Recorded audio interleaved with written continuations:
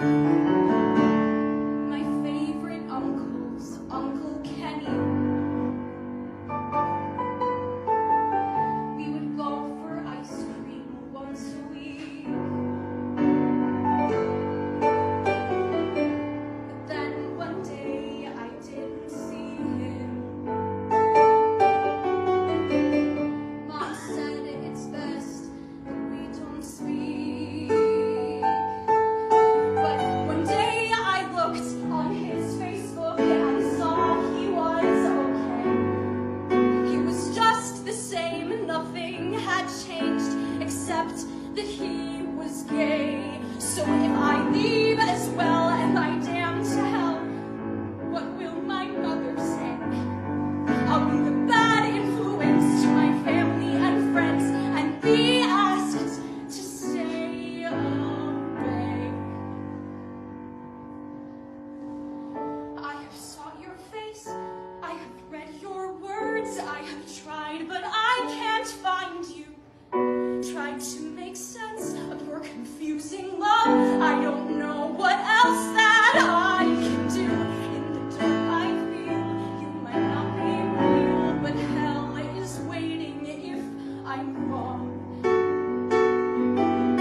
So I pray that your love will be enough for me. For I don't know where I'll go if not in your house. God, I don't want to miss out on you, so please don't let me doubt your truth. Show me you're here. I have sought your face, I have read your words, I have tried, but I can't find you. Tried to make sense of your confusing love. I don't know what else that I can do. In the dark I feel you might not be real, and hell is waiting if I'm wrong. It's what I'm so scared of.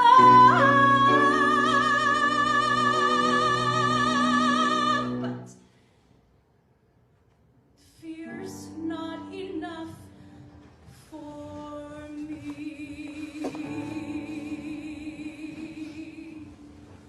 Being transgender is perfectly fucking natural. Turns out science has already identified over 300 species on this planet that exist in nature that can transition genders. And I understand that there are people who might disagree with that, but to call it unnatural is scientifically inaccurate, is all I'm fucking saying. They have known since 1972 that human beings are one of those 300 species.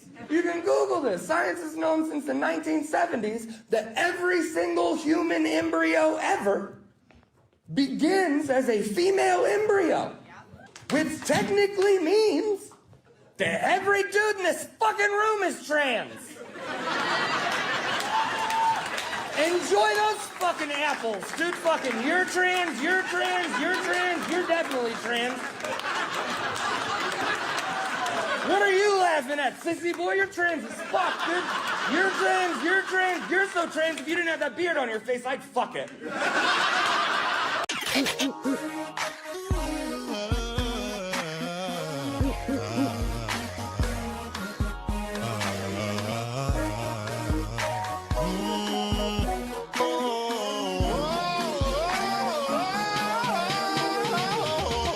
I took a hit for the team. Took a bullet for the dream that we would one day all be free, free from prejudice, free from sexism, free from bigotry. I die for creativity, I die for freedom to be free. I died and left a legacy. Oh, but baby, I'm still live through technology. After the sun, comes the rain. And after the storm, the sun will start shining. Glass is a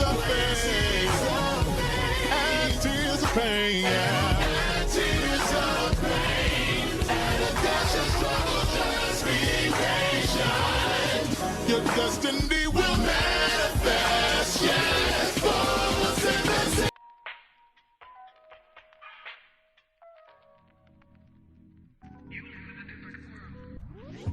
What's going on? What's going on? What's going on, y'all? It's your dude BubzDaGawd here with yet another live for you all. Baby, we just gonna jump right into this ish. It's gonna be a pretty lengthy live on tonight. No shade. I had the opportunity to watch one of Amir's latest videos on the queer community.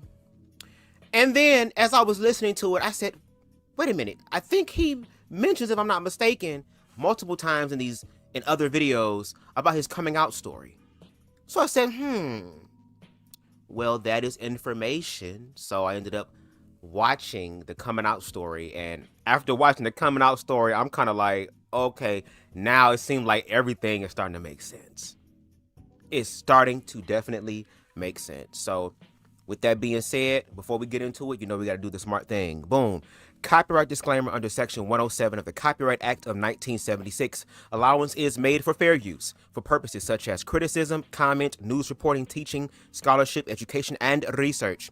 Fair use is a use permitted by copyright statute that might otherwise be infringing. Nonprofit, educational, or personal use tips to balance in favor of fair use. All the videos, songs, images, and graphics used in this live belong to their respective yet ignorant, owners, and BubzDaGawd does not claim any right over them.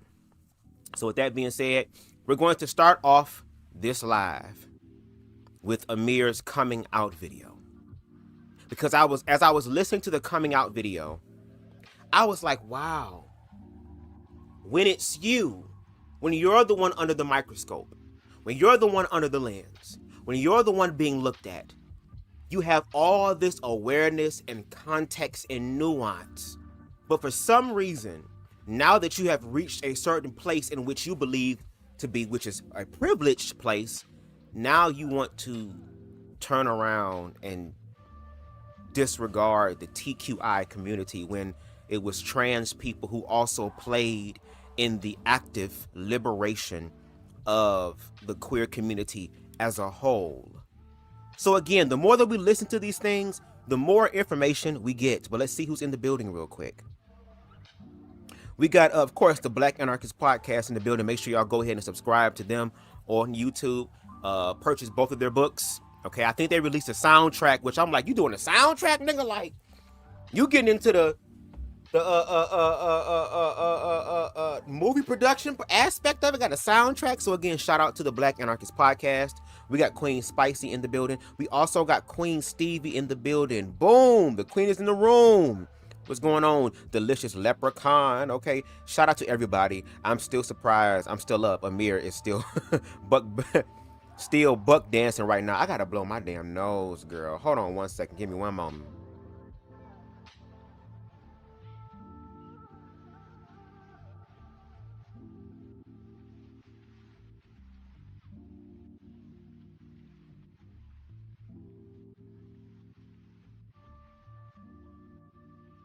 My bad. Anyway, we're going to go ahead and jump into the live. We're going to start the live off with Amir's coming out video, which, no shade, it kind of reinforces why I have to press the gas and continue to keep my foot on the neck of Amir Odom, the public persona that we all see, okay? But what we're going to do now is take a look at his past, okay? So let me see if I got some music to kind of support this. How does this sound? Let's see. Give me 1 second. I'm trying to listen. What about this one? Or this one? Let's see. We can do with this one. This one's good. No shade. Can y'all hear me clearly? Can y'all hear me? Is the sound good? Testing, 1, 2, 3. Can you hear me back there? Can you hear me? All right. Queen Stevie says, I have so many thoughts. I have to get my perspective as a black trans woman in America, or give my perspective as a black trans woman in America trying to survive. And it breaks my heart when you have people that are in the community who look like you, who are being token mouthpieces for white supremacy. No shade. And shout out to you, Queen. You always gonna check me. If the sound is good or if I say the wrong word, you're gonna help me to pronunciate the word. I appreciate it. Thank you so much.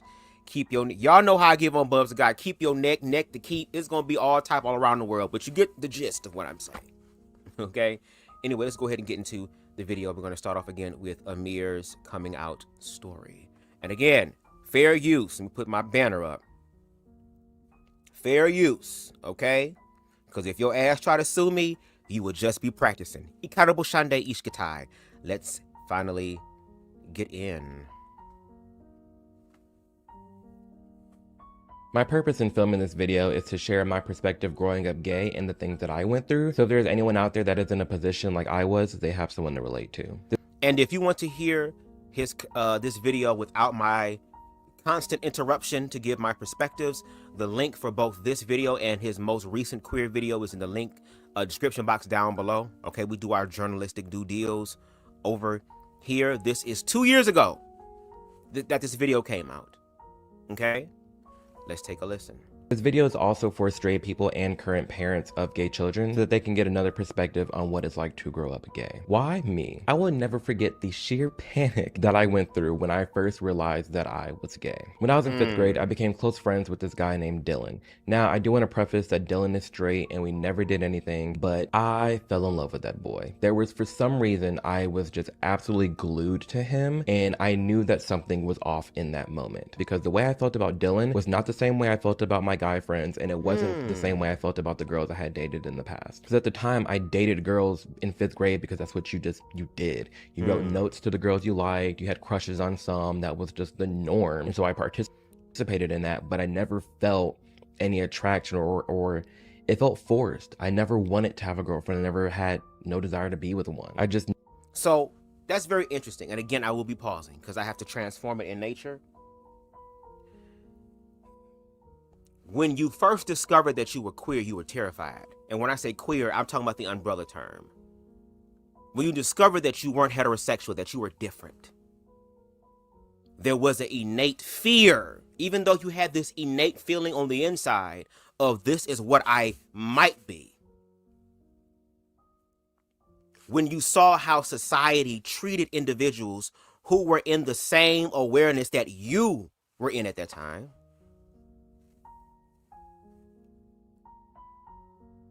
you saw what happened to individuals, again, who were openly queer. You understand this. You know this. This is a part of your reality, or was a part of your reality, excuse me. It's a part of your story, shall I say.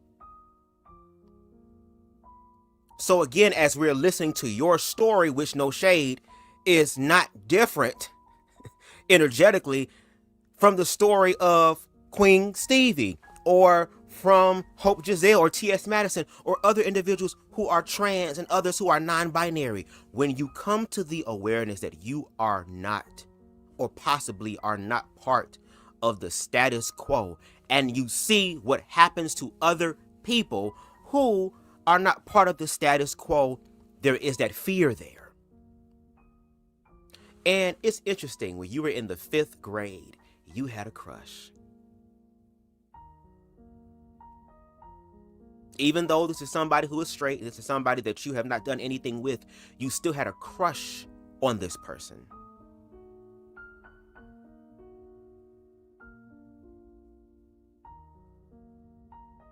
You realize that, again, girls were not it for you. The way you felt about this particular person, you didn't feel about females, and you didn't feel about your other male friends. It was something in particular about this person. So again, I'm going to pause and reiterate certain things that he says, because what he states in this coming out video and then what he states in his latest critique against the queer community completely cancels each other out. Because for him, it's difficult to understand the basic human decency when it comes down to trans people and non-binary people. But when it's his story, he gives us all the tea, all the background, all the pictures, everything to prove his damn point.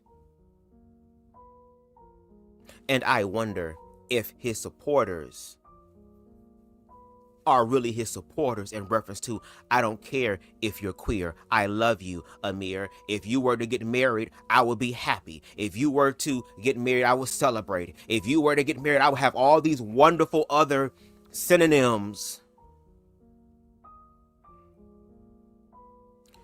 But I wonder how PragerU would feel about that. Because again, PragerU is still fundamentally conservative, fundamentally Christian, fundamentally white. So anyway, let me shut the hell up and let's continue with his coming out story. So again, starts off, finds out or comes to the realization that he's gay. Oh my God, I'm scared. He was attracted to one of his friends in the 5th grade. Let's continue.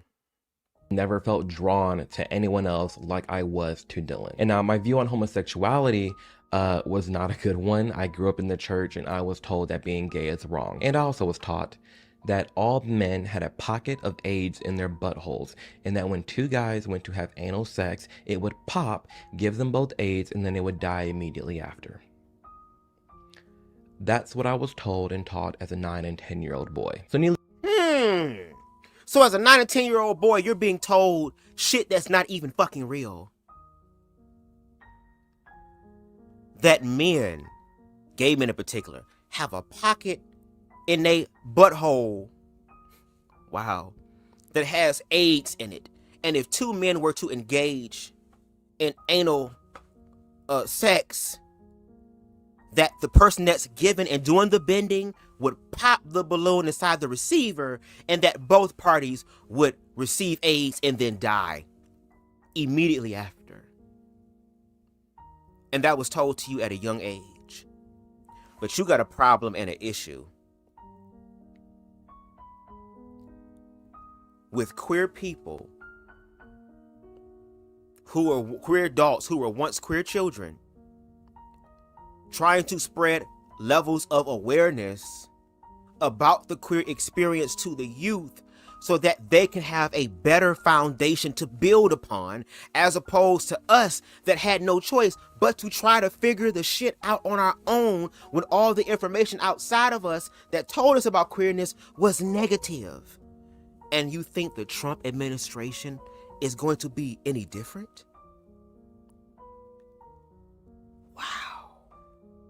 Let's just say I didn't want to be gay. I was scared of it, and I thought that all gay people were gonna die, and that was just it. So one day I get home after hanging out with Dylan, and I'm just frustrated because I can't put to words what I'm feeling. I don't know what's happening. So of course I run to Google and I type in boys liking boys, and 2 things happen. One, that's when I realized what gay was, because prior to that I thought being gay was just having sex with a guy. That was it. I didn't know. I mean, I'm in 5th grade. I didn't put context together. I didn't realize that being gay was like liking another guy and being with them and all of that. So again, he believed that being gay just meant the actual part of it, the intimate part of it, the penetrative part of it, when in actuality it just meant that you are attracted to the same sex, that you have the capacity and the ability to be able to have intimate feelings for this person. Even though organized religion tells us that gay men are just in a spirit of lust and that there's no love in it. Meanwhile, at a young age, you had feelings, romantic feelings for other individuals, and you couldn't even act those out. You couldn't even really explore those things to even say, if that's the case, you had to wait until you were in high school, college. For me, I didn't lose my virginity as far as penetrating someone until I was 18 years old. Everything else was High School Musical body jacking type-ish. This is very interesting to me, because now that we have all this awareness, all this information, all this context and nuance in reference to Amir Odom's personal story, it makes sense on why I provide the argument that you are, in fact and indeed, a mouthpiece for PragerU, for Summit Ministries, for Turning Point USA, the whole conglomerate. You are one of their voice pieces to speak. How can I say this? As he continues down the road, the journey of his story, there's going to be some very telling things that are going to come up to where it's like, I can see how PragerU was able to prey on Amir's emotions, prey on Amir's trauma, prey on Amir's brokenness, and to give him some sort of purpose. I'm telling you, when you actually study to show thyself approved, information, all type of shit just starts popping the fuck off. Everything starts coming together. And again, I'm BubzDaGawd. I does this in real life. I like information. I like knowledge. And I surround myself with people who are not only teachers, but are also students. And baby, this student teacher's aid, BubzDaGawd, baby, is going to break down, again, my argument on why Amir Odom understands what he's doing is wrong, understands that he is actively harming the queer community because he believes that by calling out queer people or just basically reiterating the sentiments of the right, the conservative Republican Party. Go, let me shut up, because y'all gonna get into it. So that's when I realized what being gay was, and two, that I was gay. And it was in that moment I just knew, like, yeah, I'm gay. This is what this is. And definitively, I know you really can't say that as a child because I didn't know I was for sure gay until high school and college, where I did mess with both guys and girls, and you know, one's just not for me. But I was able back then to just realize that, yeah, girls are just not for me. I had no desire. The same way all my guy friends were just obsessed with them, I wasn't. I remember really clearly this one time we're at my friend's house on my baseball team. And oh my gosh, he had a white PSP. And on his PSP, you can like Google search and everything. And they searched boobies. And they were turned. They were all excited. They were like, oh my gosh, boobies. So again, when you're younger with your homies, your pals, your homeboys, y'all getting PSPs and finding ways to look at titties.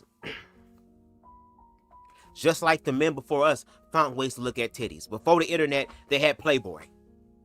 They would grab their father's magazines, bring them to school, go behind the motherfucking dumpster, go to the treehouse or the boys spot where we all be at. And man, look at them titties at a young age. The children are able to get access to this type of material at a young age.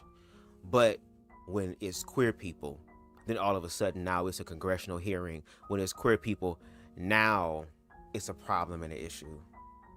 Interesting.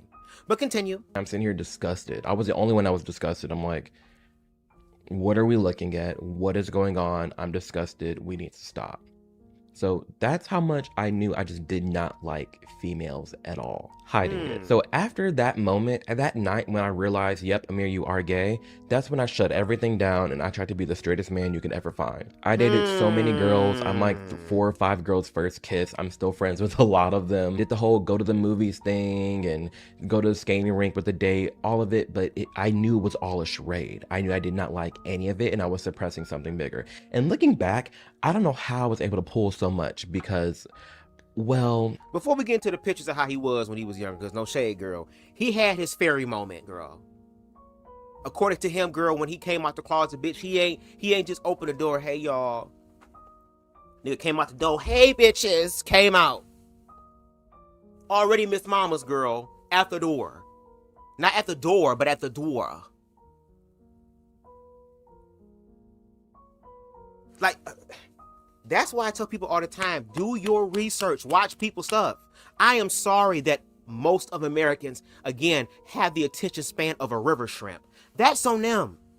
That's why these individuals will continue to play on your head top, continue to play in your face, because you don't have the attention span to actually pay attention. But I guess what I lack in height, I make up in other ways, and intellect is one of those ways. Longevity is one of those ways. Stamina is one of those ways. So what I do is, again, I sit here and listen to what people say out of their own mouth. That's why I'm glad my ass stutters. That's why I'm glad my ass make up new words and shit, be like, huh? Because again, that gives me the opportunity to stop. Because sometimes I might be ready to say something, but then I stop, or something happens, and then I find a better way to say it, because everything that we put online can and will be used against us. Which is why, again, we're using Amir's content against his own logic. Because for a while I was trying to understand, my nigga, how did you get to this point? How did you become this Amir Odom? But because I do my research, it's all starting to make sense to me. If you want to know how the fuck we got here, you gotta go to the beginning of the story. When you go to therapy, they want to ask you for your earliest memory. We need some sort of anchor in the past to work from, because a lot of the things that people go through today is because of shit in the fucking past that continues to be in the present moment. If you go to the doctor, they're going to want to know what? Your medical history. They want to know what's going on with you, what medicines you take, how long you've been on it, so that they can make sure that they help you and they give you the best care possible, right? And this is why we're starting with his origin. Let's continue. Now look at the pictures, girl. This was him. This was Amir, girl.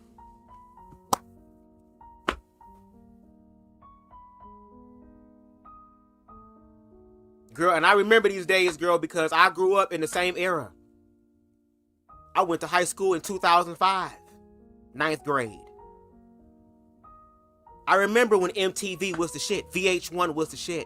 I remember all them shows, Flavor of Love, motherfucking, what's the other shit, girl, when everybody was living, Real World, MTV Made. I remember all those shows. I remember when everybody, Avril Lavigne and shit like that. I remember Paramore. Well, I didn't need to brag and got him where I want him now. Well, I remember all that. But look at how he was at this age. This was naturally him. This was organically Amir right here. Look at the innocence. And no shade, it shows that black don't crack, regardless if you on the other side of the fence, that black don't crack, girl. He low-key looks the same. And I have a smile on my face because it's like no shade. If I was around his age, around that time, and we was at the same school, I would be his friend. Look at the innocence. Imagine somebody telling a young boy like that what was told to him.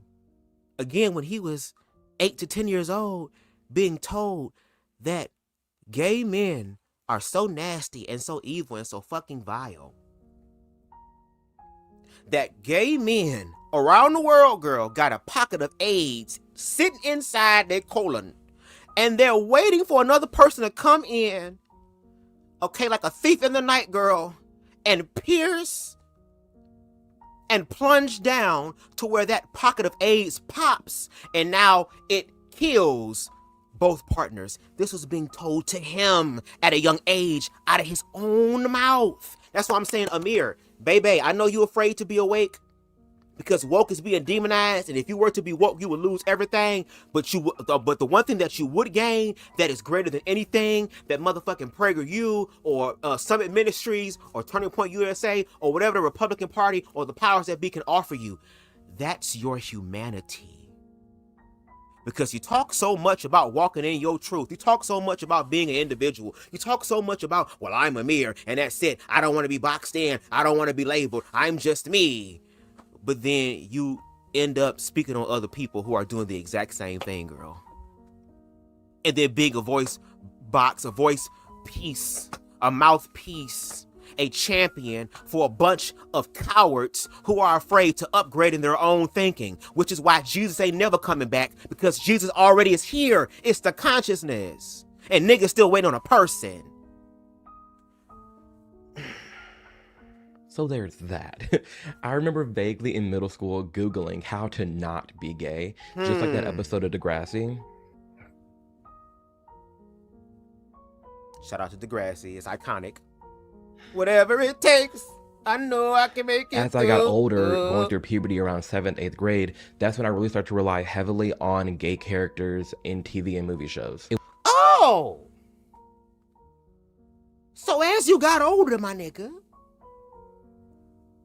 you started to, again, because as you get older, you start finding out self-discovery and autonomy. Hello, how many times have we seen kids get dropped off at school and already be telling their parents, okay, mom and dad, I'm good. Can you drop me off down the street? I'll just walk. They get embarrassed because now they want to have their own motherfucking agency.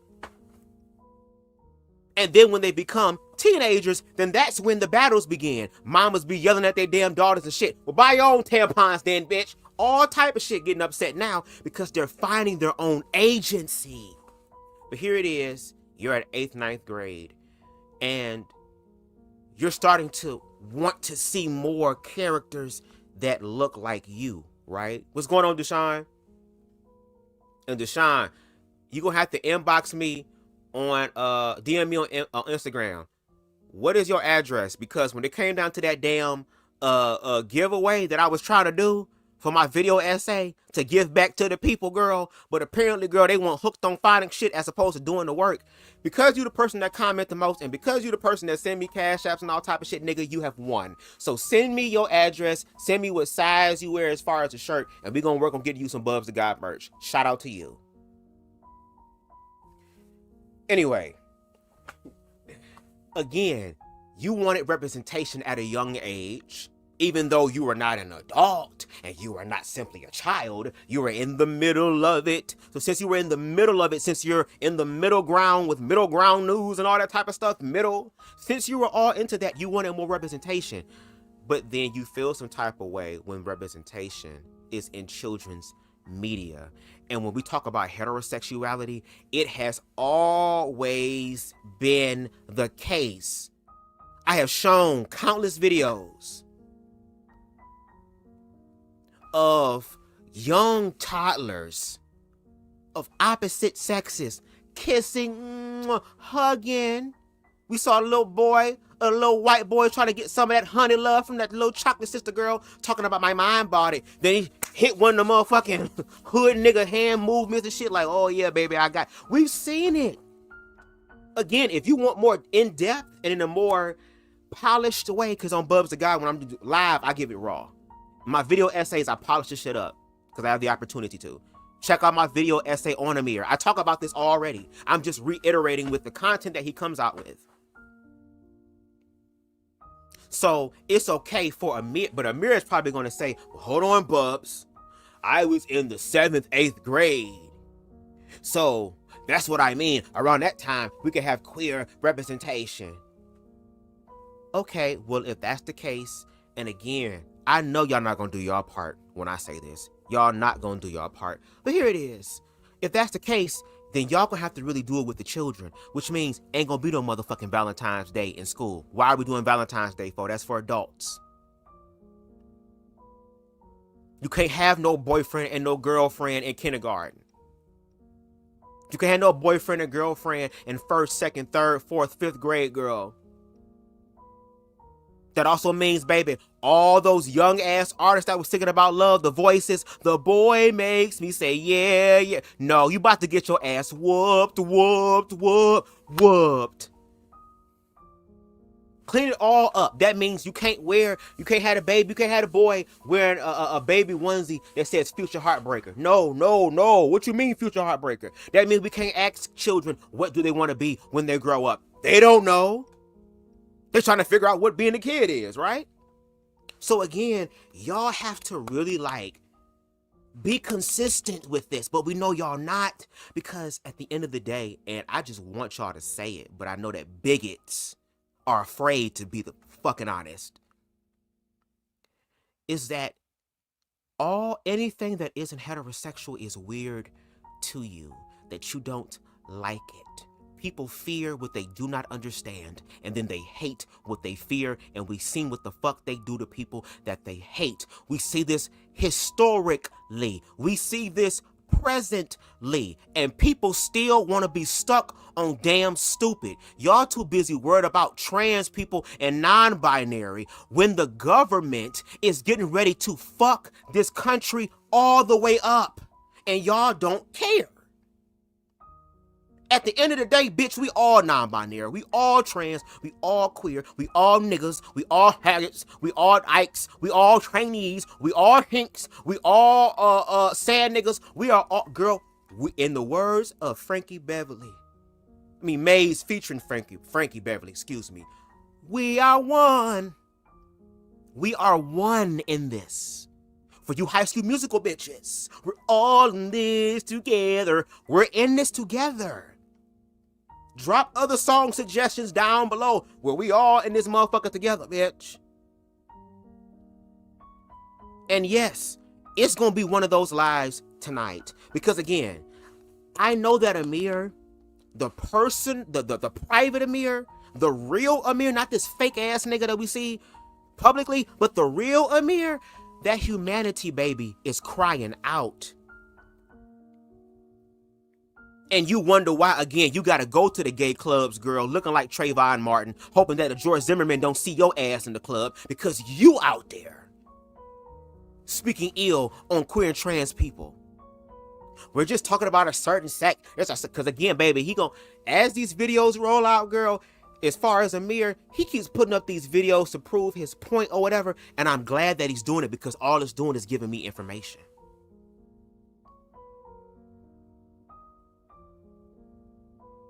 Because what I'm hearing is that there's a bunch of scared ass queer people, girl, who know that the motherfucking onslaught is on its way, and they're doing everything they can to tell the people who are going to do it that, hey, we're not with them. Even though at the end of the day, you are with us, whether you want to or not. Because until society decides to evolve, you will always and forever be a haggard, but you would just be their favorite one. You would just be the perfect one.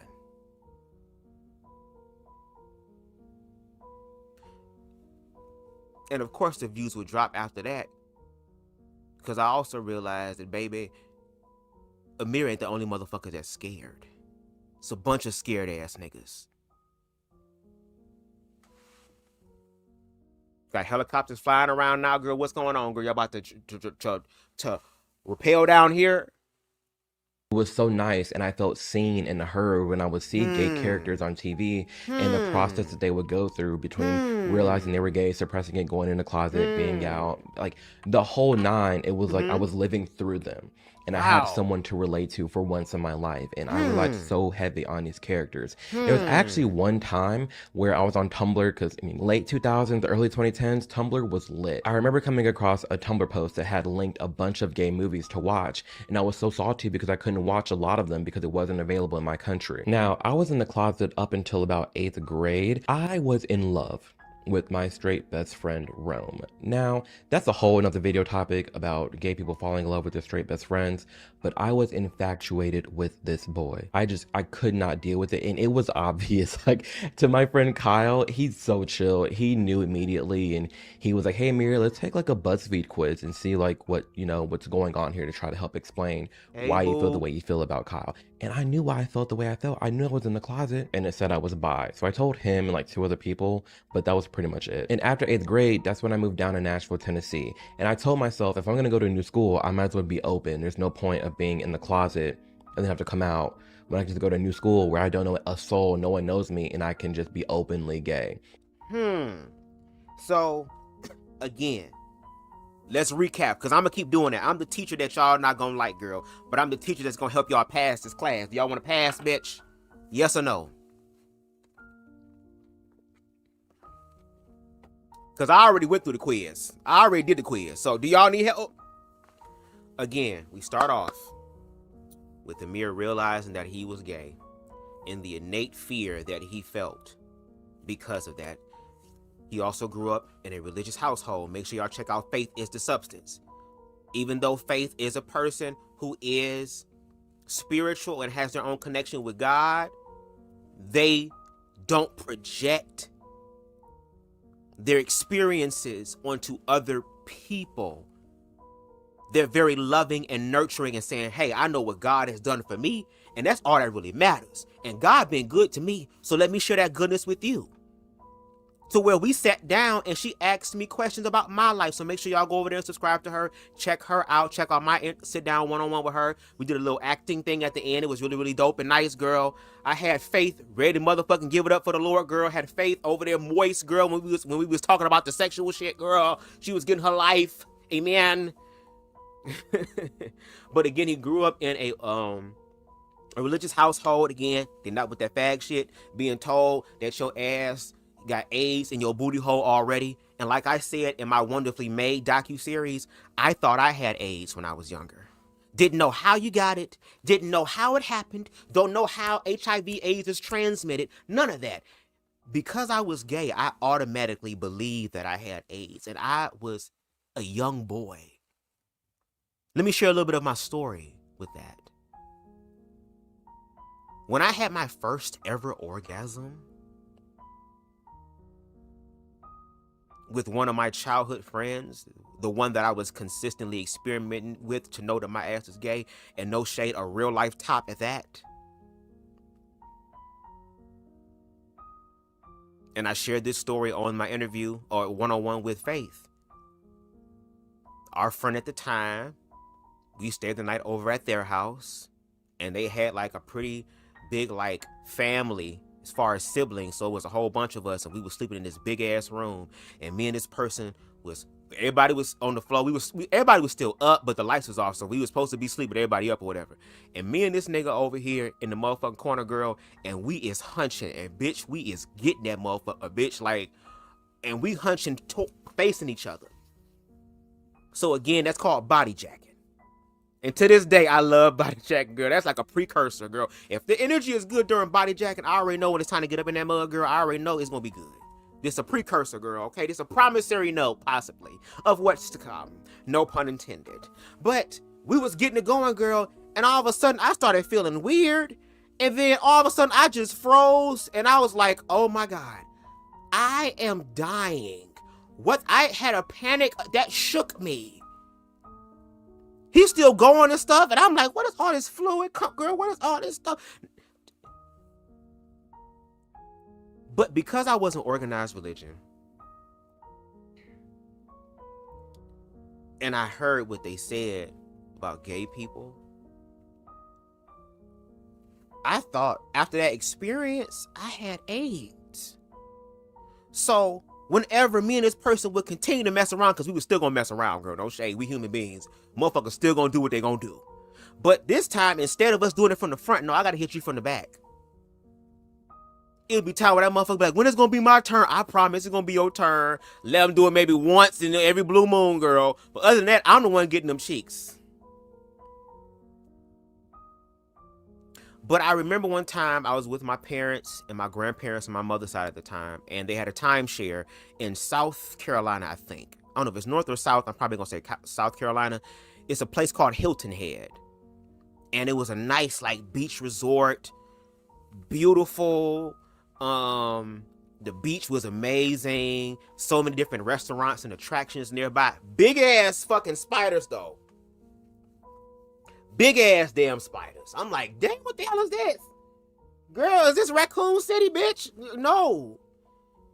But I remember one time there would be this song that would play. Girl, I was so dramatic when I was younger, girl. That's why I was like, girl. There was this song called Lean on Me by Kurt Franklin, girl. Here's my shoulder, you can lean on me. And they got to that part where Mary was singing about that boy that had AIDS, girl.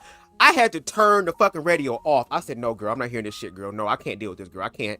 I thought it was me, girl. And I remember one time for like 3 days, I completely lost my appetite to where I would just chew food to get the flavor and then spit the food out in napkins. Do you think what happens to children and people when their mental health is really fucked up?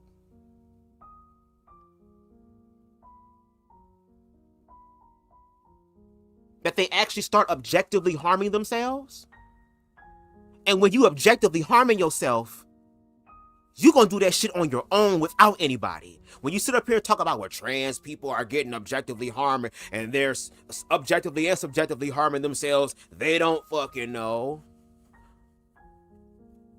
But they have doctors, they have scientists, they have therapists that are there to help them. To say, hey, baby, you don't meet the criteria for these things. Let's figure out what this is. Girl, let me shut up. Because I told y'all this is going to be a long live. And I'm going to be all around the world and because if people weren't so fucking ignorant, then we can actually clean some of this shit up. But Amir doesn't understand that he is making the waters more murky. He is contributing to the problem. And again, if Amir and them were able to consistently provide objective proof, I'm not talking about something one of your supporters sent you to be like, this is what I mean by trans. I'm talking about if you're trying to speak the language of the other party, you got to bring the evidence to them in the way that they want it, in the way that they're used to. And on BubzDaGawd, I'm both handed when it comes to that. And Amir, I see that you're trying to do that.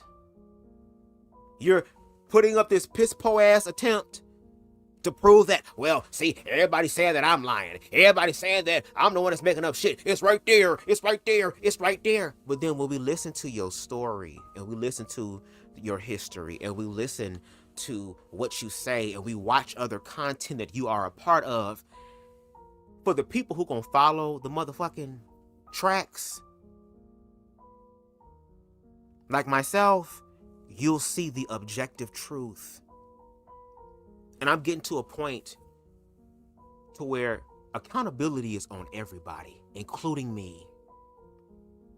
Going forward, whatever happens with America, we are all responsible for. We have the information, we have the resources, we have the manpower, and we have the will. We just gotta work through the fear part.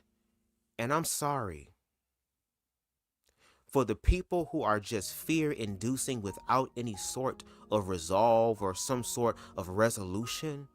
You individuals are going to get the intellectual, factual smoke.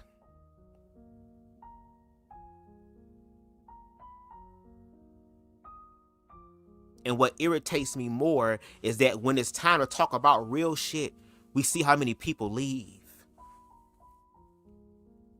Well, I wonder what's going to happen when that objective reality hits your ass and you can't escape it. Now, that's really some mental illness shit. When you can't escape your damn pain and your suffering and your agony. It's going to be one of those lives tonight. I'm sorry, but not sorry. And yes, we know Deshaun is going to definitely enjoy this damn story. Because we know Deshaun want a piece of the leprechaun. So I did just that. And looking back, it is so cringe because when I say I flew out of that closet, I went into this new school brand new. I was like, you know what? I'm here, I'm queer, and I'm ready to go for it. I used to wear the rainbow bracelets. Oh my goodness. I used to make these statement t-shirts that I would hide from my mom, and I would write statements with fabric paint.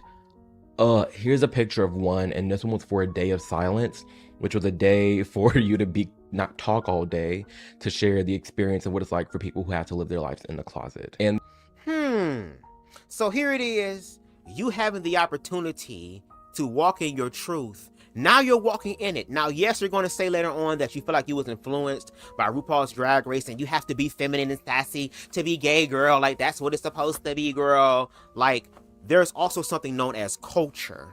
Not everybody's going to be a part of the gay culture. There are some people who are going to be deep off in the gay culture, and then there are some who are not. Hell, in some regards, some people might call me conservatives. I'm not into hookup culture. Even though I be a little freak hoe in my head, as far in real life, I don't do that because I understand that if I'm going to do that with somebody, it's going to be somebody who's going to work for it and somebody who earns it and then appreciates it. Because, baby, hooking up with motherfuckers is easy. If I wanted to, I literally could. I have said a few times on my platform, and I don't even really talk about these type of things, but girl, there has been times where I've had fine ass niggas who are my type, but booty ass naked in front of me, wanting me to partake of the fruit. And in my head, it'd be like, girl, you keep talking about how you want the Lord to bless you, bitch, and the Lord is offering this up on a golden platter, girl. I don't know how much more obvious this shit can be, bitch. It is right here, girl. And you know what type of, even though you got your type of niggas, girl, this is one of your types, bitch. This a motherfucking flexible ass nigga, girl. So imagine all the motherfucking angles, bitch, all that type of shit, bitch. You can fold this individual up into a pretzel, bitch, and then devour it like a big back nigga on on the channel. And girl, you ready. And then attempts to try to really be more direct the next morning, girl. And I'm sitting here like, bitch, the person who get me as a partner, understand that you are safe. If I got a good thing, baby, I am never gonna cheat on you. I will be ready to punch a bitch in the throat, in the chest, girl, if they came to me. Oh, Bubs, you cute or whatever. Thank you. I appreciate it. Are you single? No, I'm not. I'm happily and satisfactorily in a relationship. So thank you. I appreciate it. Oh, well, he ain't got to know. I told you I'm good. Thank you. Are you sure? Don't. I'm hitting you, bitch. I'm hitting you. Didn't I tell you no? Leave me alone. Girl, the stories that I could tell you, because as I was dating individuals, I've always been a gentleman. But I've had motherfuckers that was trying to jump on me. The nigga that played a part in my ego death in 2018 that helped transform me into who I am today was an individual that was trying to fuck me on the first date that we met. I met picked this motherfucker up. We went to a park near his motherfucking house. Bitch, we walking around and shit. The park talking and shit. Let's take a long walk around the park after dark. We walking and shit, enjoying ourselves, but we ain't want the night to end. So, girl, I pulled my motherfucking Jeep at the time, girl, up into a motherfucking thing, bitch, in a little secluded area, girl. And I put the seats down in the back, girl, and we cuddled and stuff. Now, I'm okay with that motherfucking Lover's Lane motherfucking milkshake, boom, boom, I'm cool with that type of shit. I'm cool with that first base and second base shit, cool, girl. I'm cool with making out. I'm cool with groping, bitch. I'm cool with, you know what I'm saying? I'm cool with all that time. The side stuff, the stuff they be talking about when it come down to the sides in the community, I'm down with the side stuff.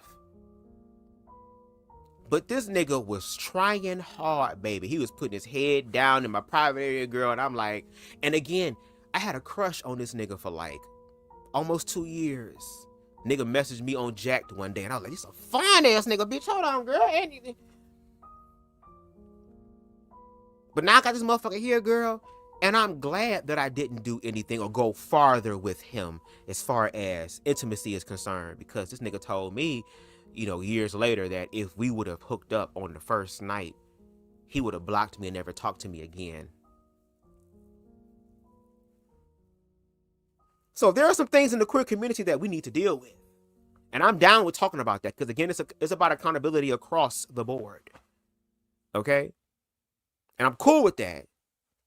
But in the context of Amir and what Amir is talking about, girl, because, again, on BubzDaGawd, bitch, we everywhere. I touch on everything. It may be ADHD, girl. I don't know. But, baby, that means I'm watching a lot of shit, girl. Maybe if some of you motherfuckers did your job, a hoe can relax a little bit. A motherfucking nigga can feel like he ain't gotta do shit. And shout out to Jay Inclusive in the building, because when I tell you, this is one hard-working individual. This individual puts videos up all the time. I'm like, damn, bitch, is you part robot, part AI? Girl, are you talking to your people? Are you making noises to be able to help them to put these videos together? Because they'd be like, damn, it'd be taking me almost a month to put out a damn video essay, and he be dropping videos just one after the other, just boom, boom, boom, boom. I'm like, girl, you got a team or something? How you doing this? Girl, let me shut up. Shout out to Deshaun with the super chat. Amir's trying to make the next generation of gay people's lives difficult the way he was.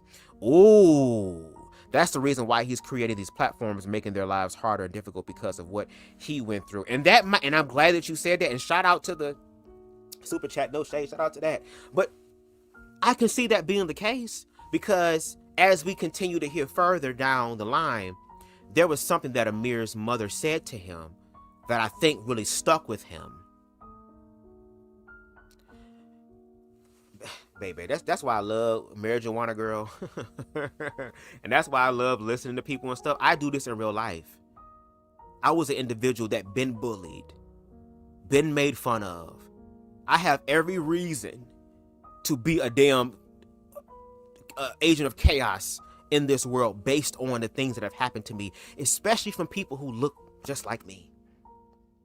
But because of my radical self-love and the transformations that I will continue to make for the rest of this existence, this experience, I've been able to look at myself and better myself so that for the next generation, they can actually learn something. I don't mind submitting to seasoned people who have wisdom, but I would never ever submit to old fools. Just because some of y'all niggas are chronologically a higher number than me does not mean when it comes down to wisdom, you know everything. And if you know every damn thing, then you figure out how you use your damn phone. Don't ask me, ask Google. It's right there in your damn hands. Ask Siri, ask Alexa, ask whoever you have to ask. Okay? Ask Jesus. Don't ask me no more. Let's see what he said. Where you at? I just enjoy Bub's voice because it's like an advertisement of what he says. Oh, girl, Deshaun.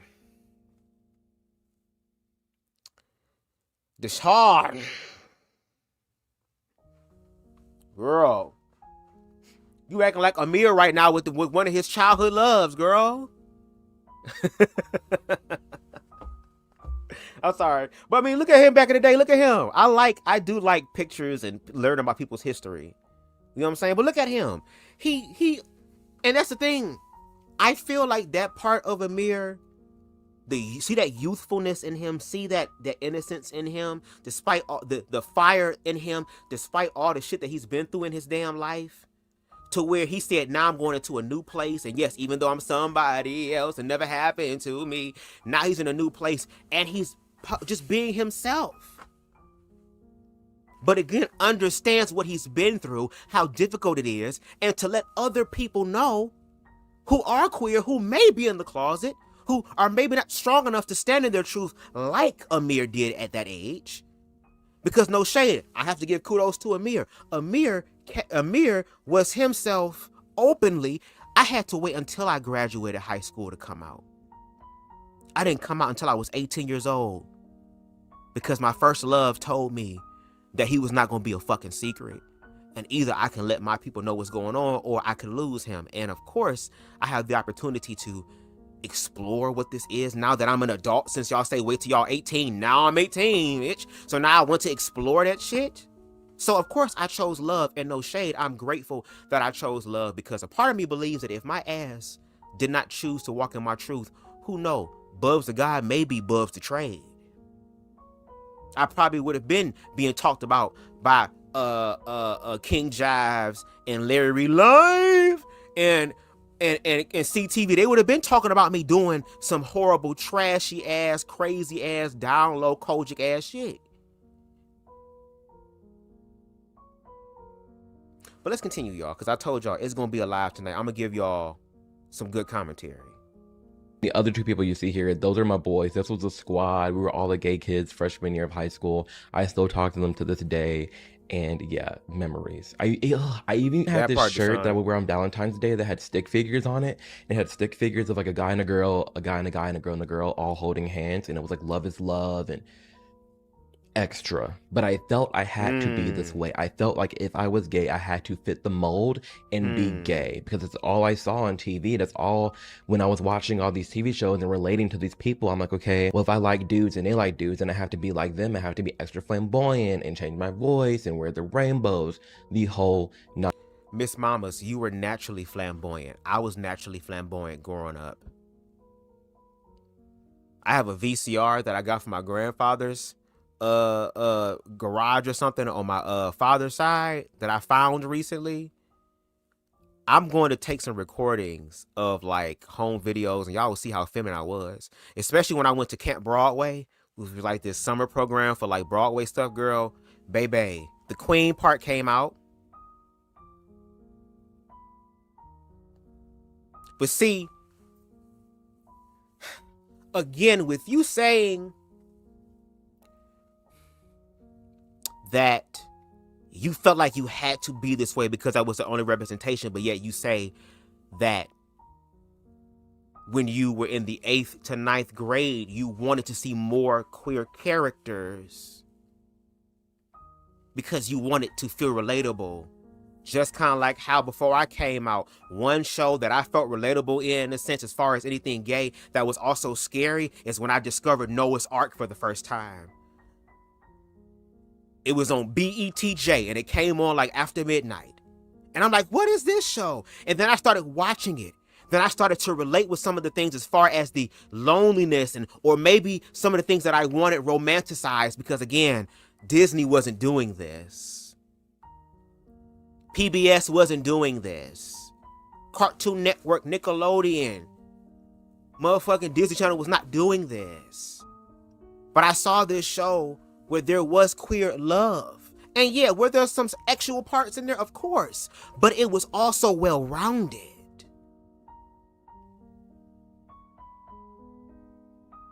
So you went from seeing all this, and then you went to another place where again you had a freeing fresh slate. What? A clean, fresh slate. You see how the words be mixing around and shit, girl? My mind be working fast, girl. I just make up new words. You might have to use the captions. I'm sorry, but you went to a new. You're in a new space, a new place, and now you're walking in activism because what you were doing was literally activism.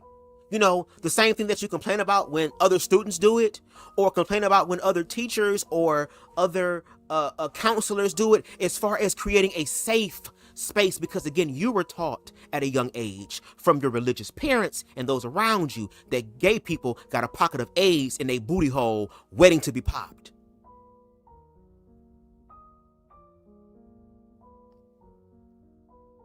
Like, oh my God.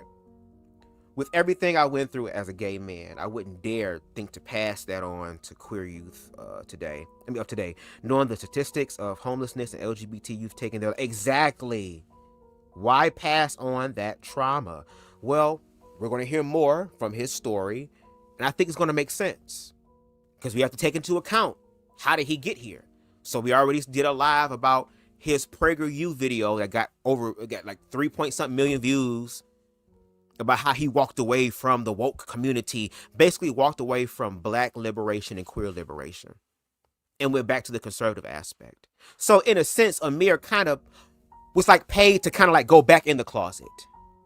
Do you get what I'm saying? But when we listen to this video, again, there comes a moment in time where the only person in his life that was very important to him had a problem with his sexuality, and she said something to him, and I think he kind of took that literally, and I think he's still trying to figure that aspect out. And I think he's starting to realize that he has done a lot of damage to the queer community collectively, because the way that he explains this, we already know that his supporters don't think of it in that way. Like, oh my God, Amir finally broke it down. Yes, no. They use you as a tool or a proxy or a damn VPN, bitch, to be able to direct their complete bigotry. Fuck transphobia and queerphobia. bigotry. This is beyond queerphobia. They are blatantly doing this. Girl, we're gonna get into all of that. We're gonna get into all of that. We're gonna get into all of that. I watched Noah's Ark in secret like it was adult kind. Same here. Same here. The thing is, he needs to find his higher self and tap into it and love himself more. And also, once he loves himself and also understand other people on what they want out of life, he would appreciate other people and give other people a chance to live in their truth the way that they want to live in it. No one is a monolith, and that's the problem. People want to dominate other people and other people's lives. And I mean other people's lives because they never had it, so they want to get rid of making other people's lives easier to come out or live their character comfortably. And again, that's the confusing part for me, because Amir ends his videos with, oh, well, you know, you can make it through whatever you're going through. It doesn't matter. You know, you can survive. You know, it's called going through it for a reason. And we all, yes, have trouble that is promised to us in this life, but you are causing unnecessary harm. Unnecessary harm. But let me shut up and continue. And I learned later on that that's not the case, but this is just how I felt in that time. And there was one time where I do remember being bullied, and it pretty much was the last because there were a lot of people who witnessed it. But there was one time in the beginning of school where, you know, we have breakfast. I was standing on this pillar and I was like near the trash. And this guy goes, hey, and throws a milk carton at me. And I remember people looking at me like, oh my gosh, like what just happened? And I just pick up the milk carton and throw it away. Now, my other friend, she was a lesbian. She like went off on him, but I'm like, stop, it's fine, it's fine. And people were like, Amir, why didn't you fight him? Or like, what's going on? And I just said, you know what? It's not worth my time. Like, he's fighting bigger battles at home. He's so worried about me, a new gay kid. Like, there's a lot for him going on at home. I'm not gonna be mad at it. I'm not lending my energy to this. It's not even worth it. And that was pretty much the only time I got bullied for being gay. People would talk shit, but as far as someone doing something to me, that was the one moment, because they knew they couldn't get a reaction out of me. So what's the point of bullying someone if you're not gonna get a reaction out of them? I just never cared. Okay, now I'm grateful for you that was the only queerphobic physical queerphobic experience that you've ever had, which, no shade, especially today, if a motherfucker throws something at me, bitch, I'm throwing it the fuck back. That's first of all. Because I don't give a damn what you got going on at home. Once you start projecting that shit onto me physically, like he stated, if you want to talk shit, I don't care about that. We can talk shit all day. But once you overstep your boundary from verbal to physical, my nigga, it's a fucking problem. And again, I know where to hit motherfuckers at to make them drop, and I will keep hitting them like bitch, I'm fighting Jason Voorhees. You don't just stab Jason once. You got to motherfucking become Guitar Hero on this bitch, the highest difficulty. But Amir, there are plenty of people like myself who have been bullied at a very young age. Again, I didn't walk in my truth until I was 18, but other motherfuckers could see it, even though I tried so desperately to hide it. And if they don't get a reaction out of you, they will continue until they get a reaction. And a lot of the reactions that I got were very physically violent ones. Physically violent ones.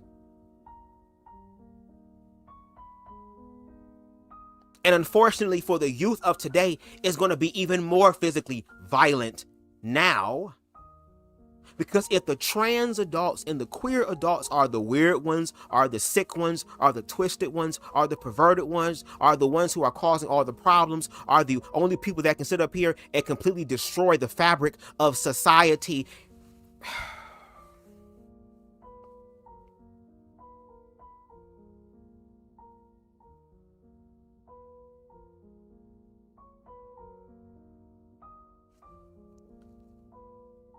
And I know Amir in his videos, we kind of be doing the same thing I'm doing, just pausing for, you know, dramatic effect, girl. No, it's just like, girl, you understand the people that you're critiquing because you went through what they have went through. Or shall I say, some of them have went through darker things that you've went through. And that there are children who are growing up in today's world who know who they are because they have the information now. They have the resources now. They don't have just ignorant ass religion. They have other people's lived experiences and they can figure it out on themselves. And then finally, for a moment, there was an opportunity for there to be real safety, because even you, Amir, stated that after gay marriage, y'all got everything that y'all wanted. Y'all got marriage on lock. Y'all got adoptions on lock. Y'all got healthcare on lock, housing on lock. Y'all are finally getting y'all a slice of the motherfucking pie. But you have to understand, baby, that the trans community also played a part in that happening. Because we won in reference to our identity sexually, or as Amir says, a part of our personality. Now it's time for trans and non-binary people to find out what their freedom and liberation looks like, because it does not take away from us. But because you understand, despite the side that you're on, how ignorant society still is, that those people are fucking everything else up for all of us. And what you don't understand is that if they get rid of the TQI, the LGB will fucking follow.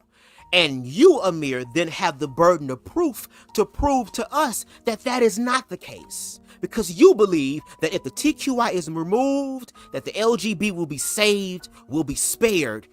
And I need to see the evidence, my nigga.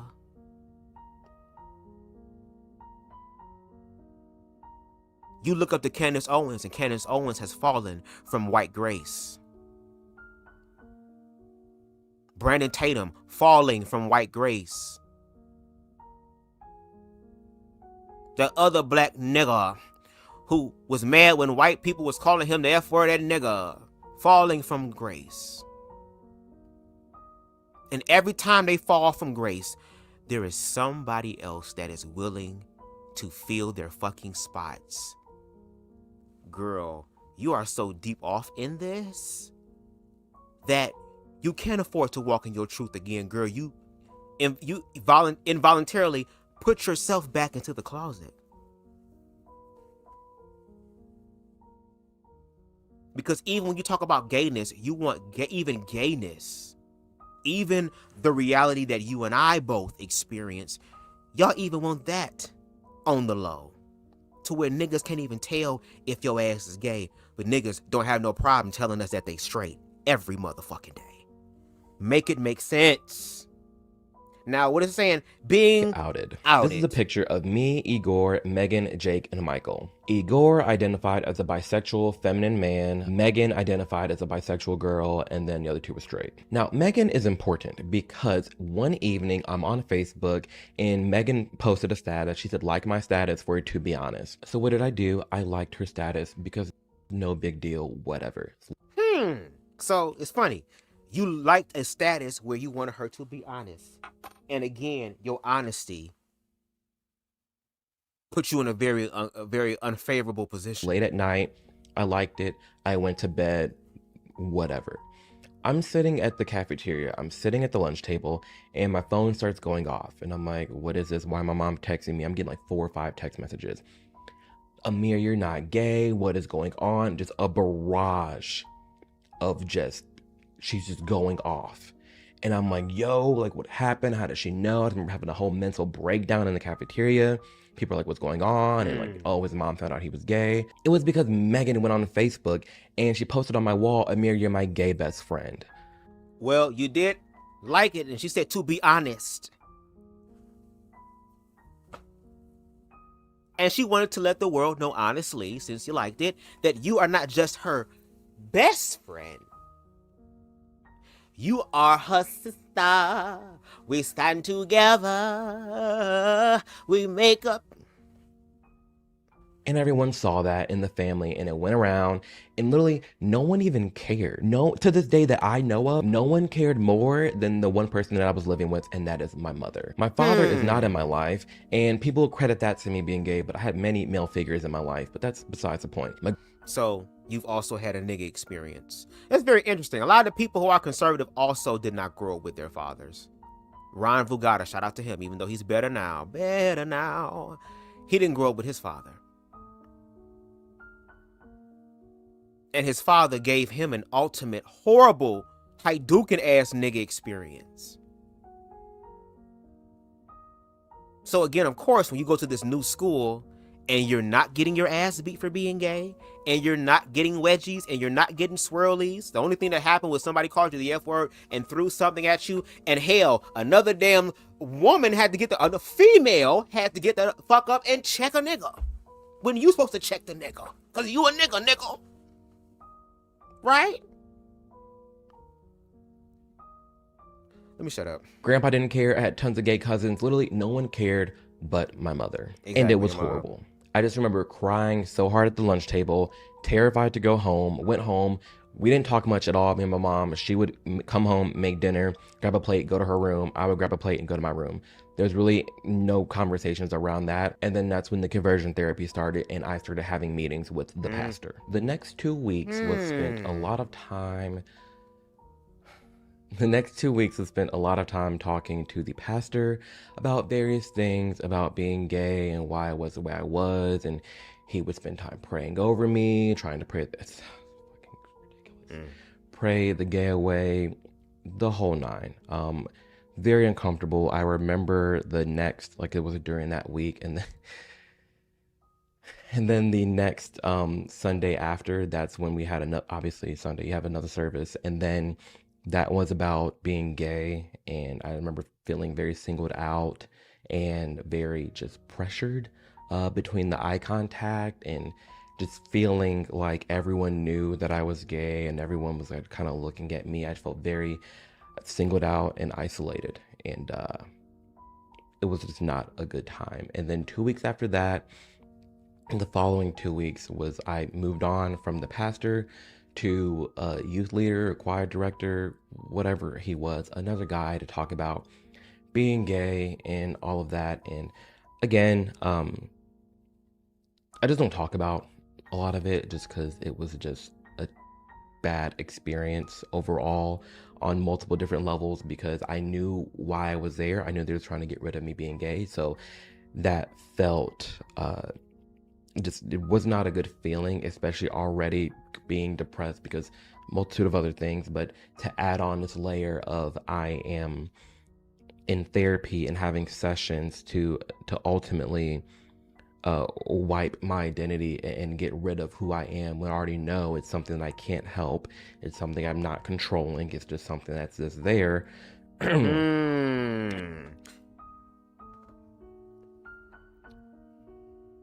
Amir,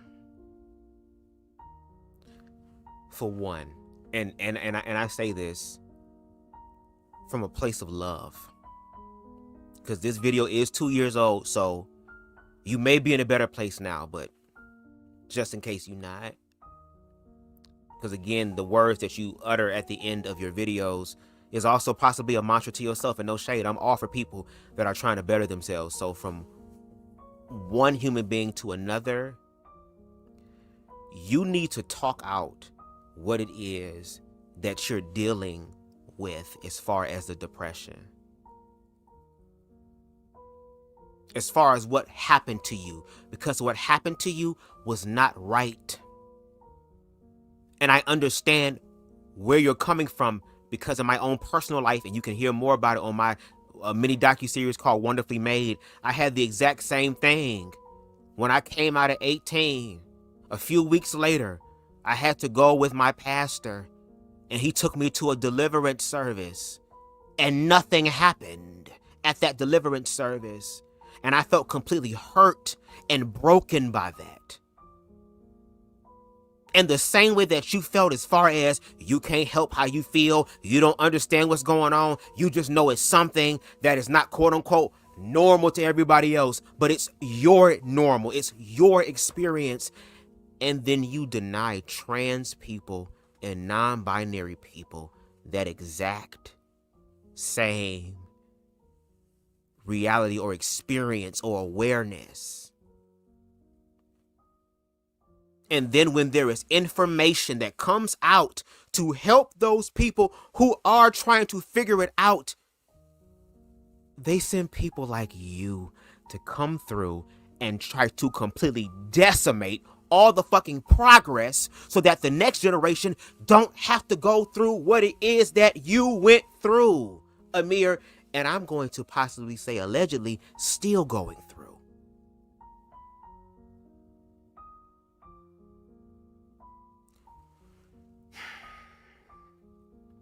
Our best bet is to stick together as the queer community. Once they get rid of one minority group, they're coming for the rest. That's how it works. And Amir, for some reason, feels like if he just let people know, hey, I'm not with that he's not going to be the ones that's going to be rounded up. You're going to be rounded up after you round up everybody else, after you help do that stuff. Then once all the work has been done, then it's your turn, pimpin'. And I hope those people who stood up for you in high school will stand up for you now when that shit happens. The heterosexual people, oh my God, you're my best friend. I hope they're ready to get pots and pans and bottles and shit, ready to bust them on damn concrete sidewalks and get ready to shank people to protect you. Oh, but you want to get rid of trans people knowing how it felt. Right. That was not right of what Amir went through, because what the circumstances was through his life from other people of how he should live or who he should be with. It's sad this goes for everyone. It was uncomfortable. And I'm going to also say this real quick.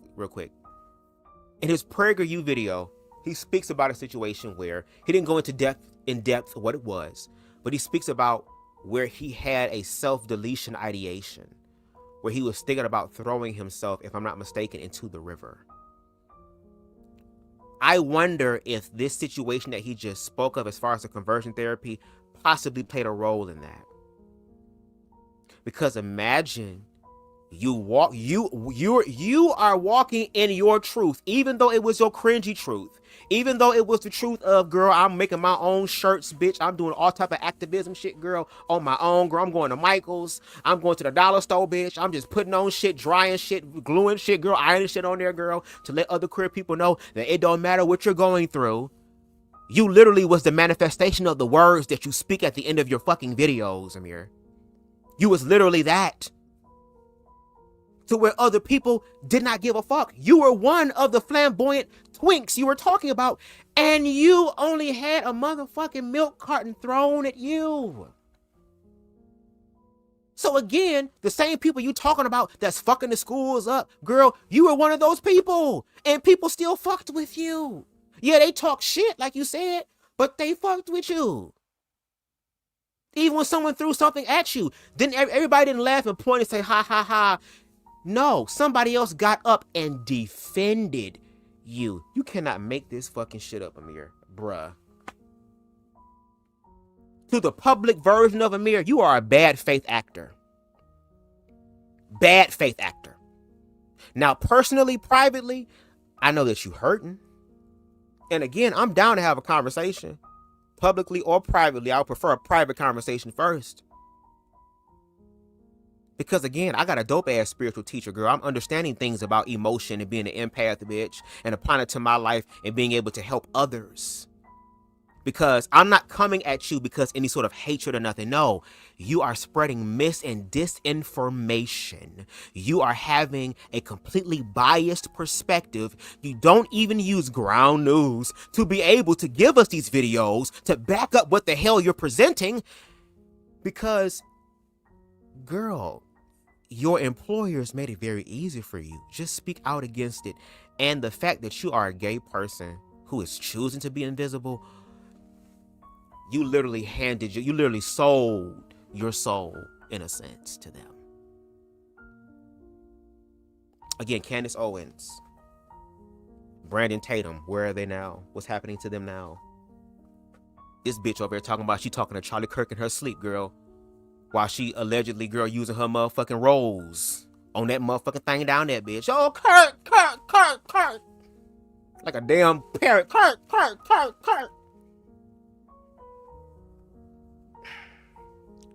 it just was not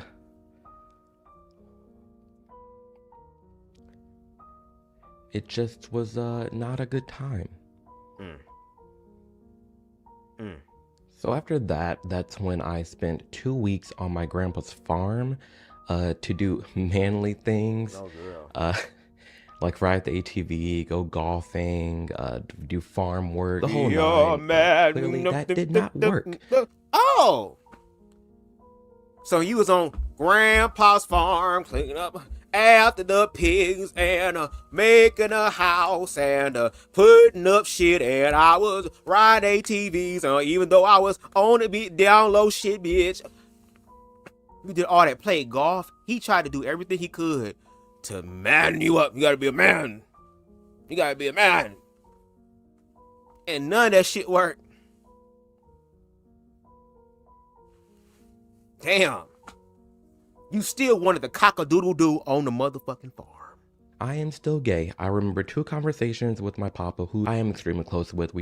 I called him the other day to talk about this and let him know I'm like making this video. And I remember having 2 conversations with him. One was about, he was asking me if I ever been with a guy, and I was like, no.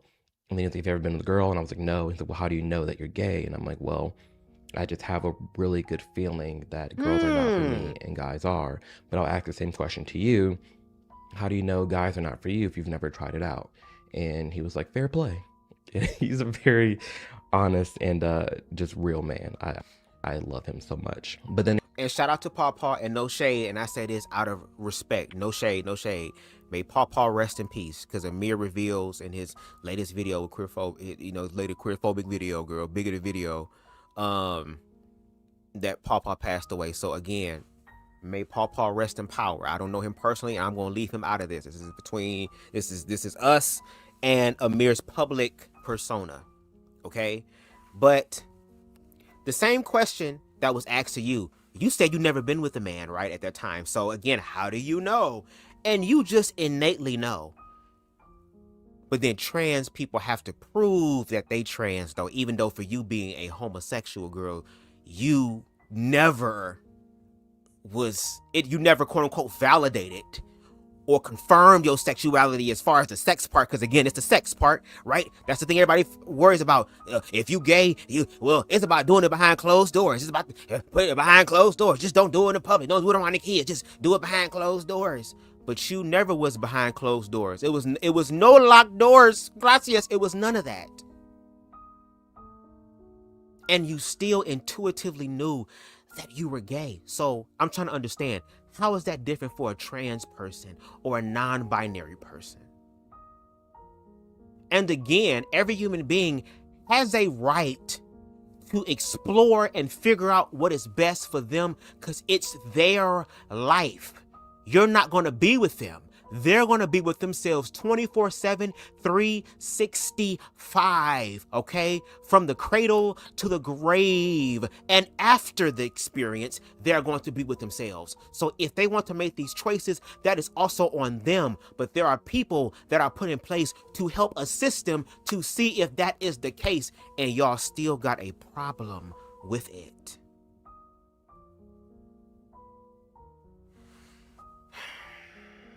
there was another conversation about his older brother who was gay and did die during the AIDS epidemic. And I think that why my mother, just told me what she told me regarding being gay and AIDS, but that's just not something you tell a 9-year-old or a 10-year-old. So not really excusing it, but there's, I guess, context, but just, you shouldn't do that. What you mean context? The context that there was a pocket of AIDS in your uncle's asshole? Or your grandfather's brother's asshole? Is that what you mean? The context nuance about that? And again, I wonder if Amir has even educated himself about the AIDS epidemic that happened. How much I want to bet he didn't. Probably should not tell someone that they're going to die, because that did fester into even me being a grown adult and me losing my virginity and having those thoughts of like, I need to get tested now. I'm gonna die soon. Like, oh my God, like it was so much, and really for no reason at all. Turn of events. I get home, I'm still gay. Nothing has changed. And surprisingly, my mother at the time, she said the most profound words, "It is what it is. Just remember that you're Amir, you're not gay. Being gay is a part of you, but ultimately you are your own person, you're an individual." Did y'all hear that? It is what it is. You are not gay. You are Amir, who happens to be gay. Basically meaning that you might as well go back in the closet as far as your freedom is concerned. I'm very glad that I'm playing this in the beginning because we still got another video. Y'all gonna be with me for a while tonight. No shade. Deshaun, I know you happy. Okay? But I wanted to emphasize that part there because I believe that's, in that moment, is what pushed him to be the Amir publicly, again, that we see. And that he happened to have been chosen by a conglomerate to say he's perfect for this. And they pushed him out there with purpose. And they didn't even motherfucking vet the individual that they put out there, girl, because they were so desperate to get somebody who was gay and was willing to speak out against queerness. And not just queerness, blackness too. The perfect candidate, the perfect specimen, the perfect shield, the perfect voice piece.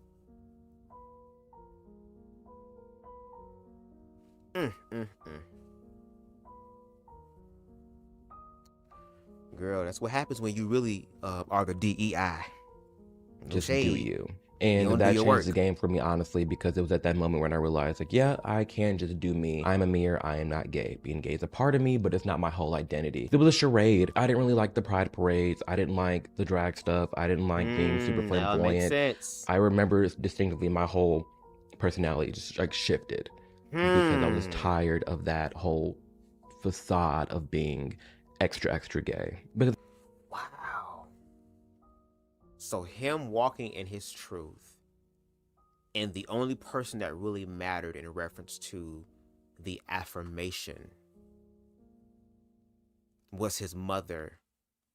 And it sounds like the alternative was you can be gay, but you can't be gay. Meaning that you can be gay as far as who you quote unquote are attracted to. Or again, limiting them to just being gay just means that you like to fuck men. Keep it like that. Anything else we don't want to see. We don't want to see y'all showing public displays of affection like every heterosexual person can. We don't want to see y'all in television. We don't want to see y'all in music. We don't want to see y'all in schools. We don't want to see y'all in academia. We don't want to see y'all. We just don't want y'all around. Just go in the back. Basically go back into the closet. Amir, you're literally preaching a message for people to literally dim their fucking lights. But baby, when I tell you the universe be working, and no shade, I do believe that Amir, the human side of him, is crying out for some sort of help, girl, because he got this clip where he's trying to attempt to do some voguing motherfucking death drop shit, looking like a woke drop, girl, or woke up, girl.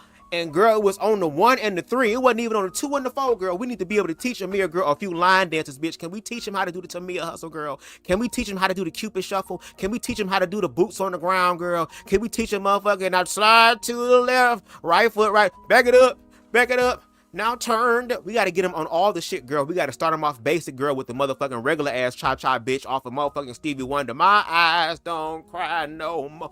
We got to help him, girl. Because he has moments where that old Amir, the Amir we saw, the young innocent Amir, the one that was willing to be brave, the one that was willing to tell the truth, because the universe provided them a fresh, clean slate to be themselves and walk in activism, baby. That part of him still is in him, but he has learned to hide that part. because this motherfucker was at a damn concert, girl, and was queening the fuck out to where it's like, oh.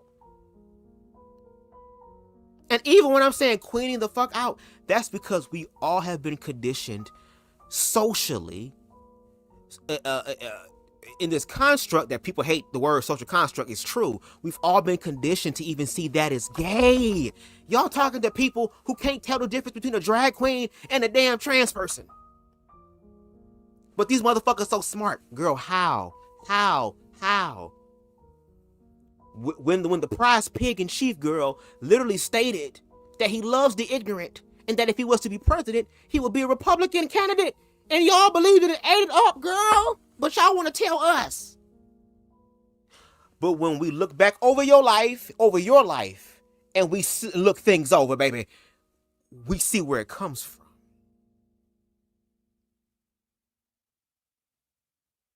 That's why I tell people to love themselves.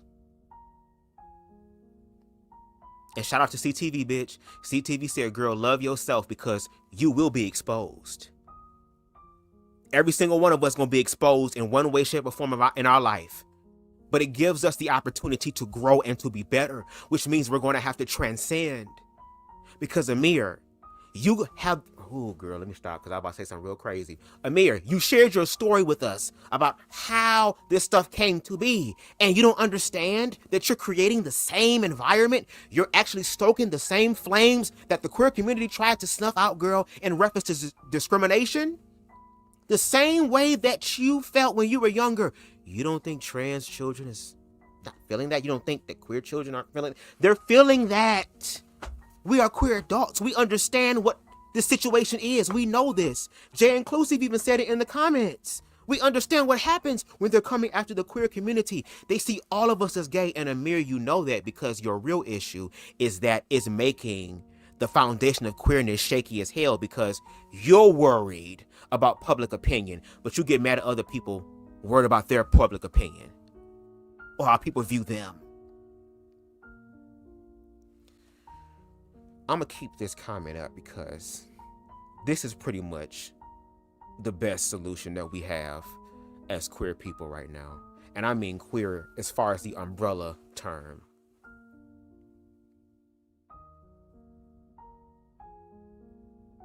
And no shade, y'all need to subscribe to J Inclusive, baby, because J Inclusive is the one that be cataloging this shit. This nigga's like the motherfucking Oracle, bitch. Be keeping up all the records, girl, all the tea, all the shit, girl. And puts them videos out fast, quick, and in a hurry. So, Amir, you might want to look at J Inclusive's content, particularly the playlist about the unfortunate unaliving of trans women of color. And then I would love for you to use some of his content on your platform to educate your supporters, since you claim to be a person who is reasonable and sane and balanced, right? Anyway, let's continue. In reality, the gay thing like about button, me is y'all. what I do behind a closed door, and it's no one's business. Everything else is a mere my personality and who I am as an individual. Stopped coming out. But at this time too, where I just stopped coming out, because before I would literally greet people by saying, "Hi, my name's Amir and I'm gay." The most cringiest thing in the world. I thought it was like a club. I mean, I wore a gay pin. I dove deep into it, but that all came to a stop middle of like 10th grade. And I was just like, you know what, I'm done. I'm Amir, it is what it is. I stopped coming out. The only time it would come up is if I'm speaking romantically about something, if I'm talking to some bros, and they're like, oh, do you like this chick over here? I'm like, no, I like the dude over there. And they're like, oh my gosh, you're gay. And I'm like, yeah, we're not all crazy. It's fine. It's no big deal. That's really when my relationships really got better, because I was able to make real friendships, and they were able to tell like, oh wow, not all gay people are cringe, not all gay people are trying to hit on me. You know, the list goes on. My confidence, Even though you were in love with your straight friends at a young age. it's completely skyrocketed after that, because I was more confident and certain in who Amir was, and I was able to be authentically myself, and knowing that I was going to be changing, that I was young, and I may dabble in different music genres and styling of clothes, but ultimately I walked in the confidence of that I am following what I want to follow, and I'm not blindly being a copy and paste clone of any identity, whether that be Right. being a black man, being a gay man, being from the north, all of it, I was able to just be like, you know what, F it, I am Amir. And as far as dating life goes regarding being gay, I never got into hookup culture. I never met someone off a grinder. I didn't do any of that. And I hope that if there's anyone out there watching this, just know you don't have to do that either. There's other ways of meeting people. You don't have to be on this app. You don't have to participate in the most, like, the sexual pervasive parts of gay culture. You can just do you, and it is fine. Ultimately, ever since then, I've just accepted who I am as a person, and I know that there is over 8 billion people on this planet, so there's no point to try and please anyone. The best thing you can do is be yourself. Now, are there more feminine men out there, more masculine men? Yes, but for the most part, I do see in gay culture this idea that you have to be flamboyant and the drag queens and at the gay clubs, and you know, it's stereotypical like gay. And you Okay, girl, well, maybe that's the white gays. Maybe you need to bring your ass to some black gay shit. How about that? Because it seems like even with the content that you use, it's always white queer men. So, and on top of that, why aren't you having conversations about white queer men that are not into black men? No fats, no films, no blacks, no Asians, right? Did you do a video about that? Maybe you need to come to the south side on the low. Come over here and maybe you're going to have some different experiences. Go to a place, girl, that when your ass go want to motherfucking twerk and clean the fuck out, you going to have some people in the background talking about some, yes, bitch, yeah, you better get on beat, on beat, on beat, on beat.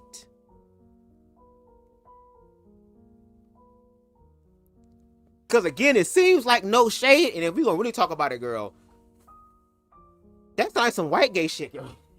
I don't see that being a problem in the black gay community, girl. Like, y'all got problem with white trans women walking into bathrooms, girl, and shit like that. But let a black trans woman walk into a bathroom, girl, and she's on the 5 o'clock news, 12 o'clock news, breaking news. She popped in the head.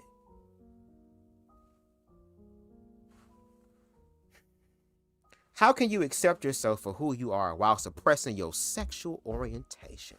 It literally doesn't make sense. He's being who others want him to be, his audience. Exactly. Because again, I feel like that young ass Amir, the real Amir, that young innocent Amir, who had the opportunity to walk in his truth so freely, girl, that he wanted to share the world with the world about it, girl. I'm gay. Yeah, and not only that, letting other gay people know outside of them who are not strong enough to come out in their truth. Because again, I didn't come out until I was 18, so kudos to him coming out at a young age. To let them know that it's okay, and it's not always the feminine, super flamboyant ones that are the ones in the closet. It's some masculine, toxic, patriarchal presenting ass individuals who are also queer.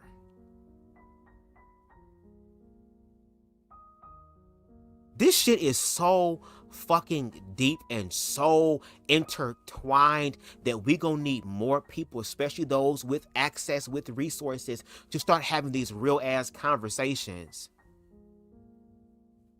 That's why I was saying when it came out to J Inclusive, make sure y'all subscribe to J Inclusive.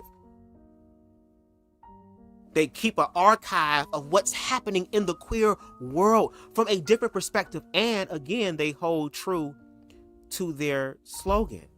We do it for the culture, not the views. Because the views gonna come. And shout out to them views coming, Jay. But you're keeping up with culture.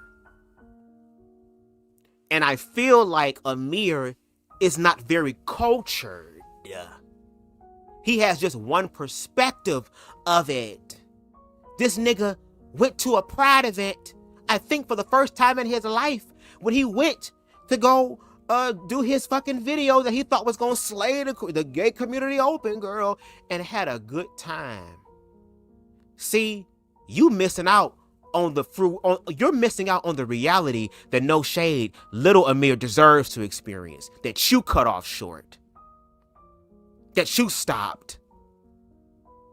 You're the one that put a fucking rag inside little Amir's mouth to tell him to shut the fuck up. And you definitely got to tell him that now especially since you're lined up and in sync with the oppressors who want to harm individuals who continue to grow into their freedom, to be grown queer adults walking in their truth, even though they will snuff out that child inside of you that wants a taste of that, but can't, again, out of fear for your life. Don't you think if you were saying some shit that was real motherfucking crazy, girl, that gay people would have not whooped you? Them white queens would have been whooped your ass, girl. They would have took a few hitting them damn poppers and started going in.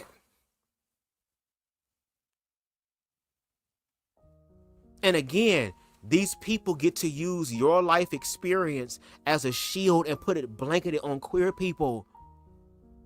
Again, you had one queerphobic experience by somebody throwing something at you.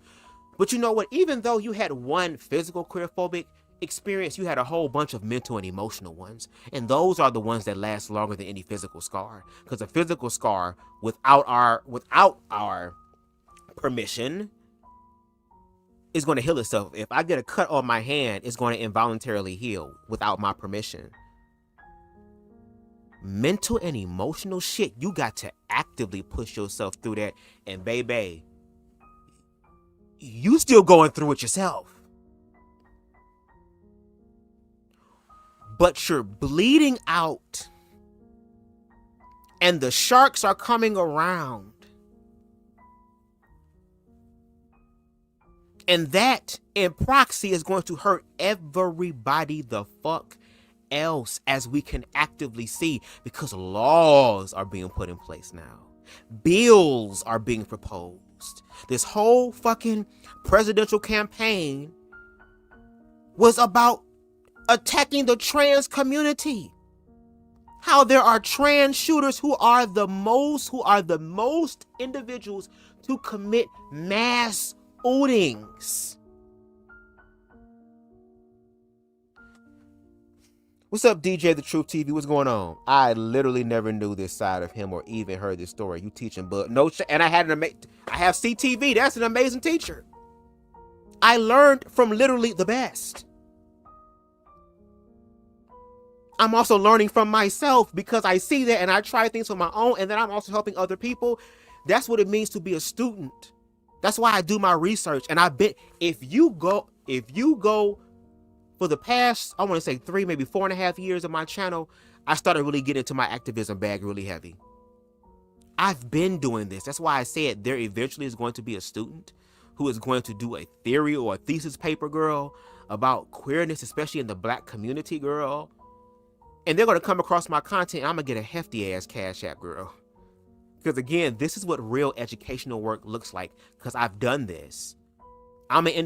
No shade. All the shit that I've been through in my life, I should be Amir right now. I should be an individual that should be out here speaking against the queer community in the way that he does. I should be doing that right now. I have every reason to. Black people, my own Black peers, drove me to want to take my own life when I was younger. I went to high school and was around white people, and they made me feel safe, and they made me feel heard, to where it made me even question racism, because ain't nobody being racist to me. Ain't nobody calling me a nigga. But I had to realize that that was my experience, and my experience is not blanketed over everybody else. I have to learn about other people's experiences. And Amir, you not doing that, pimping. You got your followers sending you shit. Now, no shade. Shout out to the short stack that do send me stuff too. But I also do my fair share of my deals, girl, when it comes down to educating myself. Because even when they send me stuff, I still have to be able to research it for myself to even consider if it could be used or not. That's called doing the work. And I'm sorry, I'm an A+ student when it comes to that. No shade, about to be S+. So yeah, I'ma teach. No shade. I just want motherfuckers to start listening. You don't have to be that way. Just because I'm gay does not mean I have to subscribe to every single idea that the gay community has. I don't have to be a copy and paste clone of what the ideal gay person is. We all can break that barrier. We all can be just who we want to be. There's no straight culture. There's no straight identity. So why we have to lock ourselves in a box. Gay people are the main people talking about diversity and acceptance, but they're everything but diverse. If you Now, no shade to his point. There is still a lot of pain in the queer community. There's a lot of hurt in the queer community, a lot of brokenness in the queer community. I mean, J Inclusive just not only documents, the unfortunate unaliving of trans people, but the unfortunate unaliving of queer people in general, even when there are gay men who unalive each other, or gay men being unalived by heterosexual men, or just queer people in general being unalived.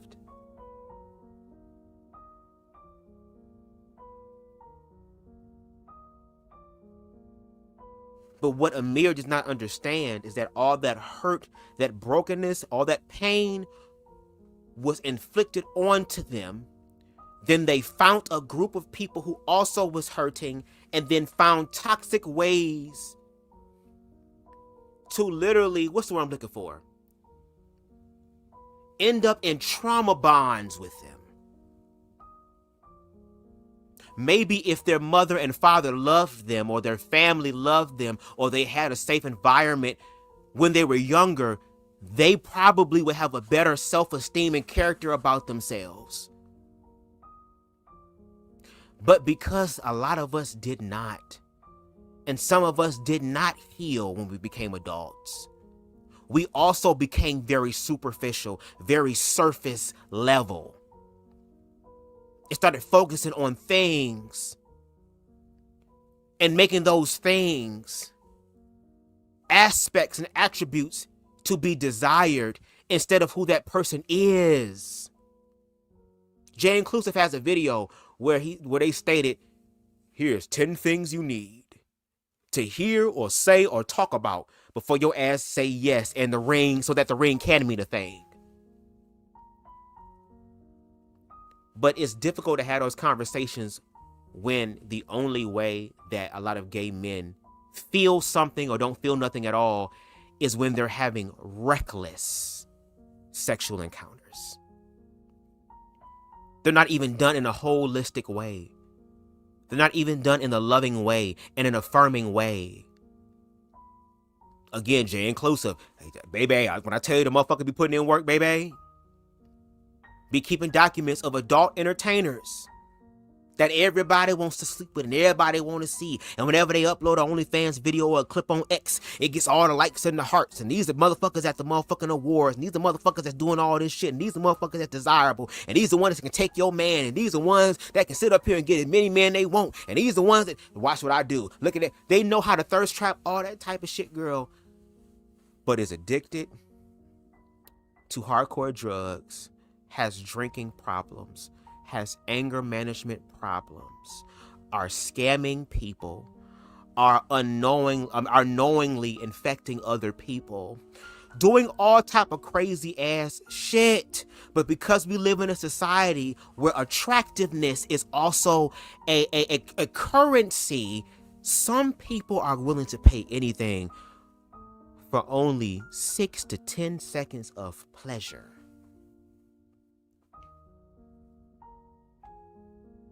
See, Amir, we can have some real ass conversations. Because again, you have gay supporters, right? I think you need to cater to your gay supporters as far as having deeper conversations and like actually doing things that bring a real resolve. Because again, I'm waiting for you to show us what a real queer, family-friendly pride event looks like. Because again, in one of your older videos, you said that you and some people was going to get together and was going to show us. I hope this is the year, girl, because Trump is in office, bitch. You might as well show us while we got a chance, girl, to be able to help change his mind and save the queer community. Since y'all critiquing it, let's see y'all save it. Show us what it looks like to save it. Save us. How are we saved? How can you save us, Amir? Let us know. How? What are the Republicans doing that can save the faggots, girl? How? And remember that word, the F word. Because Amir is going to say it in the other video. Because we ain't done, baby. We're going to be here for a minute. Make sure y'all hit that like button. Anyway, let's continue. You're in the closet. Do know that it gets better. Honestly, the more independent you become and the more you're not relying on your parents, that if they aren't accepting, the easier it is for you to be on your own when you're an adult and be confident in who you are and just accept that part of you. Because if you are dependent on your parents, maybe it is a little harder. Because I mean, I don't know when I would have came out. I mean, I was outed. That wasn't my choice. So looking back, I don't know when I would have, but just know that regardless, when you're an adult and you're on your own, it definitely does get better. When you depend on yourself, when you're taking care of what you're eating. Hold on.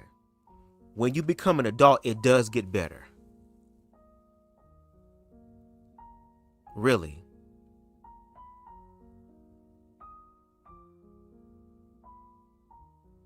But yet you claim that the queer community at large, that it doesn't get better. It actually gets depressing, right? For y'all to be a people who care so much about love, about peace and love and equality, why are y'all so depressed? Why are y'all willing to take y'all own lives? So you're telling these people that it gets better as an adult, or at least it gets better if they do it the way you do it, which basically is be quiet. So if when your man proposed to you, girl, because I think you allegedly have a man, did he propose to you in private? If you at Disney World with your damn man and you start looking at the motherfucking castle with the fireworks and the damn start playing this shit, you telling me you wouldn't want your motherfucking white knight girl to put his arms around you, bitch, and hold you and put his head on your shoulder talking about, baby, you're my dream come true, do some corny shit? Or you gonna tell him, don't do that, we're out in public, no. Everybody else is living their damn childhood dream, girl. Meanwhile, you are actively participating in snuffing out your own blessing. I don't understand it, girl. Now, if you want to snuff out your own blessing, by all means, it's your life. But stop trying to fuck other people's blessings up, my nigga. Worry about your blessing, right? Let's continue. And you're working out and your habits and your mental health, everything else will grow with that. And let's be real here. A lot of you all are more conservative leaning.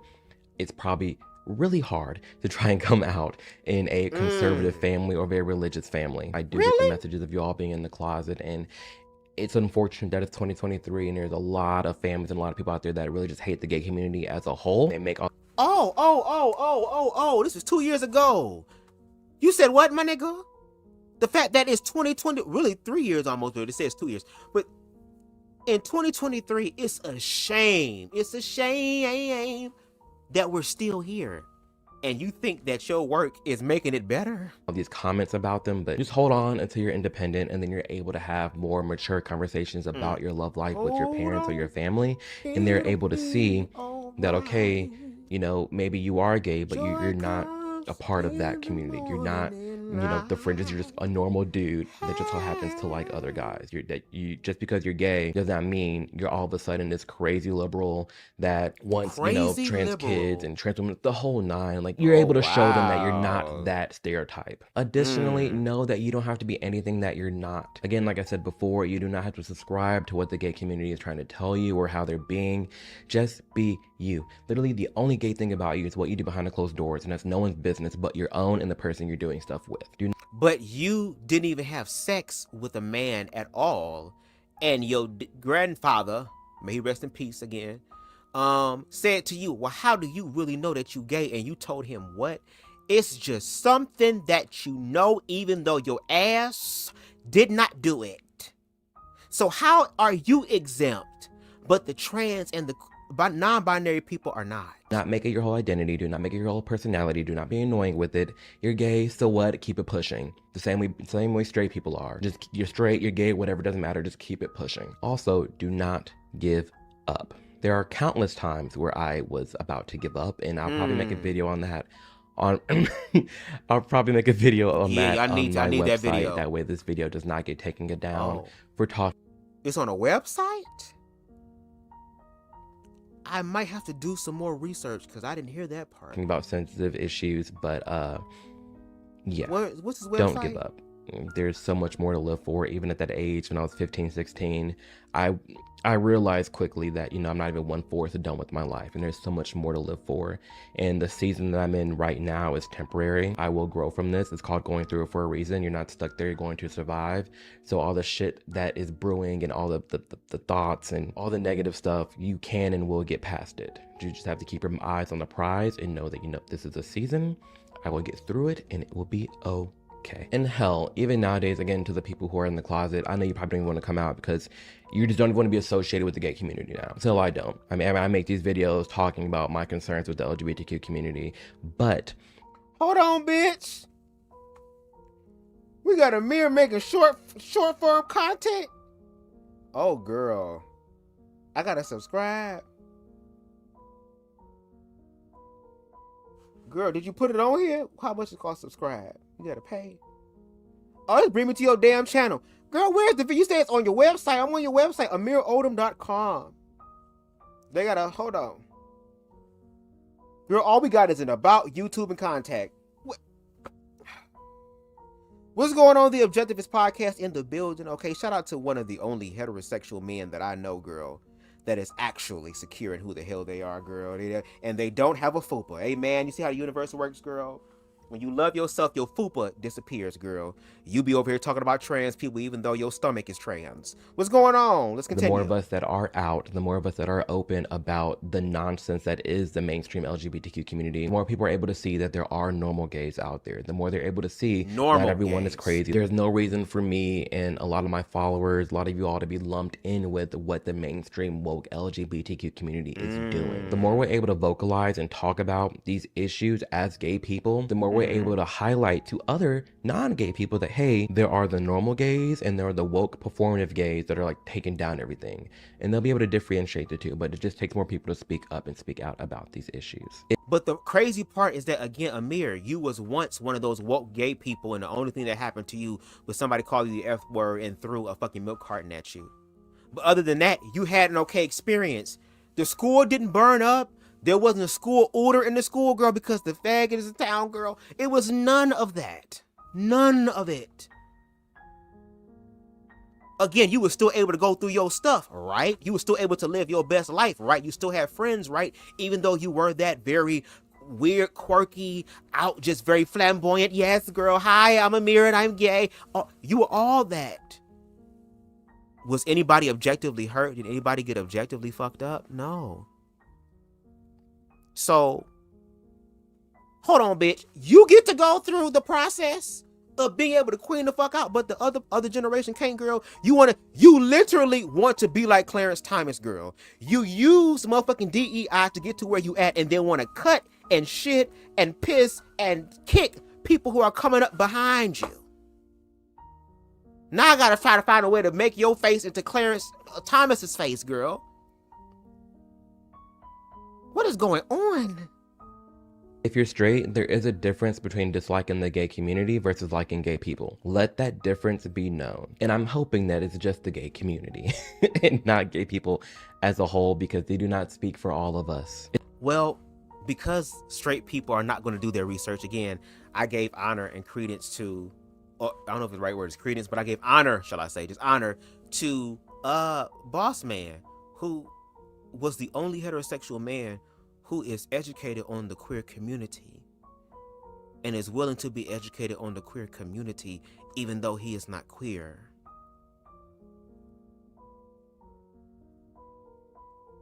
I don't believe your supporters are on that level.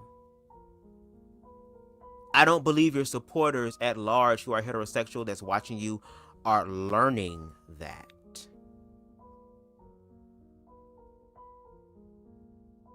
But girl, if I was getting paid by these people, shit, I wouldn't say shit either, girl. Shit, y'all paying me, girl.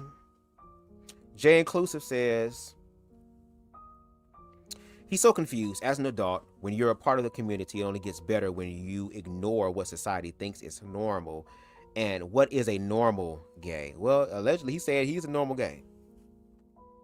Even though when he behind closed doors, and we ain't talking about when it come down to making it clap. Okay, but just being able to be himself, which means he gets to queen out. Again, the little Amir inside of him that he snuffed the fuck out and put in a damn cage somewhere, girl, and put into Miss Trunchbuble's chokey. We need to help little Amir get out. Where is Matilda at, girl? Where is King Magnus at? Help us. Where's the girl with the frog throat? Wow. Where's she at? Because she a bad bitch now. But that little Amir is the one that's crying out for help. That's why I say, like, when he says things in his videos at times, it's like, it'll be like the public version of Amir Odom, but then a little bit of that little Amir comes out. And that little Amir, that innocent part of Amir, or that human part of Amir, that's the part I want to talk to. Because again, Amir admitted that he is a very emotional person, and I can understand that. But girl, yeah, the reason why you emotional is because that little Amir is trying to call out and say, first of all, girl, what makes you think that side with PragerU was the move? When these are the same people who are going to create the same environment that your ass grew up in, that made it difficult for you in the first place. See, that's why I like doing my research. See, people can look at Amir and take his shit for face value. But like we did over here on BubzDaGawd, and like No Shade J Inclusive said, I literally never knew this side of him or even heard this story. You teach him, Bubs. Yeah, it's because I do my research. That's why I'm cool with niggas like the Objectivist podcast, because homeboy be doing his motherfucking research and his homework for real. That nigga on another level to where he be like, girl, I gotta step my shit up. I know what I be doing is good. It'd be better than a lot of these basic ass niggas on YouTube. But damn, this nigga actually breaks shit down. And when there are people that know more than you or have a different level of awareness than you, I'm not dumb nor stupid. I'm going to surround myself with those people so I can learn, because that makes me better, which is why I was able to pull up this shit and to find out that I was the only person that people told me in the comments when I dropped my video essay on Amir Odom. Make sure y'all check that out if you haven't. That I'm the only content creator that has done something like this on him. So this is a Bubz exclusive, honestly, in reference to my video essay. But since, again, Boss Man, shout out to him, stated it would be, and I agree with this, if everybody started checking their own communities, and I mean for real, then we can actually focus on what's happening to all of us objectively, because that's the part we're missing. We're all getting fucked. I don't know if niggas just trying to fight to be in the back of the line, girl. But if you're gonna be in the back of the line, you need to be in the back of the line, bitch. That's thinking of what to do to help everybody else. Just don't go to the back of the line because you don't want to enter into the front of the slaughter, girl. No, if you in the back, you need to be making sure I'm thinking, I'm conspiring with other people to be able to take this shit the fuck down, because it's coming for all of us. But I'm going to take his advice, and I'm going to check the people in the community. Amir is a part of the community, whether he wants to or not. Because regardless of whether he publicly admits that he is the LGB versus or minus TQI, you are still a fagate. You are still a bundle of sticks. You are still a pack of cigarettes in the eyes of society. You're just one of the good ones. You're still one of them. You're just one of the good ones. Oh, baby, you gonna see them wings, girl. When we play this other video, his most recent video that he did a few days ago, oh, you gonna see them wings, baby. What's the name of that damn toy back in the day when it used to be this ballerina with wings and you would, like, pull this cord and it would fly up in the air and fucking frisbee around and shit? Baby. Let me be your wings. Let me be the world you know. Dun, dun, dun, dun, dun, dun, dun. Girl, come on, Thumbelina, bitch. Is that Thumbelina? Yeah, that's Thumbelina. I think it is. Shout out to Thumbelina. Thumbelina. It's not hard to objectively educate yourself on the other's perspective outside of your own, even if you disagree with aspects of it. It's okay and safe to do. Yeah, but you do it in the way that's respectful. This individual is allowing other people to literally use him as a shield for their own bigoted narrative. And on top of that, I had to learn the difference between queerphobia and bigotry from a heterosexual man. Again, shout out to the Objectivist podcast girl. He had to school me on that. Bubs, so you know there's a difference, right? He broke it down for me. So again, when people be saying, I'm not queerphobic, I'm not transphobic, technically they're right. They're not. They're bigots. It's worse than queerphobia. They're bigots. So again, a heterosexual man came through and educated a gay man. Come through. See, that's what I'm talking. That's the level of awareness that you should want. That's what allyship looks like. Okay? Let's continue. It's very easy to crap on the gay community, especially in 2023, and how I make content talking about my frustrations with the gay community, but I make sure to note that not all gay people are like that, and there are just normal gays out here just trying to live their life and be free in this prosperous country that is the United States of America, and that should be fine and okay, and you should not be clutching your pearls and getting upset at anything that's remotely gay. It doesn't mean that they're coming after your children. There's a lot of things that are, and I talk about that, but just because you see something that's gay does not mean it's all end all be all. Because let me tell you, as a gay kid growing up, I saw tons of straight things that were very inappropriate and uncomfortable, especially for a child. You got feet scenes in iCarly, you got kissing scenes all over Zach and Cody. There's a lot of sexuality that is straight, but in kids shows. So if you want to leave sexuality out of children's shows, let's remove it all and not just harp and focus on the gay stuff, okay? Okay, so where that video at? Where's that video at? Where you've been doing YouTube for how many years? 2 years? Where is that video at? And if I missed it, I stand corrected.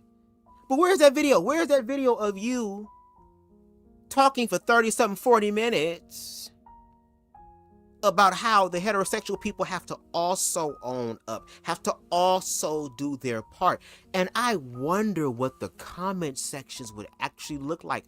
I wonder how many views that video would get. And I don't think PragerU and the conglomerate will be very happy with that video.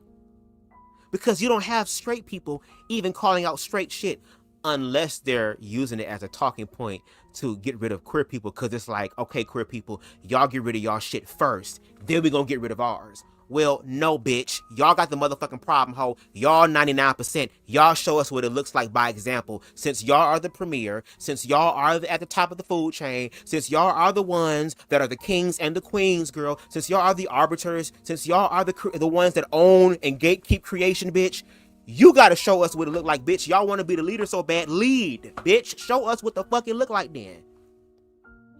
But we know they're not going to do that.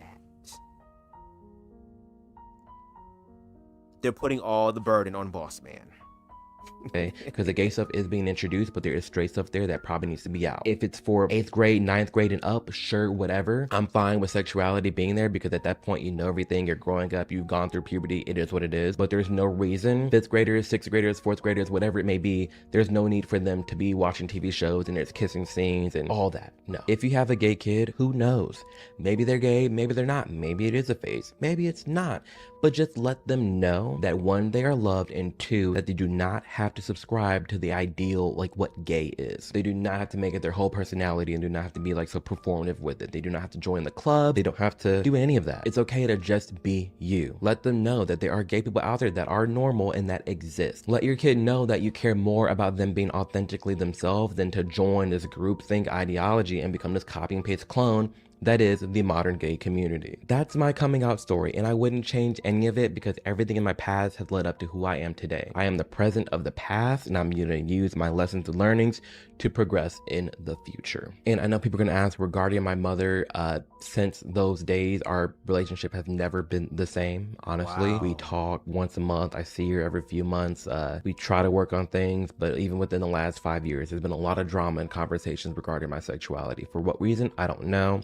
But it is a thing, but it's whatever. I'm here, I'm doing my thing, and that's all I can do. Like I said before, I have another video on my channel titled My Concerns with the Gay Community. It has over 1.3 million views. I definitely suggest you go check that out because it just highlights all the things that I do find wrong and that I am trying to call out. And you look in the comment section, it's a lot of gays who agree, so that you can see that, you know, we're not all crazy lunatics. For the most part. Now, again, I wanted to make sure that we watched that video first because this was another side. And I remember him mentioning a coming out video, and I said, let me see if it's on here. And found it, and that's what we did. So again, I wanted to start off this live with his past, him talking about his past experiences to kind of help us understand exactly where we're at now.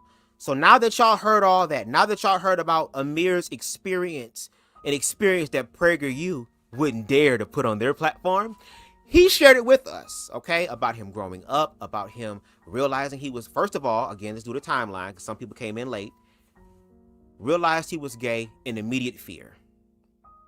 He was in love with some of his straight male friends because, of course, he couldn't have a boyfriend. Then he moved to another state where he went to another school where he was able to have a fresh start and started walking in his truth. Again, he didn't just open the door. This whole floated out the door, girl. Okay, ass first, bitch, into the ethers, okay, of reality. All right? He started making all type of custom shirts, girl. All the queer advocacy that he is complaining against and about. He was doing that. He created GSAs in his school. He was the one that was hooking up with the other queer people in the school. Like, he was doing his big one because he understood what it was like to not be able to live in your truth. So now that you have the opportunity, girl, it's just like if you keep someone in the house all day for the majority of their life, once they go out into the world, they gonna go out into the world. So he went out into the world. He was the very flamboyant, hey girl, all type of person. He ended up being outed by his best friend, best female friend, girl. You're my gay best friend, girl. Mama got upset and mama told him, you can be gay, but don't be gay. Make that the last thing that people know about you. Let that be the thing that if you can keep it discreet as possible, then allow that to be the case, as if though people ain't gonna pick up context clues eventually. I mean, they were able to pick that shit up on him when he was younger, so you think they ain't gonna be able to pick it up on him as a fucking adult? So I think in that way, what his mom told him, he transmuted it in a certain type of perspective. And then PragerU came along and gave him the opportunity of a lifetime to share your story about how you walk away from Black Lives Matter and how you walked away from the queer community. And now you're just Amir, who happens to be Black and who happens to be gay. Even though these same people are putting laws in place and doing everything they can to suppress the woke, quote-unquote, agenda, which is really motherfucking accountability. And y'all keep forgetting that y'all arms, even though I'm short, y'all arms are too short to box, not just with God, but with accountability. And since we're in the age of Aquarius, which is the age of accountability, baby, no wonder all this shit is coming out. This is where we're at. And speaking of where we're at, girl, let's take a listen to Amir's latest video. Let me change the music, girl, because I'm going to need something. Because I want to make something sad in the background for this one. But, baby, put this shit on. Okay. Let's take a listen to his most recent video on queerness. I'm going to kind of snack on these chips a little bit because the munchie's kind of kicking my ass a little bit. But, yeah, let's continue. It's the regular everyday people and even the normal gays that are just sick and tired of what the LGBTQ+ community has become over the last few years. And that's exactly what we'll be talking about in this video. So if you like this commentary style of content and you're just chilling right now, be sure to subscribe and let's dive right into this video. I honestly don't think the mainstream straight population know that there's a very big movement of gays that really hate this gender identity stuff and a lot of other. That is true, and that is rising, especially here on this channel. And a lot of my gay supporters, a lot of them, it's not even so much that you're conservative, it's just that you're just a regular gay dude, a regular gay woman, minding your business with your person, you're low-key, doing what you want to do in your life. And in large part, a lot of us are sick and tired of being associated with the LGBTQ community in large because of the crazy things that they promote and stand for. We're tired of the antics, we're tired of the nonsense that's out there, and we want to just be left alone. The average gay couple really out there, it's Bert and Ernie. It's literally Bert and Ernie, two dudes at home with their dog, minding their business, working, playing games, cuddling. It's chill. It's chill. And there's a rising movement of gay people, especially my friend Joey. Shout out to Joey. He has a group called the Untapped Society, and it's a group of just like very entrepreneurial gay people that are very professional and not into the big like circuit parties. Like, it's not gay, but it's for gay men. So go check them out if you want. But yeah, we're sick and tired. And notice, there was not one person in that video that looks like Amir. Tired of it, and there is a rising movement of regular gay people out there that are against all the nonsense. And a lot of the other things that have piggybacked themselves onto our community and movement and lifestyles. I've met some straight men in particular, like at a wedding or in a bar or something, and then as the minority, I kind of allow some space for kind of being a bit non-PC, and I kind of drop a few things in there. And a lot of them go, oh, God, thank God, I thought I was going to have to walk on eggshells around you. I do the same thing. If I'm around a lot of straight guys, I'll drop like a dark humor joke just so they know, like, yes, I am gay, but I'm not what most people think of when they hear gay. Like, I'm just chill, we can joke around, I'm not gonna be triggered, I'm not woke, I'm not none of that. And I'm not saying I'm this super far right, like conservative person, no. Pretty middle ground, obviously more on the right, but like, I'm just a regular dude. I crack dark humor jokes, I'm fine with a lot of words and slurs being said, I'm all for free speech, I understand context. It's chill over here. And I do that with a lot of my, hell, most of my friends are straight men, just because it's more chill and it's hard for me to find the regular gay people out there. Now I know there's a large... Oh, do you see all this? He's trying to find a regular gay people girl. He understands a regular gay people girl, but then it's difficult for him to find regular gay people. He throws dark humor jokes. Is the jokes about the joke you was told when you were younger about gay men having pockets of AIDS inside their man pussy? That's waiting to be poked and leaked on? Like the motherfucking, what is it? Landfill on The Simpsons? And to let other straight people, I'm not like those gays. Even though if those same people were to watch your coming out story, girl, you was falling in love with your straight friends, girl. So if they were to watch that and feel like, well, don't do that to me, even though that may not be you anymore, that's what they think anyway. There are plenty of straight men that whenever gay men are around them, hey, look, bro, I ain't got no problem with that. Hey, I'm just not with that. And that's why I need the gays to start saying, bitch, we wasn't even thinking about you in the first place. Why is it always the ugly niggas talking about we were thinking about them, girl? Females don't even think about you, so why would we? The standards in the gay community is ridiculous, bitch. You got to be almost damn near Jesus, and Jesus almost ain't enough, girl, to be in the queer community as far as getting some il-nana. Be like, girl, shut the fuck up. And shout out to the Objectivist podcast that says there is something to be said about not flaunting your sexuality as a badge of honor or identity. It's not who you are, it's what you do. But, and this is the part that I want people to understand, because this is what a lot of the community is saying. I think Pride's mission is mainly a fight against oppression for being a part of the community. So the same thing that Amir is talking about as far as demonizing the queer community's pride thing is holding heterosexual people accountable.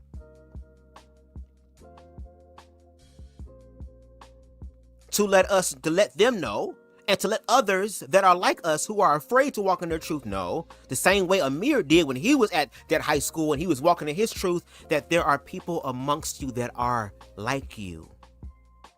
Now, I'm all for Amir creating a space for people that feel like them, because he talks so much about this mosaic, even though him doing this is going to create another spot on the mosaic, which is not a problem with me, because the more colors, the more beautiful the painting or whatever it is can be.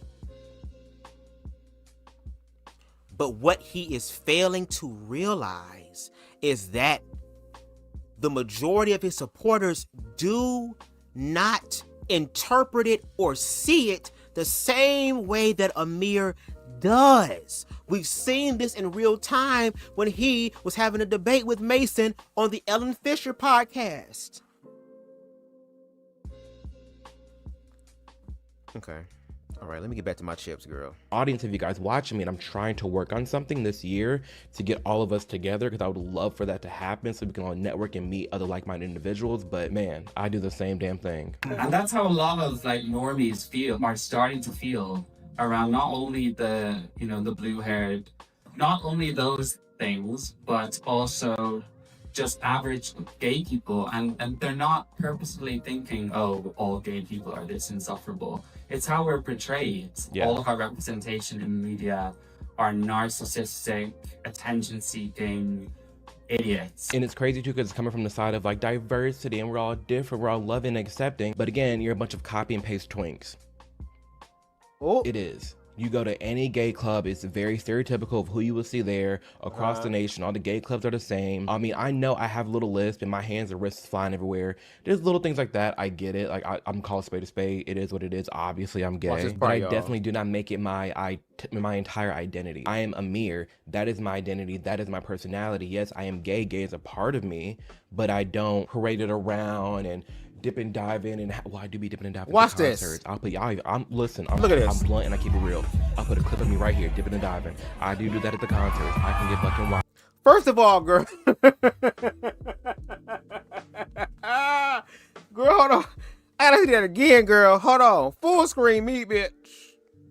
Hold on. What was that, Amir? Miss Mamas? It is what it is. Obviously, I'm gay, but I definitely do not make it my Y'all look at the my screen, entire girl. identity. I am Amir. That is my identity. That is my personality. Yes, I am gay. Gay is a part of me, but I don't parade it around and dip and dive in, and well, I do be dipping and diving into concerts. I'll put y'all. I'm blunt and I keep it real. Look at that. Look at that. Right here, Look dipping at and that. diving. I do that Look. at the concerts. Girl, little Amir came out, girl, and you did it in a public venue. You're at a fucking concert.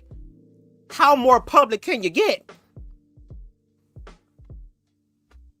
How more public can you get, girl?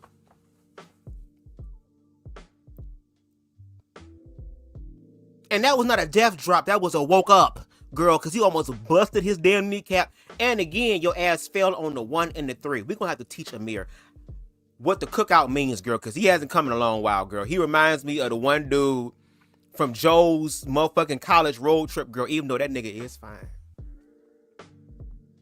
Girl, it be some Steve Urkel looking motherfuckers, girl. They look different with them glasses off, bitch. And I hit it with the glasses on and off, bitch. Do you want to see 2020? Or do you want to go to another realm, girl? What do you want to do? Do you want to see what's happening to you, or do you not? Because that motherfucking nigga on that Joe's college thing, he can motherfucking get it, nigga. And that nigga is, I think he 26, 27. He over 25. So anything over 25, I'm cool with. I can work with that. But I want to see that again, girl. Did y'all see the motherfucking dip, girl? What happened? Fine everywhere. There's little things like that. I get it. Like, I'm called spade a spade. It is what it is. Obviously, I'm gay. Look at the but I screen, definitely y'all. do not make it my entire identity. I am Amir. That is my identity. That is my personality. Yes, I am gay. Gay is a part of me, but I don't parade it around and dip and dive in, and well, I do be dipping and diving into concerts. I'll put y'all. I'm blunt and I keep it real. Look at that girl. I'll put a clip of me right here, dipping and diving. I do that at the concerts. I can get fucking Girl over here dancing like a motherfucking 3-year-old toddler, bitch. Just go on screen, girl. Just like a damn what them did. What's them things that be at the car sales lot and shit? Be doing all this shit and all this and shit. Looking like this, girl. But no shade. Look at how look. All the people he talking about, girl, is around him congratulating him, bitch. Look at him, girl. You got the no fats, no films in the group, girl. You got the no Asians in the group, girl. Look, they right there. Look, girl, let's see it one more time. One more time. Come on, girl. dive in, and well, I do be dipping and diving into concerts. Come on, girl, get it again. Listen, I'm blunt. And Look I at him, girl. Look at him. Look at him, girl. He diving. jumping. I do that at the concert. Whoa, I can get look. fucking wild. But I'm not out here with like, One more time. Girl, one more time. Hold on. What happened? but Hold I on. don't parade it around and dip and dive in, and well, I do be dipping and diving into concerts. Girl, he I'll turned put- around, I'm- spit in a listen, circle, girl. I'm blunt and I Come keep on, it come real. on now. I'll put a clip of me right Come here, on, dipping and girl. diving. I do that at the concert. Ow, I can look. get fucking wild. But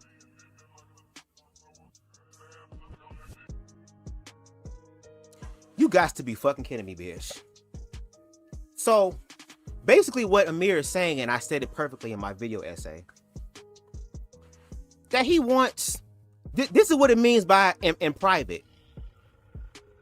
You see how he found a group of people that knew the shit was on, girl, or went to a concert where you know that you can motherfucking queen out, girl, because this nigga say he loved Beyonce, girl. So he found his little group, his little sect, girl, in the corner.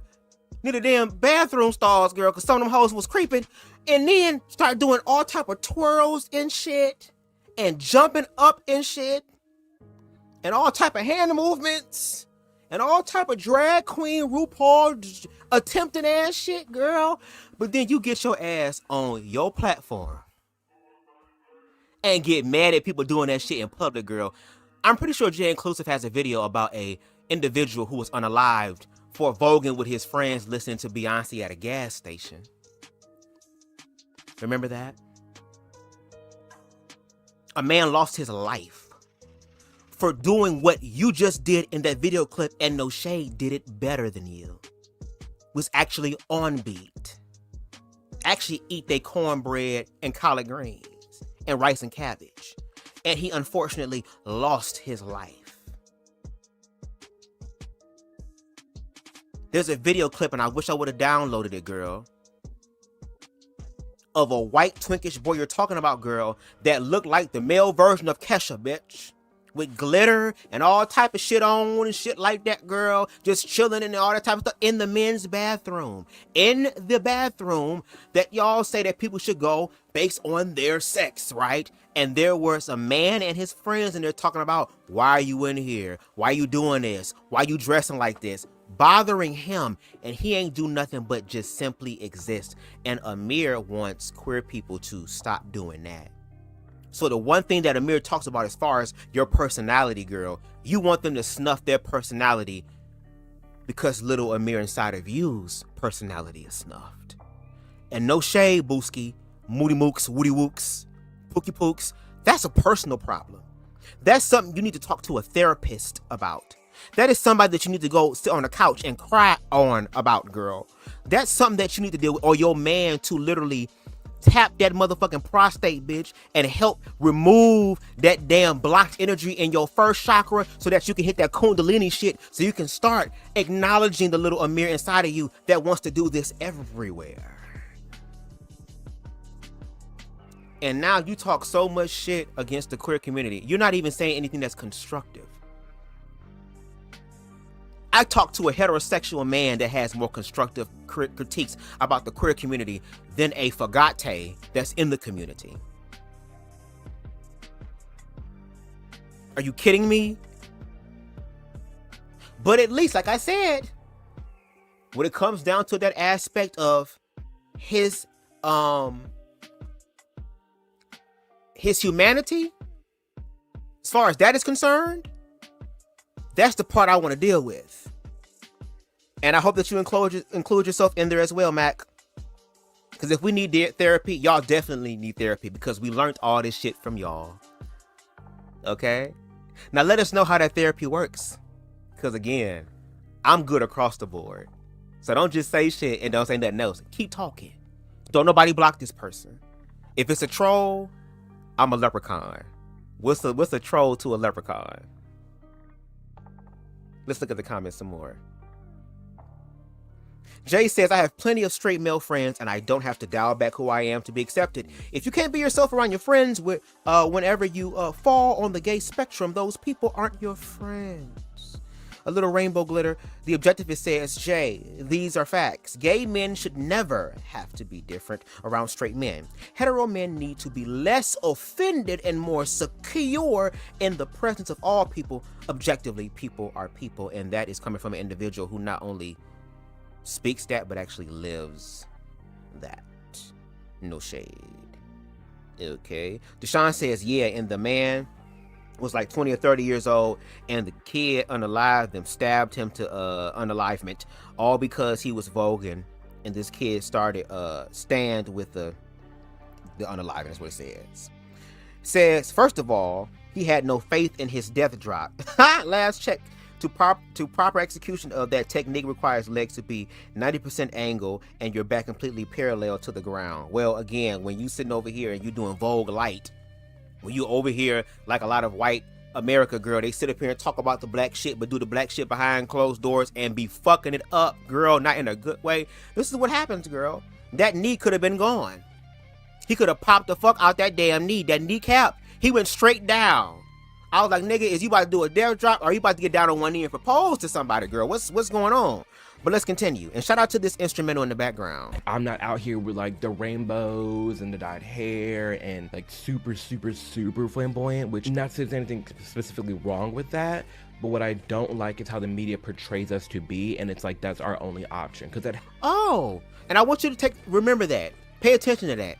How the media portrays us, how the media portrays us, how the media portrays us, how the media portrays us. But then when trans people talk about how the media portrays them, now there is a pushback. So if this is about media showing us in a certain type of way, then why don't all of us deal with the media then? Since the media seems to be the medium, seems to be the common denominator in this bitch.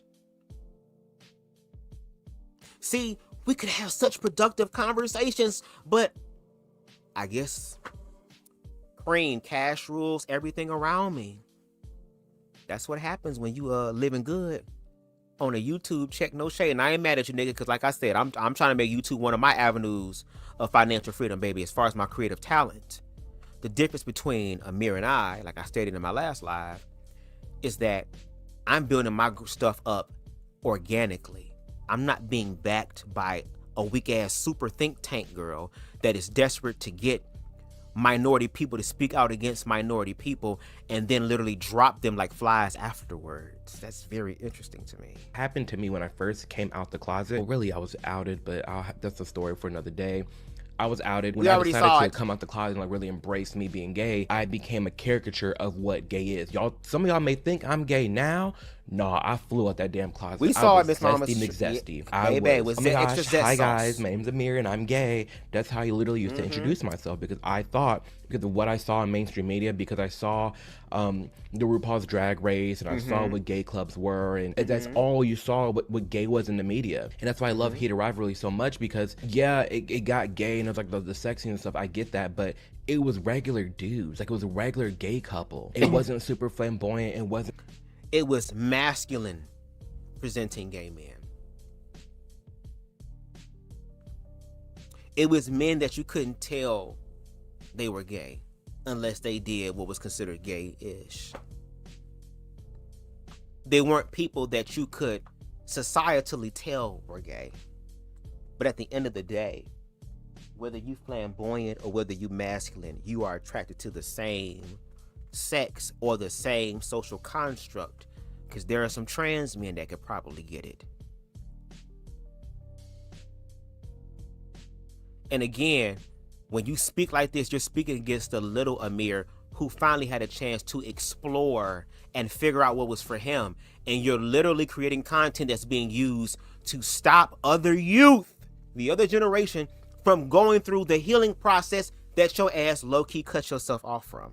Super woke. It was just a regular love story, and that's what I loved about it the most, because it gave a glimpse into another side of gay media that a lot of people just don't see. And that alone was honestly such a sigh of relief, because like this guy said, there is this rising group of just normie gays. We're just dudes. That's it. Because even that alone, this idea of like a normal gay can feel isolating and can feel lonely, because it's almost like, in order to be in the gay community and have that quote unquote community, you have to think exactly like them. And if you don't, you get kicked out. No, you don't have to think exactly like them. Because again, it's the queer culture. There are levels to this stuff. For example, you bring up the whole hookup culture. I don't participate in hookup culture. Even though in my head, girl, I be wanting to do some shit, I will not allow myself to do it, because if I'm going to do it, I'm going to do it with intention and purpose, not just for a temporary thing, baby. No, this is going to be some manifestation type stuff that I'm trying to be on, and I will wait until I attract somebody who understands that. But I also can advocate against the objective harm. That's the point. I'm glad there are other people in the community that does things that I don't have to do. That is a blessing. I'm not going to fight against them, because that's them. I want them to have what is them, what is theirs. That's simply what it is.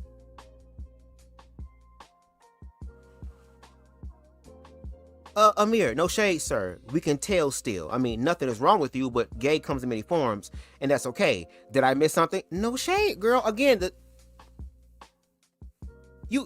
you exactly, sir. You are not masculine present. And no shade, like I said, I'm attracted to feminine men. All that shit and all that type of stuff, I like it. Well, why can't you be with a girl? Because I'm attracted to males and the spectrum of men that show up again with the secondary sex characteristics. That's how we were conditioned, right? So I'm still working through that, but this is where I am now. But does that mean that I'm completely turned off to masculine gay men? No, I just haven't came across the right one that was like, wow. Because all things are possible. And just because all things are possible does not mean I'm going to do everything. It just means all things are possible. I get to decide what I want to do. And that's why I be asking people the question, excuse me, how is the TQI objectively harming mental, physical, emotional, all these things that can be tracked, that can be traced, that can be tangible, that can be proven? How is this objectively harming you? And I don't get no motherfucking answers. And the answers that I gave, girl, I thought of some solutions. And again, the only person that provided any sort of like objective perspective to be like, thank you for breaking it down in a way that I understand, was the Objectivist podcast. All the other niggas failed. Maybe because they're not really smarter than a 5th grader. I may look like one. But I am smart. Let's continue. Because you don't fit in this ideological box of what you're projecting onto me, what you're expecting me to be and how I should act. All of a sudden, I'm the bad guy now just because I'm a gay dude that's not okay with like little kids transitioning. All of a sudden, I'm a bad person. Doesn't make any sense. And this is something with the gay community that's always bothered me. It's not the fact that they're gay that bothers people. It's the antics. Yeah. Right? Because the only thing that makes you gay is the fact that you sleep with members of the same sex. But you being loud and rambunctious and walking around like Saucy Santana, that's not the gay part. The gay part is the sex acts that you engage in. They wear that identity along with their homosexuality and say, and when we have a problem with that, they say that we're being homophobic. The gay part is actually private, right? You don't have sex in the street. Right. So, and it's 100% fine for them to do that. But when somebody has a problem with it, to label them as homophobic. Right, most people out. Before he go, for the Timu Rick Ross. First of all, there are plenty, and again, this is just being factual, being objective.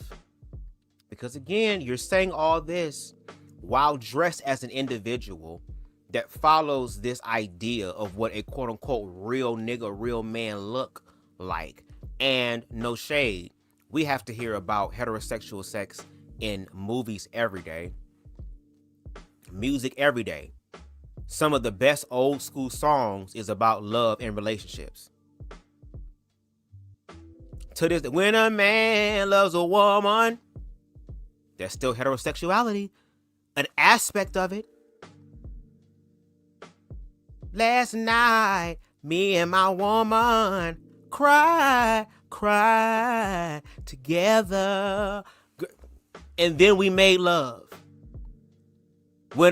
How many of y'all woke up on Saturday mornings to fucking Pine Saw, Fabuloso if it was back in the day, girl, and hear motherfucking the Isley Brothers being played, girl? In between the sheets. Oh, how many times have we heard that? Again, as children, the voices. The boy makes me say, yeah, yeah, yeah. Michael Jackson. Couldn't this stay away too long, girl? This is a young ass nigga. Did I leave your mind when I was gone, bitch? But these niggas can't know what they want to eat for breakfast, girl. I want to be where you are, but I can't read. Oh, I want to be where you are, but I can't count. Y'all got to get rid of all that heterosexual people. Do you understand what I'm saying? We know y'all not gonna do that. Y'all got big backs. So we know that y'all not finna sit up here and put in the work to really rectify it and make it balanced. Which is why, again, to Boss Man's point and my evolution, y'all are not queerphobic. Y'all are not transphobic. Technically, on our part, we're wrong. Queer community, understand this. We break down transphobia, queerphobia, and being bigot. And no shade. If I mess up, the objective is going to objectify. Okay? Being queerphobic means that you are simply ignorant. You don't know. Again, Amir grew up being told by adults at a young age that if you fuck in the ass, you will tap. Every man has an AIDS packet in his booty hole that God put there just in case a nigga wanted to put something up it. And then all of a sudden, both the person who stuck it in and plugged it in, and the person who got plugged in, tuned in, turned up and turned on and shit, y'all both gonna die exactly after that. And again, I have believed something like that in my own personal life. Adults telling you this. So for someone to be queerphobic and transphobic means that they're simply ignorant. Then what happens is that you provide evidence. You provide information. What happens is that even though you may have a personal feeling, at least being able to say, hey, at this moment in time right now, no shade, where I am, I feel confused, I feel weird. It's okay to admit where you're at in the present moment. There's nothing wrong with that. We would prefer that. But eventually, when it comes down to basic human, basic human decency, excuse me, when it comes down to that, it's difficult for y'all to give that. But yet, when queer people like myself, or CTV, or Reckless Logic, or other individuals start calling y'all out on y'all shit 10 toes the fuck down, now we gotta be respectful. Now we gotta remember where the fuck we came from.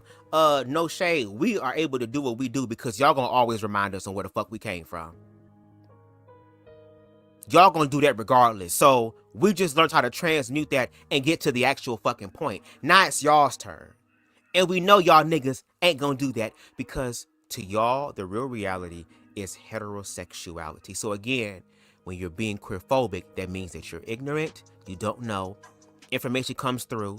You might struggle with that information in the beginning because again, it's new information, so it's going to challenge you.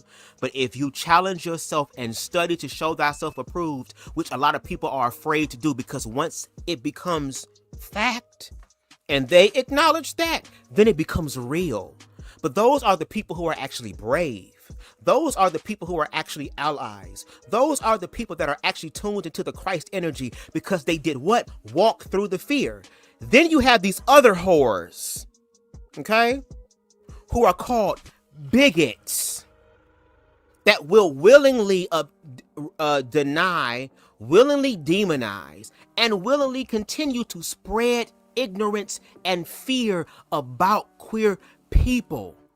Why do you think so many of them run to religion? Because they are now using an invisible force that they can't even use to heal their own fucking cold or heal their own congregants who give them millions of dollars every fucking year, now has the ability to warp people's minds to be against queer people.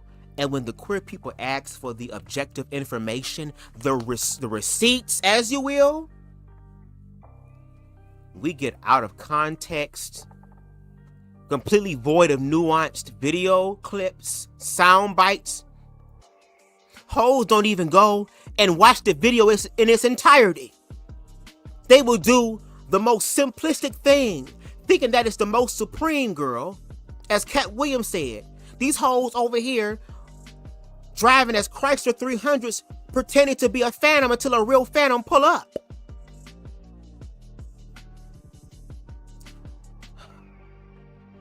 So queer people, I want to believe that Amir is queerphobic because there's so much information that he does not know. I don't want him to be a bigot because he claims to have other gay friends and trans friends. And I want to know, what the fuck are you and these people talking about? What makes y'all so different and so unique and exempt from the queer community? And I'm talking about from a social perspective. Because you stated in the video when you came out in 2023 that it's a shame that in 2023 the whole gay shit is still what it is, but yet the gays are chill. No, it's the fact that your ass is weak and you don't have enough energy to be able to help out with the fight. So if that's the case, go sit your ass down, go get you some milk and try to recuperate. Go talk to a damn therapist and work all that shit out. And move out the way so the people that are actually going to do the fucking work, that actually have put in the effort to get the work and not have to be glazed by PragerU and all of them to do the work, for individuals who actually care about the community because they haven't forgotten where they came from and are not snuffing out the little inner light inside of them that you choose to snuff out. You choose to dim. Move out the way so that there can be some change. So that the next generation ain't got to sit up here and say, it's a shame that we in 20 so-and-so. It's a shame that we in 30 so-and-so. It's a shame. And if that's going to be the motherfucking case across the board, then it's time to play across the board. No shade. No shade. That's where I'm at now, baby. It's going to be a mirror experience. Whatever the fuck you put out is what you're going to get. Because we have the information, we have the resources, we have the statistics, we have the therapy, we have the science, and there's still much for us to learn. But y'all are allowing fear to fuck everything up, and not just in the queer community, not just in the black community, but in America. It's the craziest part. Y'all worried about trans people and queer people still and why they don't like us. But yet this presidency is fucking all of us. But y'all don't care until it's you. And the gag is with this administration and the things that they have said and the mandates and the promises that they are willing to fucking keep in reference to manifesting the reality that they want. One thing that I know, that Amir knows, and that plenty of us that grew up in organized religion know, if it's one thing that they don't play about, it's that. Girl, who is this? Natural. I'm into everything. I'll let a man. What? Oh wow. Well, shout out to you, girl. Shout out to you, girl. Somebody gotta do it, girl. All right. I just hope you're getting paid good, girl. Because if they doing all that to you, girl, I hope the coin is good. I hope the coinage is good. I hope that you're getting paid, girl, so that you can use some Dow soap and all type of Bath and Body Works or whatever to be able to wash the excrement off of your damn chest. And if that's you, girl, shout out to you so that I don't have to do it. You see how that works? Do you see? I didn't demonize them. I didn't say, oh, you're going to hell, girl. I'm glad you're doing it, girl. No shade, girl. Do you work at a morgue too, girl? Because I'm just saying you might want to take that into account because it probably smells the same and you can make buku coin, girl, because everybody got to pass on one day. That's a profession that ain't gonna never run out. No shade. Out there, especially, obviously I'm not straight, but I feel like when I'm talking to my straight friends and I'm reading the straight comments, most straight people just have a problem with the identity that you're attaching to being gay. Because like dude said, the only thing that's gay is what I do behind a closed door. Sexuality, sex, male, female, what y'all doing, gay, straight, bi, we've gone through the whole deal. That's what being gay is. And some people don't really have an issue with that because it's behind a closed door.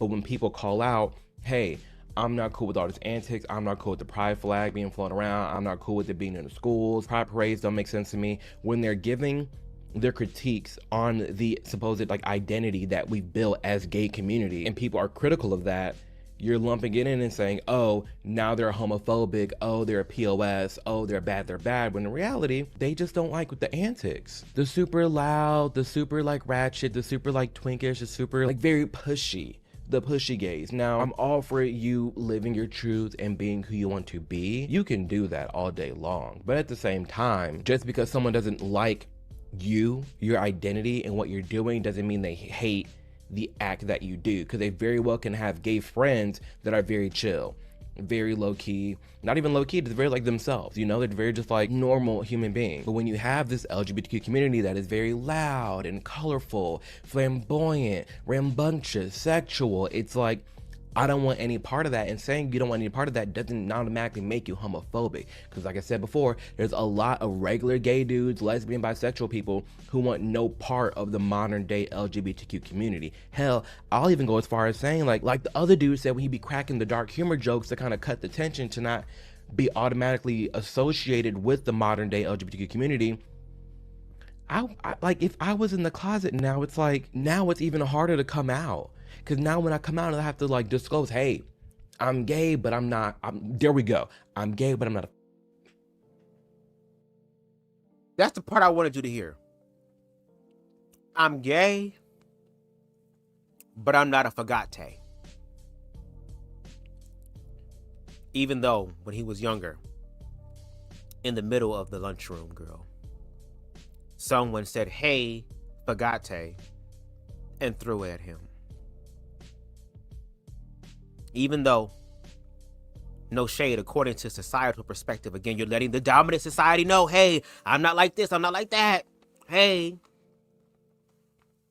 when you did that woke up dance routine of a 3-year-old toddler girl, that was some fagate-ish. And dominant society will agree with me on that. That's some fagate-ish. So let's be real. And girl, if you send me a Cash App at the bottom of the screen, maybe we can talk, baby. I don't talk about. I ain't discussing shit until I get a deposit. You want my deposit? Deposit it to my Cash App, then we'll talk. You know, you get what I'm saying? Like, there's a difference between being gay and then being like that. It is what it is. And most of the LGBTQ community is just, it's too much. It's become too much. And this is why you've seen a decline in the respect for the LGBTQ community, especially given all the amount of people with the TQ plus, all the non-binaries, all the trans, like all that side has just been plummeting gay rights and the respect for gay rights and gay people because of the harm that they're doing. It's sad and it's frustrating. Can I ask you a question?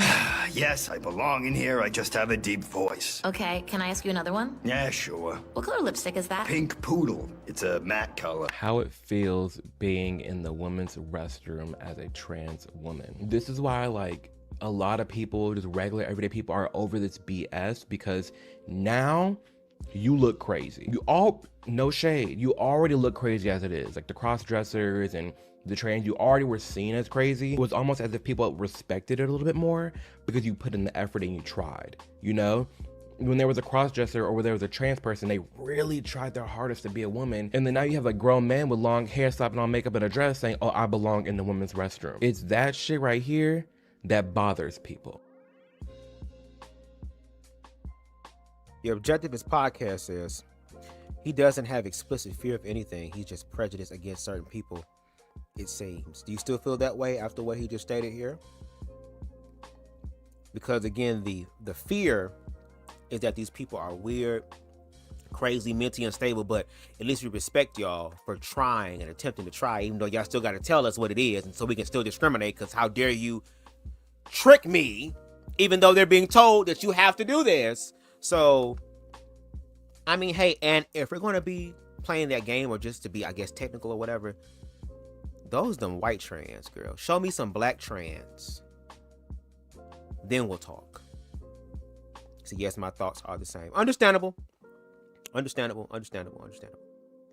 That upsets people, that makes people just extremely uncomfortable because of just this extreme rise over the last, if I would say 5 to 7 years of grown men playing dress up, going into these women's bathrooms, causing a scene, acting a fool, posting online for clicks and views. All you're doing is making people not like the gay community. Because even now, when you go to like these gay organization websites like Glenson and Glad, they're all talking about trans stuff and non-binary stuff. A lot of the times, these gay organizations have nothing to do with gay people. The LGB, the lesbian, gay, and bi have nothing to do with that. It's all the TQ+. And they're literally separate, and they should be separate. I hate what it's become, because when you ask these normal people, hey, what are your thoughts on the LGBTQ community? Do you support them? Hell, I would say no too. Because if me saying yes automatically means that I'm supporting this and the trans kids and all types of craziness, no. No, I don't support any of that. I don't. I want my right to be married. I want my right to be seen as an equal according to the law that other people out there, the straight folk, left alone. That's about it. Something that you love. That's Okay, girl. Well, you already got that. Let the trans people get what's theirs. You got your shit. So move the fuck out the way. You got it. So shut the fuck up and move out the way. But see, again, I do believe that there is a fear that if these trans people keep acting this way, and we know that dominant society is not going to change their minds on the queer community because they can't even tell the difference between, like he said, drag queen, cross-dress, don't even know their damn selves. It's all the same thing, and he knows that, which is why he's trying to stop guys, because what y'all do is going to inadvertently affect me, as if though that was not going to be the fucking case, because again, they want the entire queer community gone. And again, Amir, you live your life as almost a fucking recluse in reference to your sexuality, and that's cool, but not everybody is insecure like you. Some people have the courage to be able to be who they are in public. Kiss their partner in public. Hold their hand in public. I mean, damn, everybody else be doing it. not family or friends.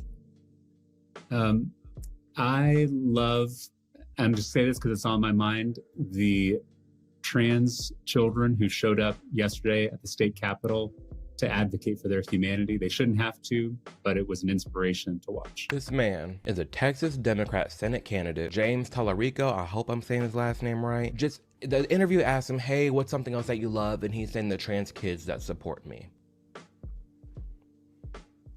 Now I understand this man is straight, but this is a big reason why there's a lot of other people out there on the other side that are just over all the gay stuff and just do not like anything gay related. What do you mean you love the idea of trans kids supporting you and their bravery, fighting for their acceptance? They're a child.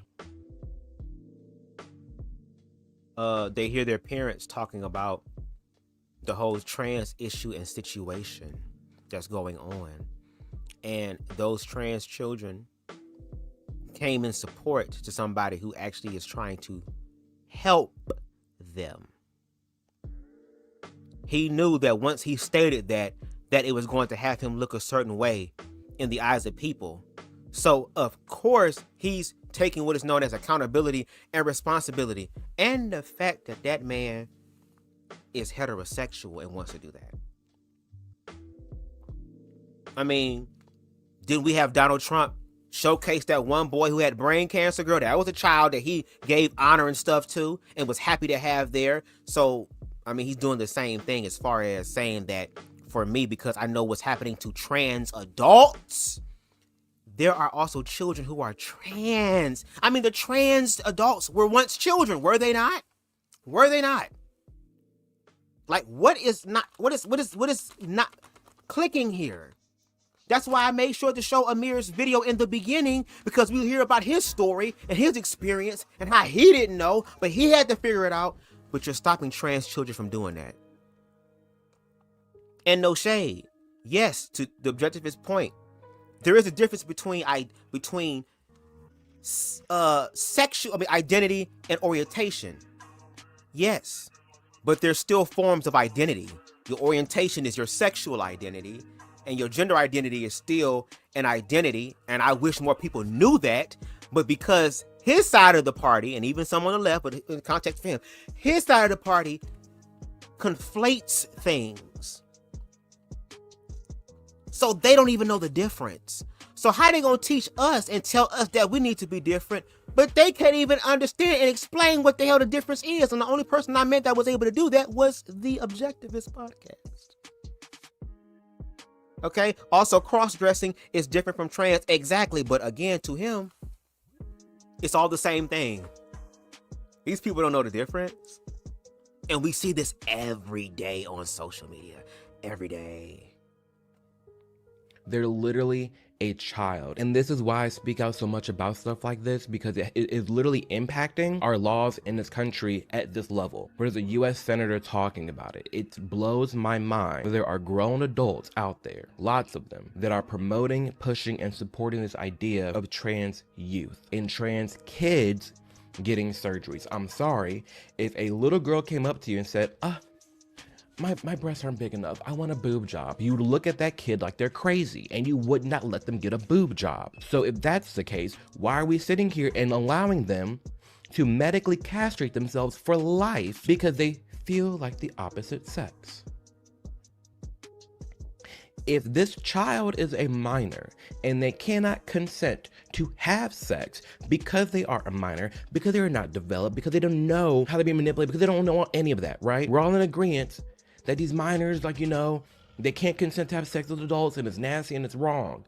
That is wrong. But at the same time, there's a group of people saying, even though they can't consent to have sex, they can't consent to control what they're doing with their body parts. They can control to just get rid of it. The logic doesn't add up. They can consent to just, you know what? They can't consent to have sex, but they can consent to change their sex. Let's talk about the uncomfortable reality that I think this age of the internet has revealed. And no shade, even though this particular platform is wrong 9 times out of 10, I'm sorry. There are times where a broken clock is right once a day, because it's only once with these people. Somebody on a platform, and I remember it was a women's panel, and they were stating how, because we're in this age of information, there's really nothing you can't hide from your children anymore. Hell, your children can learn about your past. They can watch your home videos. They can find out things about you that you want to keep so clean, girl. We're able to watch things from the past. With this current knowledge that we have, we're able to look things over and learn from the fucking past. And y'all was once children too, right? Which means that even though y'all didn't have the consent to have sex, y'all still had sex with other people, whether it was with consent or unfortunately sometimes without it. Y'all did what the fuck y'all was gonna do anyway, right? So, I mean, children are gonna do that as well. And if they're gonna do whatever the hell they wanna do, I would prefer my children to know what the hell it is first so they don't end up doing it and then fuck themselves up. And I'm sorry, the queer experience is here, it's always been here. And y'all do not own all of reality. Y'all do not gatekeep all of reality. We have the opportunity and space, just like everybody else, to manifest the life that we want. And sometimes you may not understand it. Hell, we don't understand why some of y'all just bigoted as fuck. But at the same time, y'all still live your lives. Then do the same thing for trans people. And if this small demographic of people is powerful enough to topple society, then it really just shows how weak that society is. And no shade, we are a weak ass society because there's the actual 1% that's fucking all of us up. And y'all worried about the other 1%, which is the wrong percent. Y'all can't make this shit up. Let's continue. It doesn't line up, and that's why people are like, oh my gosh, it's a slippery slope into the whole PDF file, that community, because there was something in Tennessee. I'm gonna look it up real quick. Put on ground news. And it wasn't just Tennessee. It was like a march, trans youth march for body autonomy. Is that what it was? Protest? Yeah, I'll put this image up. Was it Tennessee? Where was this? Young people organized DC transgender rights march. And this banner says, March for Queer and Trans Youth Autonomy. They're a minor. They ain't got no damn autonomy. That's their parents.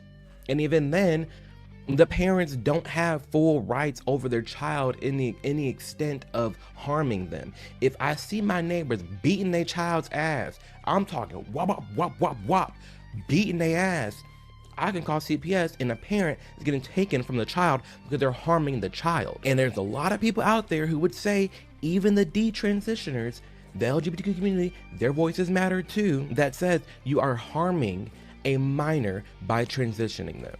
Okay, so let's go with that. Let's use the analogy of, again, you watching your neighbor beating the shit out of their damn child. When you call CPS, you know what will make your claim even stronger? When you call them, is if you take out your phone and you record it That's called documentation, right?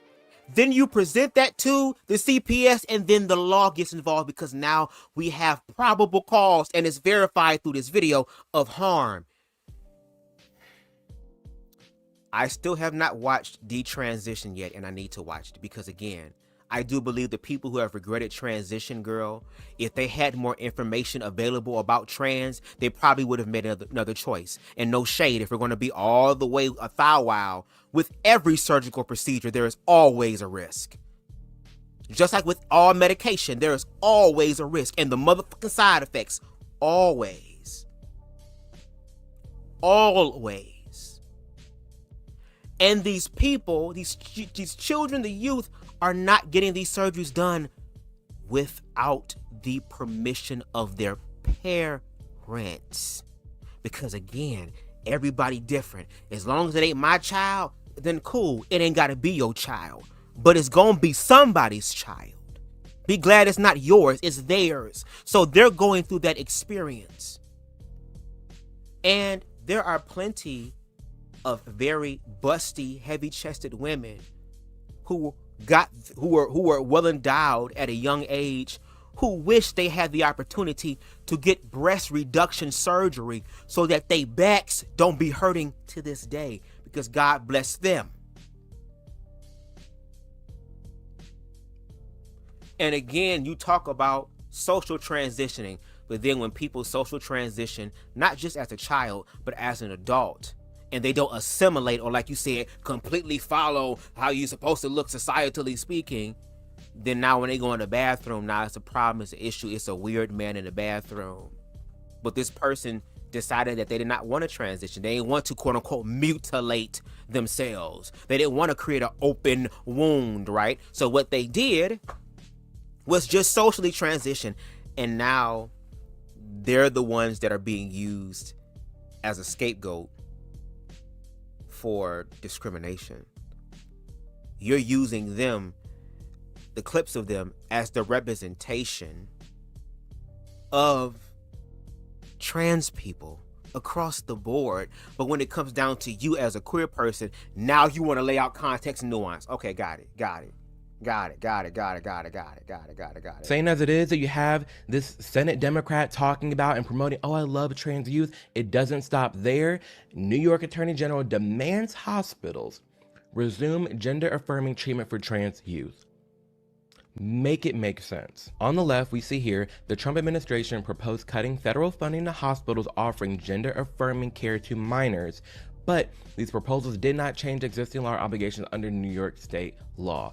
Basically, Trump, this administration, we'll talk about that as a whole another day, but this topic, they're saying, hey, you hospitals out there, y'all need to stop mutilating children. These minors, y'all gotta stop. And the New York Attorney General is demanding that the hospitals resume changing children's genders. Can't change it, but like literally mutilating them. That's what they're doing. And much like other people out there, I am sick and tired of being called homophobic or transphobic for not supporting trans minors. I'm tired of being told how to think on this topic and even in general. In this circle over here, we have gay people. In this circle over here, we have people who you consider to be homophobic, but are actually just annoyed with your shit. Because nobody has worked as hard as the gay community has over the last several years. Through being insufferably loud, demanding, intrusive little victims, you have effectively destroyed all public opinion of the gay community. Now you're mad that the fire that you started has burned you. Now I didn't finish filling out my diagram here. You see where these circles intersect? That's me. That is myself and the other gay conservatives here on social media who have been working hard, who are gay but have been critical of the gay community. Us who are gay but have been calling out the atrocious behavior that has been celebrated and uplifted within the gay community. Us who are gay who are trying to save the community from itself. So you can continue calling us and anyone else with valid criticisms and concerns homophobic, or you can say, perhaps we did create an issue. We definitely did create an issue. Before we get started,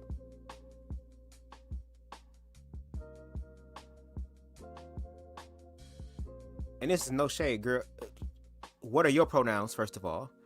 And secondly, I am waiting for y'all to show us what the fuck the help looks like. Y'all saying y'all working night and day and night. Y'all working like Michael Jackson in this bitch. Y'all working like Beyonce in this bitch. To save the queer community from itself. What does the saving look like? Where is the examples of what y'all are talking about en masse on why they need to? Or is it the fact that, again, because y'all know deep down inside that the majority is ignorant and bigoted as fuck, that you're going to be lumped in anyway? And if that's the case, you should be fighting the system that enforces that, as opposed to the people who are actually trying to fight the system that enforces that so that your ass also benefits from it. So you want the people who are actually walking in their truth every motherfucking day, as far as who they are, to be quiet so it doesn't pop your personal bubble?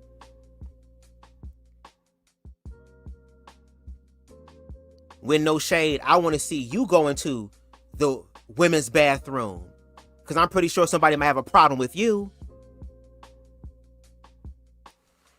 But go ahead, Amir. Go off, queen. And shout out to Becky, really sweet woman, friend of mine. Be sure to follow her below. I have all the links to all the videos down below in the description. That was great. The only caveat that I would say is it's not just conservative gays in that little middle. I would just say it's middle ground gays. I mean, hell, there's even more. Like, I've met liberal gay people who are tired of their own side shit. Like, just because they're hypercritical of the liberal side doesn't mean they've left it, so to say, you know? So I wouldn't put it off just to conservative gays, but in large part, yes, it is more middle ground and leaning right, but I will give justice to the more liberal gays who are also tired of them, because they matter too, and they're honestly the more effective ones to really cut down all of this. Because for the most part, like the black dude said in the beginning of this video, it's not so much that they're homophobic, they're just annoyed. They're tired. They're burnt out. Like, the black fatigue, this is gay fatigue. Like, fatigue. The sticks. The bundle of sticks. If you know, you know. If you Google what up. Can you actually Google that? Is that the official word for a bundle of sticks? Let me make sure. Bundle of sticks. Yup. Go ahead and Google that. A bundle of sticks. That's what we're talking about, and that's what people are annoyed by. They're just annoyed of them.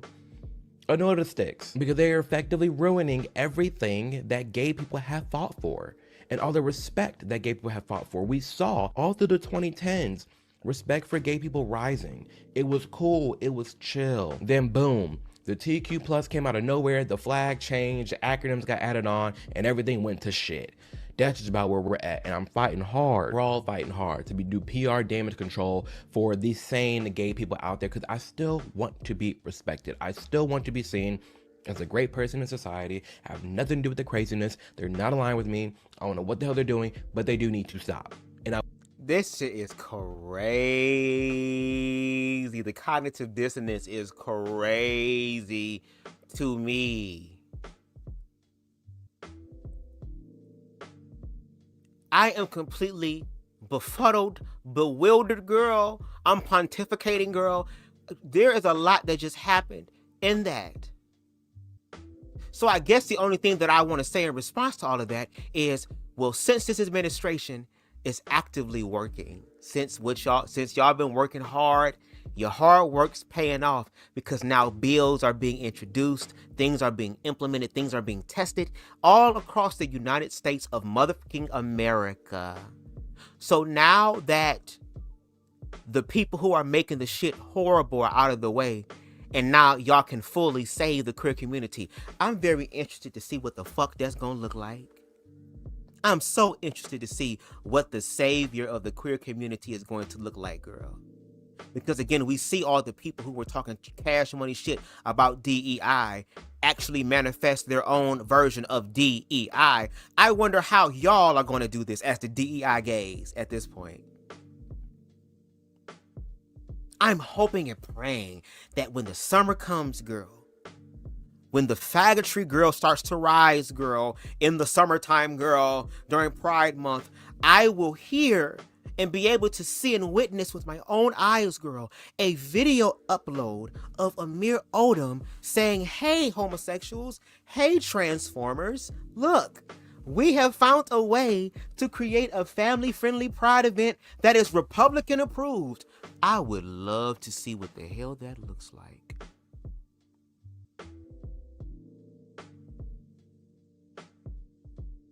Y'all are saving the queer community. Y'all saving the queer community from freedom.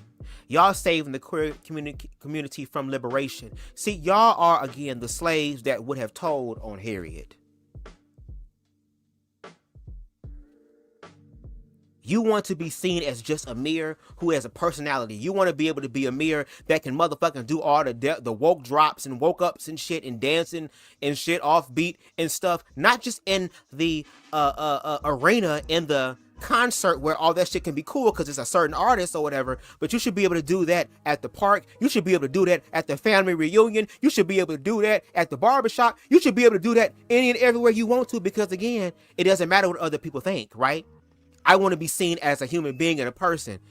And those same trans people and non-binary people want the same fucking thing, and then you sit here and deny them that, but yet you want it. Is it because the Republican Party only has so much grace and mercy to give out that you gotta fight other hoes for it? Because if that's the case, I don't want it. I don't want it. Because there's nothing that Amir can prove to me and show why queer people should align with the Republican Party and the more conservative movement. What is it, nigga? You can't even show off your husband. Allegedly, because you have one. How many people show off their damn partners? How many students, how many teachers at school talk about their weekend, about how they had dinner with their families? How they have a picture of their motherfucking wife on their damn desk. Children on their damn desk and in their damn wallet. At work, at school, all these different places. They can do that. They can have that. But you can't bring your man on here.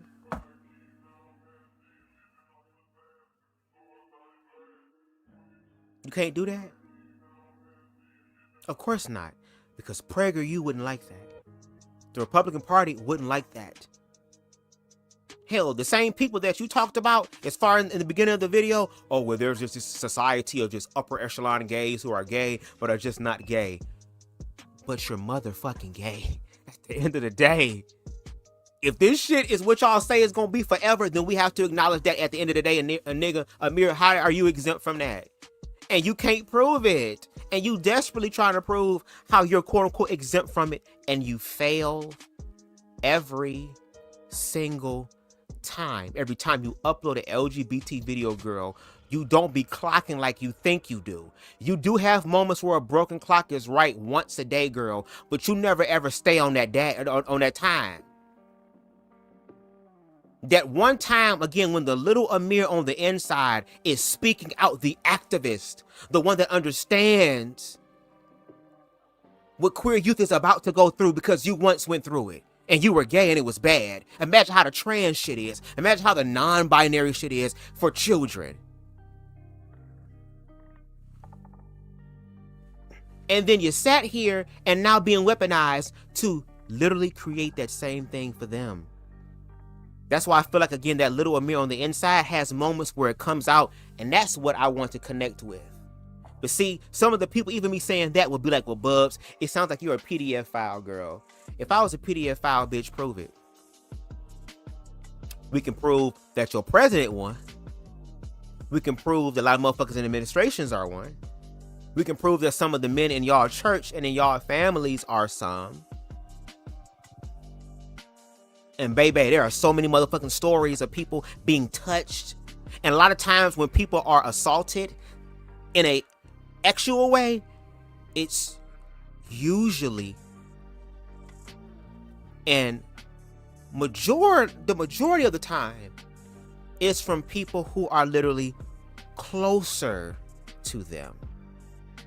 That means uncles, close friends of the family.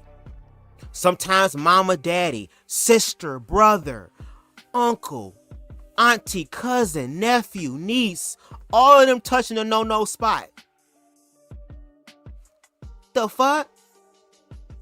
And you got these people out here talking about, well, the people that's out there protesting for trans youth and having autonomy over their damn body. They also realize that there is something known as consent, and we live in a world now where people don't need your fucking consent. They will sometimes take the shit from you. Look at ICE. They don't need your express consent because they're the one with the power. That's what the real edophiles do. They do it because it's asserting dominance over them because they were dominated. And on top of that, why would an pedophile in this social climate be public about that, knowing what could happen to them? But you want to claim the people that cares about trans youth as pedophiles. But what about the people who are in the church that want your children?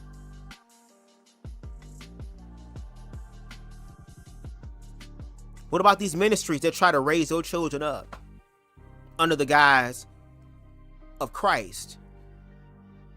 I mean, look at the Catholic Church, right? Hello?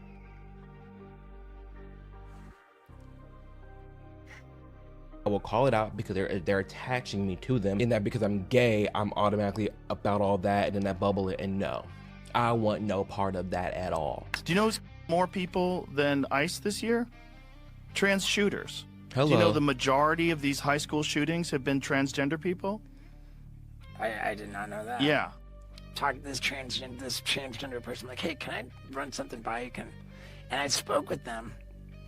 They described to me a level of oppression that genuinely fucking broke my heart. They said, hey, let me tell you, like, I am not allowed to use the bathroom at my own place of work. We've got like politics. That's not true. They're just not allowed to use the bathroom. It doesn't align with their biological sex. Okay. Or they can go.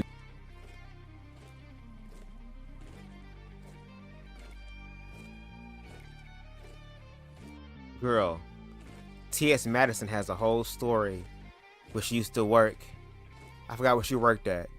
And she, again, as you see, presents as a woman and does a damn good job at it. Since we're talking about assimilating. And people knew her tea and told her, oh, well, you can't use the women's restroom. You can use this other bathroom all the way in the back as a othering.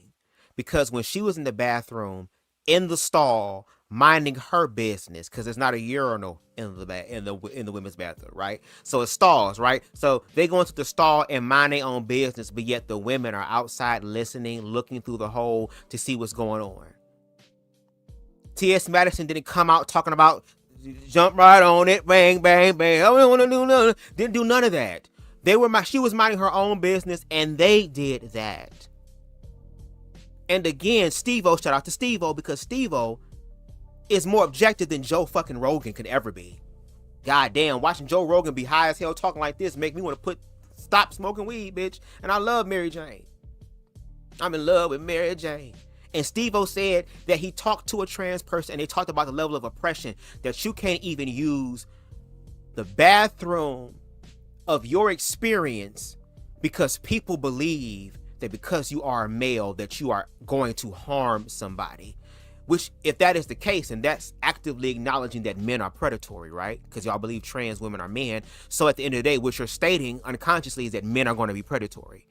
Not every man or not every person who is hetero... How can I say this? No, fuck it. Let me just say it in a way that y'all understand. Since y'all believe trans women are men, not every man, if you will, is going to find a female attractive. Not every man, okay, is going to do that. Now, just because a lot of y'all would be perverts in the women's bathroom, because a lot of y'all don't have no self-control in the women's bathroom, because a lot of y'all would get turned on and horny in the women's bathroom, does not mean that everybody's going to do that. And once y'all start finding me the overwhelming amount of evidence of trans women actually assaulting women in the bathroom, then run it by me. And if that is the case, for all the females that go to gay clubs, you don't get to use the women's bathroom because it's our space.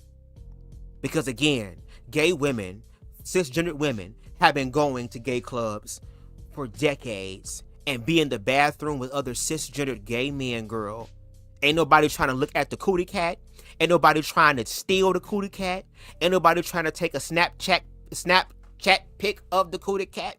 Ain't nobody trying to do something to the cootie cat. If anything, they feel protected in gay spaces because they don't have to worry about predatory men trying to get at them. Again, we have a movie. I forgot what it's called. I think it's called Something Boat Girl with Cuba Gooding Jr. when he went on a gay cruise just so he could bang this one lady and he pretended to be gay just so he could clap cisgender cheeks.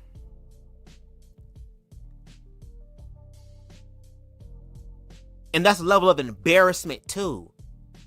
Because again, the social climate that we're in, there are some people who are trans who, again, like Amir says, they're living their life and they're trying to live stealthily. They're trying to be quiet. They're not trying to cause any ruckus. They're not trying to cause any problems. They're just going to go ahead and just live their life and do their own thing. And somehow, some way, some bullshit ensues, even when they are quiet. Just like how, Amir, when your ass was young, before your ass came the fuck out, you were bullied.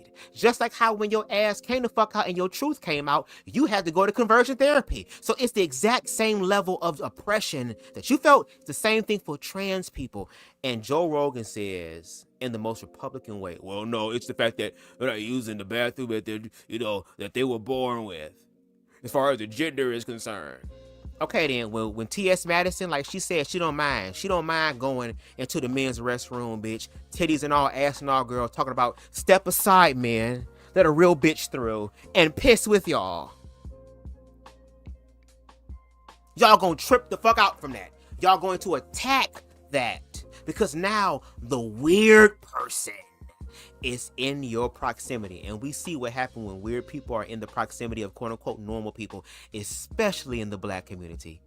Baby, please don't have me do another video essay, girl, where I just sit up here and rack up all the evidence of queerphobia, especially in black spaces. You know, the same space that also harmed your ass so much to the point that you had to go to an all-white space to feel safe. And again, I've been there before. I went down the same road, but I'm still black. And unlike you, I've learned to accept that. Oh Lord, let's continue. Use the bathroom. You can use the bathroom. Realize this is such a great clip, and I haven't seen it. I've been hearing about this. Oh my God, I have to include this video, because this right here is a friend trying to save a friend. He's like, oh shit, he's been captivated by this like mindset. Let me break this down respectfully, with facts, and just shut it down right at the jump. This is what we all should be doing with our friends who are on the STIFO side of things. I think there's people that feel like they are in the wrong biological sex. Sure. Right? But there's also people that are fucking perverts. Yep. And they have a thing called autogynephilia. And what that is they get a turn on by pretending to be a woman. They get which I've seen enough videos and enough pictures. Obviously, I can't include it here. You're gonna have to do the research yourself. Oh, no. You have AmirOdom.com, bitch. Where is that at? You said in the last video, girl, 2 years ago, that she was gonna put shit up that was gonna be strict down on YouTube. So you got a lot of work to do this year. But here's the thing. How are y'all gonna figure out the difference between that? And then on top of that, where is the video evidence of all this happening? I'm tired of y'all talking about do your own research. No, girl, you supposed to present your side of the story. I do mine. You gotta provide the facts that you found. And you shouldn't have a problem because your supporters send you shit all the time, girl. So it should be ABC 1, 2, 3. I mean, hell, if CTV asked the street committee to get him shit, girl, they own it. They own it. They own it. They own it. You got more subscribers than he do. 2 times plus over. You ain't got nobody on your team that can put all the shit together, girl. You ain't got no friends that are video editors that's able to put all these clips together, girl, and say, girl, if you want to see this for all the people talking shit, go to AmirOdom.com, girl, and then watch it for yourself and then get back to me. Then we can talk because you have proof. But I wonder if Joe Rogan is going to provide the proof. And just trust me on this, but it's a grown man in a dress, full on bricked up, ready to go, just poking out the dress. I'm not even joking. Fully bricked up, poking out the dress. You can look it up. They get excited by it, and they want to be around women, and they're creeps. And so you give them a fucking Willy Wonka golden ticket to go into the women's locker room and the women's bathroom and stare at women and pretend you're a woman when you're just a crazy man. Yep. And you're actually into women. Okay. That's real too, man. I don't doubt that. And then on top of that, again, that is real. And the gag is a lot of y'all low-key friends with those people. You talk about friends, a lot of y'all know people who are like that, who want to be around women and be perverts. But in order for you to realize the difference between, I forgot what he called it, what Joe Rogan called it, and trans people, you got to educate yourself about the trans experience. And this person spoke about them being discriminated at work because people believe that these trans people and the people that Joe Rogan talked about are the same thing. And then on top of that, if you're saying that being around women is going to turn them on, then what do you think is going to happen when the trans women who assimilate like women go into the men's bathroom and then now they turn on the men inside of there, right? Sometimes I be wondering how people have podcasts, girl, like Joe Rogan. I understand you smoke weed, girl, and I know that weed makes you ask different type of questions, girl, but you also got to study to show yourself approved. And you got to prove who is trans and who is not. And then on top of that, instead of teaching women self-defense because women always have to be the ones on the offense, how about y'all start checking y'all fellow brothers and stopping that perverted shit at a young age so that men will have respect, so that ain't nobody trying to get up there and try to snatch somebody-ish. And I'm pretty sure if there was a trans woman in the bathroom, since y'all believe trans women are men, a trans woman was in the bathroom and a person came through and attacked a woman, a biological female, a biological woman in the bathroom, I'm pretty sure that that biological woman would prefer that trans woman helping to whoop that biological man's ass, cisgendered man's ass, right? Okay then. Girl, like, what the? That's real, and I know that it's a super complex, nuanced thing, and but here's what's not complex. What is your chromosomes? Right. Okay, this is the same thing for competing. Right. All these fucking mental gymnastics that seemingly intelligent people do to justify biological males competing with females. Oh, I'm with the, I don't think anybody's It's the arguing same that. thing. Right. It's the same thing. It is the same. Right. And especially as speaking as a man who has daughters. So why the fuck do y'all sit up here and tell trans kids to just socially trans, girl, if the adults got to deal with all this shit? How does that work? How does that work? So y'all basically lying to the kids, hoping that the kids will grow out of that shit until they don't grow out of it. And now y'all talking about the adults. This is why I get pissed off and passionate with this shit, because it's like y'all have completely forgot where the fuck y'all came from.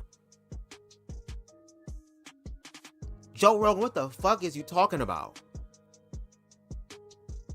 You gotta show me the proof of these motherfuckers assaulting the women. That's what I want to see. Show me that. Show me that.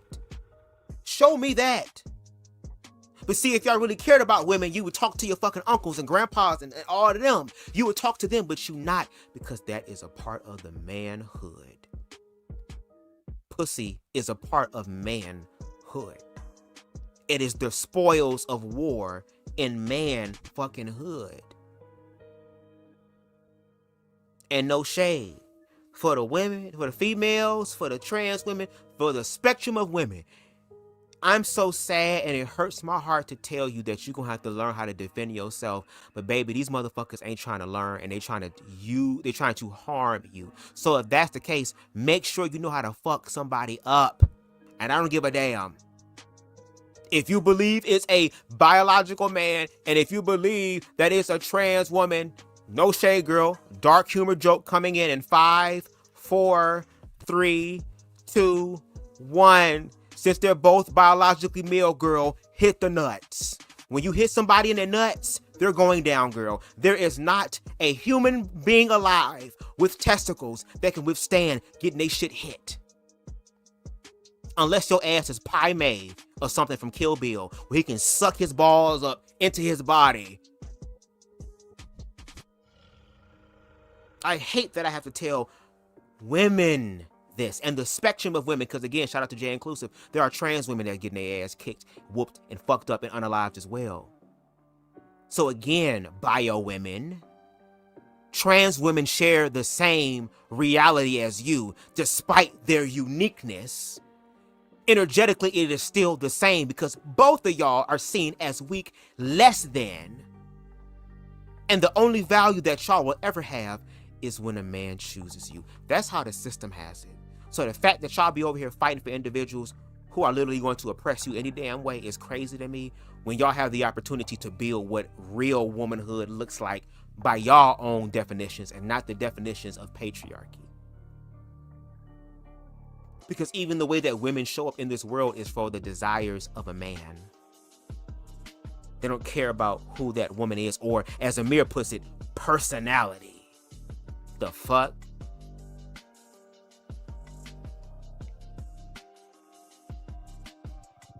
Let's continue.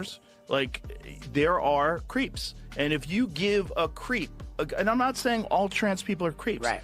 but a lot of these fucking people that are in trouble for going into women's bathrooms dressed as a woman. They're creeps. They're getting in trouble. They're going to jail.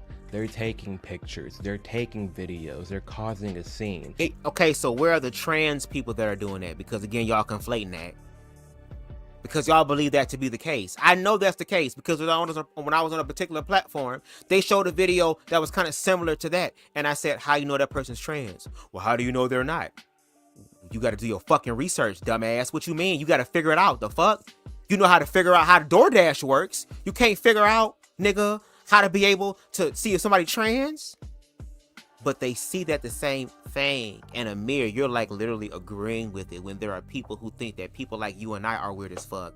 They think that we're weird. They think that we're sick. They think that we're twisted. They think that we're nasty and perverted. What the fuck is you talking about? And we use a bathroom that was assigned with our gender, and they still don't want us in there because they think that we're gonna do something to them. And didn't you come out your mouth and say that at the Republican National Convention, girl, and in these conservative spaces, girl, they doing all the nasty, freaky shit, bitch, the liberals wish they could, girl. These hoes are liberal X. These hoes doing more freak shit than the liberals do, girl, but doing it under the guise of Christ. And you called that out in your video. It's always been a thing, the creeps, but it's never been this concentrated. It's never happening this much, this frequently at all. Because like Joe Rogan said, you're giving them the golden ticket to go in the bathroom and do whatever they want. When before, if there was a crossdresser or a trans woman that actually went into the bathroom, a women's bathroom, I'm gonna say pre-2015, they made sure it was empty, or like they'll knock, or they'll like use a single bathroom, or they'll go in and out with their girlfriends, or they were really passing. They still did it, but it wasn't like it is now. What we're seeing now is actually pure insanity. So what the fuck happened then? If trans people existed in the past, but they were again, oh, let me see if somebody's in here. Oh, and a lot of that is out of fear because of the retaliation that would happen because of this shit right here, because people feel weird about it. But again, where is the objective harm? Because if trans people have been in the bathroom amongst you this entire time, where are the overwhelming amount of videos before this administration started spreading those fucking lies about trans people? Where was it at? Where was it at? Y'all can't prove that. Y'all got these other people who are perverted because they're projecting their sexual fantasies onto somebody, especially publicly, and being obscene in that. How is that equated to trans people as far as their existence is concerned? Y'all can't find that. And the fact that y'all keep saying this shit again proves to me that y'all are, again, thanks to Boss Man, y'all not transphobic, y'all not queerphobic, y'all bigoted assholes. Y'all bigoted assholes. Bigoted as the fuck. Bigoted. Bigoted biatches. Bigoted. Girl, you about to make me smoke my other damn pre-roll, girl. Hold on, let me go grab it. On are just that. They're creeps. Right, okay. They're crazy men. And these crazy men, their entire life, they would get beaten up for that. And now all of a sudden, they have to be accepted. So you've got two things going on at the same time. That too. They were getting jumped more. Honestly, and it's another video I'm working on, we need more consequences. We do. Ooh. We need more consequences. Consequences for people, bad people doing bad things. Because we're living in a society now, you can just say whatever you want and you're respected. I am this, you're respected. don't offend this person, don't say this, don't say that. No, you need very, very, very, very harsh and cruel punishments so people can learn how to act in this society. And if they don't know how to act after that, you're getting medical help or you're getting sent to an insane asylum, something. But how people are like promoting and pushing for this, like the senators, like the general attorneys, like our vice president, well, before vice president, Kamala and Biden, all. No, it's disgusting. You've got people with gender dysphoria that genuinely wish they were a woman or genuinely wish they were a man. And by the way, it's men that are the problem. No one gives a fuck about trans men going into the men's bathroom. Come on in. Who cares? Right. Who cares? Oh, a girl's gonna shit next to you, or what is she gonna do? She's gonna pee out of a funnel. Right, what is she gonna do? Like, Hey, no I'm one's not- gonna I'm get not- I'm hurt. not arguing No with one's you on gonna get this. hurt. This is the problem. When you allow perverts to have this hall pass to go into women's locker rooms and bathrooms. Yeah. So you can't say you're not allowed to use the bathroom where you work. That's not true. Not You're at just all. not allowed to use the women's room where other women are in there because you're not a woman. And I know you wish you were a woman or whatever's right, going on, okay. but you're You know not. what? You make a Okay, so again, you said they will cause harm. If a trans man goes into the bathroom with other men, who cares? Because again, to y'all, it's a woman cosplaying as a man. And of course, you ain't got to worry about her, them, according to you, her being a pervert. Y'all the perverts in the bathroom with her. So y'all gonna be looking. See how that works? See how y'all become the perverts? But when it comes down to trans women, because trans women, especially if they are not what I heard was transsexual as far as the reassignment surgery, because they have their member, that means they are innately going to harm women. And no shade, not everybody thinks like y'all, because not everybody is thinking with their fucking member. Because if we're going to use that same analogy, girl, oh, well, we ain't worried about trans men in the bathroom, but what about other gay men? Would you go in the bathroom with another gay man?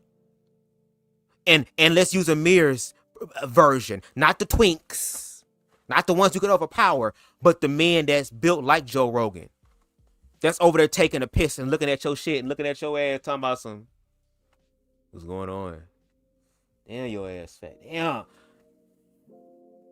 But he can whoop your ass. Now we gotta motherfucking get into it.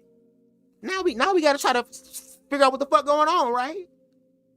See, these people never want to have conversations with me, girl, because I give a 360 perspective, bitch. We gonna talk about all of it, girl. And if you ain't ready to talk about all of it, then don't talk about none of it, then. Let's talk about all of it, girl.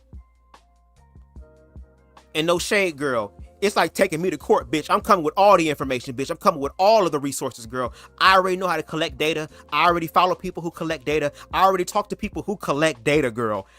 Bitch, we can do this. I'm hoping that Amir Odom gives us video essay after video essay after video essay, since video essays are very popular on YouTube. Shout out to video essays. I love me a good video essay. He's not gonna do that.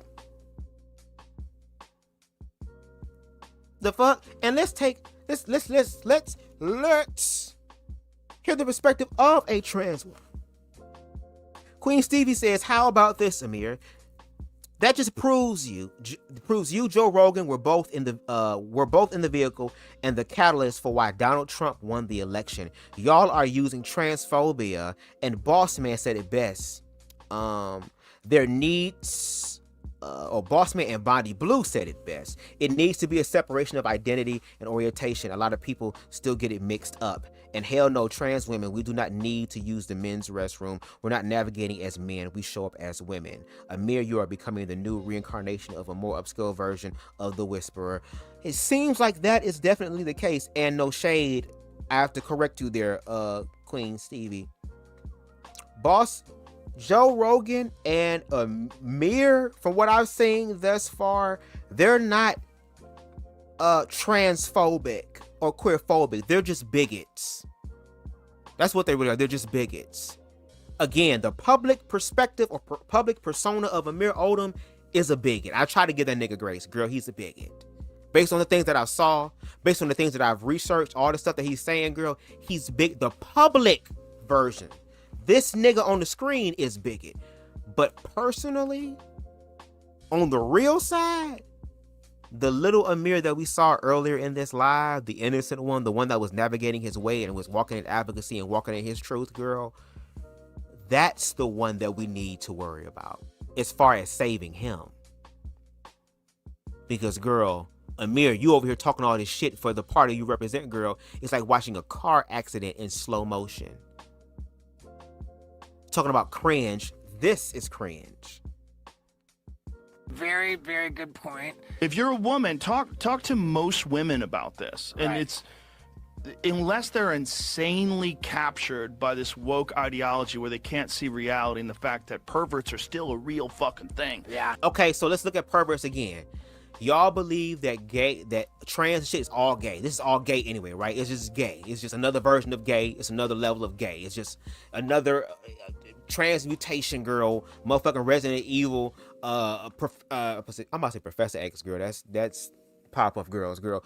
Resident Evil, damn T-Virus, H-Virus, girl. All the Las Plagas, all that type of ish, right? Let's say all of that, right? It's all gay. Like I mentioned earlier. Biological women go to gay clubs with gay men and feel completely safe. They have gay male friends and feel completely safe. So if all this shit is gay and at the base level of gayness, females are safe, then when you have this evolution, according to y'all, of homosexuality, which y'all call trans women, men cosplaying as women, how is the harm now introduced? How is it that now that they transition as, are they lesbians now? Socially, girl, is that what's happening? Socially lesbians now? Like, this shit is crazy. And it's like, Joe Rogan, don't have me on your show, nigga, because it's like, I need you to smoke a hybrid, because you smoking all this sativa, girl, and wasn't he a fighter or something, girl? Did he get hit in the head a few times, girl? Maybe we need to see what's going on with you too, sir, if I'm not mistaken, because wasn't you in UFC or something? I don't know. And this loophole, you've given loopholes. Like, there's men in prison. I think it's like 47 biological males in California are housed in women's prisons. Some of them are offenders. And some of them get pregnant. There's trans women going to jail and they're causing all types of harm and ruckus in these jails. You can't make this shit up. And I think the big part that Joe Rogan's getting to is it's the subtle acceptance that gets to that point. All the TQ plus stuff, because the LGBT, the gays, we were fine. After gay marriage, we were chilling. It's this TQ plus side of things that is bringing everything down and causing all types of ruckus and loopholes and just slippery slope and just ruining everything and making everything really creepy, weird, and annoying. That's what they're doing. And it's a subtle acceptance from people like Steve-O and your liberal friends that you may have. They're like, oh, it's okay. It's fine. It's fine. It's not. It's genuinely not. Girl, it wasn't fine when you let that motherfucker call you a hogget and throw something at you and you ain't do shit about it. That was not fine. But one of your liberal friends, back when you were liberal, girl, stood the fuck up in your defense when you were too afraid to do it your damn self. See, this is what pissing me off. How dare you talk in this smug ass way like you on the right side of motherfucking history when you don't even know queer history, nigga? How is that? Girl, let me just press play. Let me just press play. Fine is genuinely not okay. It is just not. There's no other way to put it. It's not being hateful. It's not being homophobic, transphobic. No, none of that. There's people that are actually suffering from gender dysphoria. I'm not saying that's not the case. What I'm saying is we are allowing people to just overrun our society and just do whatever they want. We need to bring back some law and order. We need to bring back some structure. If you're a woman, use a woman's bathroom. If you're a man, use a men's bathroom. You can't say trans men are men and trans women are women. Otherwise, you wouldn't be trans.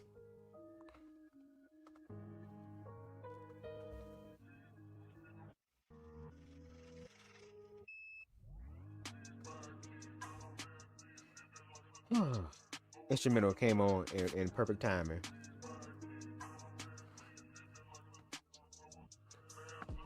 Amir, nigga. That's because they're walking in their truth.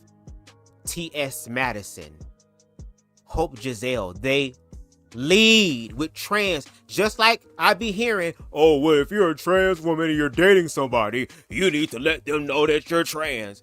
They literally do that. And this is what the fuck they're met with. And what I'm asking you is all this harm that y'all claiming is happening, why can't y'all prove that? Why can't Joe, why, Amir, you got X. You can't put it on YouTube, girl, put it on X.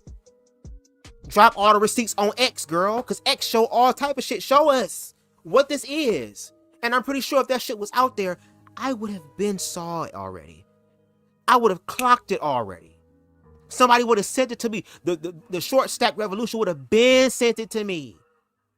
I would have seen these red pill spaces having conversations about that if that was the case. So Joe Rogan, all these motherfuckers, where y'all getting y'all sources at? Where are your sources? Cite your sources so that people can see for themselves. But you tell them to do their own research. You do your own research after I done showed you what the fuck it is. Then you do your homework because now you have an understanding of what it is. Y'all have to provide that, and y'all do not do that.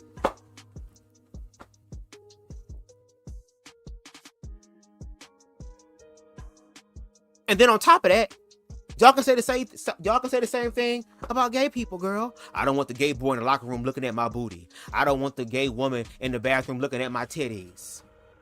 Again, we had Tish, strong body ass, feel some type of way because another strong body bitch came into the room and she was no longer the strong body bitch. Looking all rough and tough and looking like her daddy's son, even though she's a biological female. Oh. You would just be what you are, but you're not, because you're trans, because you're transitioning from one thing to another. Hello, trans women are women. You're not. You're a trans woman. You're a man cosplaying with a wig and a dress. Trans women are women in reference to the social constructs. Trans women are not biologically female.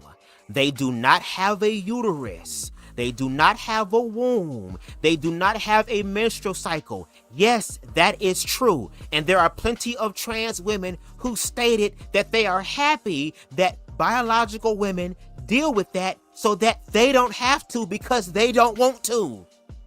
They're talking about the way they show up as women in society, how society has created this. How many biological women literally have to play sex symbols for their entire fucking lives to appease a man, because what being a woman is not even from the definition of a woman. It is based on what men believe are women or what is complementary to a man. And just like how there are biological women that's getting their tits enhanced, getting BBLs, getting injections, getting all types of cosmetic surgeries to compete with other bitches for niggas. Trans women are doing the exact same thing, and at the end of the day, the niggas want all of y'all. And that's the one thing y'all keep missing, because he fucking on both of y'all. And he the one that's winning while y'all fighting over each other. When y'all need to be ganging the fuck up on his ass and beating his ass with goddamn double socks filled with quarters, bars of Dial soap, and oranges and shit. As a woman, boiling down, that's what it is. You're trying your best to transition to model what the sex and gender is. Okay, so let me ask you a question then. Amir, you're gay, right? Do you think women would be okay with you being in the bathroom?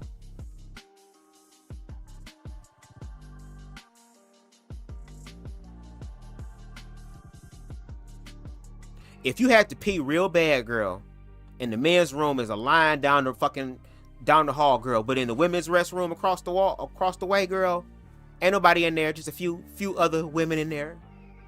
But they know you gay though. They know you gay. You walk in, but oh girl, I'm sorry, girl, I gotta go pee, girl. Oh, can I go pee, girl? They're not gonna be, oh my God, it's a man in here. They're gonna be like, oh, you're gay. You're safe. Because that's what I hear all the time, especially from black men. Oh, well, gay. The reason why they like gay men is because they feel safe. Okay, so are they going to allow you in the bathroom if you gotta pee? Or are you going to bust your bladder just to make sure you pee in the men's room? I wonder how you would answer that question. That's what you're doing. In what age do you think most trans kids determine that they're trans? Violet told us when she was 1.5. She's been telling us since she could speak.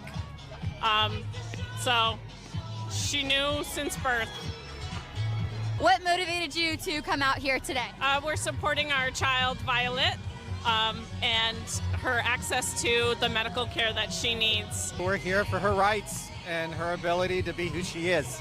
She's not going to let anybody silence her, and we're not going to stand in her way. Are you concerned about how this case would affect Arizona, or do you think that would have an impact there?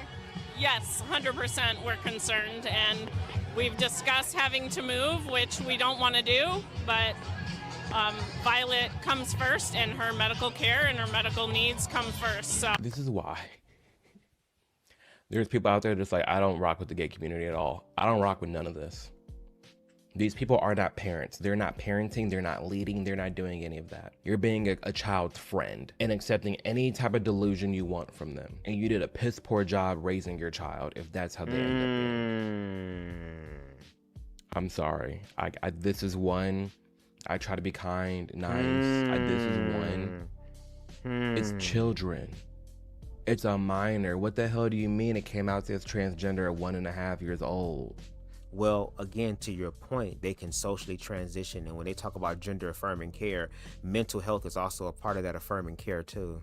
It ain't just cosmetic or medicinal.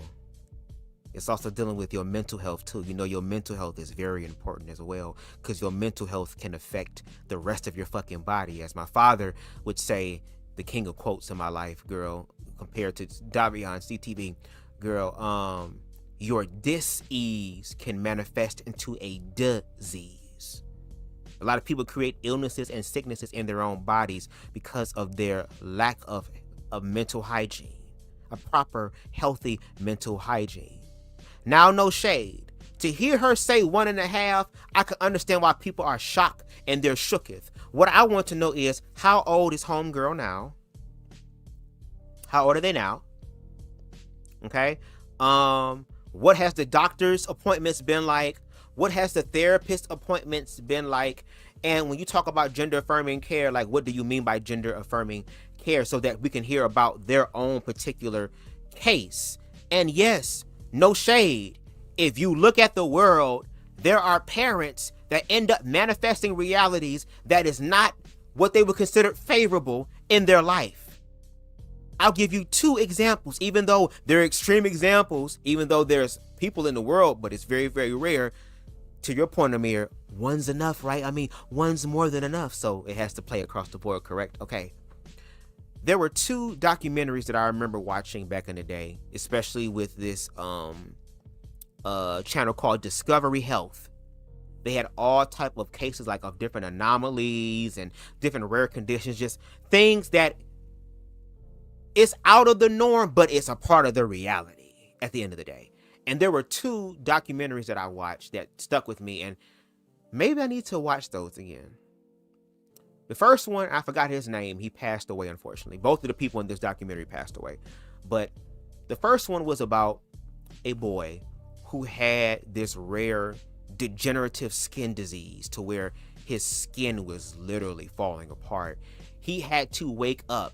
Imagine being in pain all the time. Imagine waking up in pain, having to get into this this disinfectant bath and everything stinging and burning. Y'all know, if you get damn salt on your lip, if you bit your lip or bit your damn tongue, that shit sting. Imagine having open sores all over your damn body. Having the dressings be removed, and that's painful. Being put inside of this thing, and that's just very fucking painful. Having to have those new bandages and new dressings put on, that is painful. Every movement is painful, and you're stuck like this. Your body, girl, you can't really move your shit, girl. You stuck like this. But yet this young boy who was going through hell that would make me, Amir, and everybody watching motherfucking want to take their own life because of how fucking miserable that existence probably is. But the light and the love and the strength and the God inside of that little boy, to where he was able to get in front of people and become a public speaker and speak to grown ass adults who take everything for fucking granted, to let them know that they have to still keep living even though he knows that he's living on borrowed time. Shut the fuck up talking to me. Another one was this girl called Shiloh, but she was known as the real life Little Mermaid. She was born with a disease where basically her feet refused and legs refused together. I think she didn't have a uterus or something. It was just, she was Ariel manifested in life. But she was full of life, full of spunk, full of pizzazz, full of zazazz, just very bright. And even though she went through very scary, traumatic experiences regarding her health, she was keeping her parents going. There were plenty of times where the parents literally wanted to give up because of how difficult it was. But the person, Shiloh, going through that experience, who would have every right to want to unalive themselves as well, chose to transmute their life and whatever life they had as far as the longevity of that, and basically fucking live. She passed away, but both of those children have lived more than me, Amir, and everybody watching combined. Because they came in this world with their mortality challenged.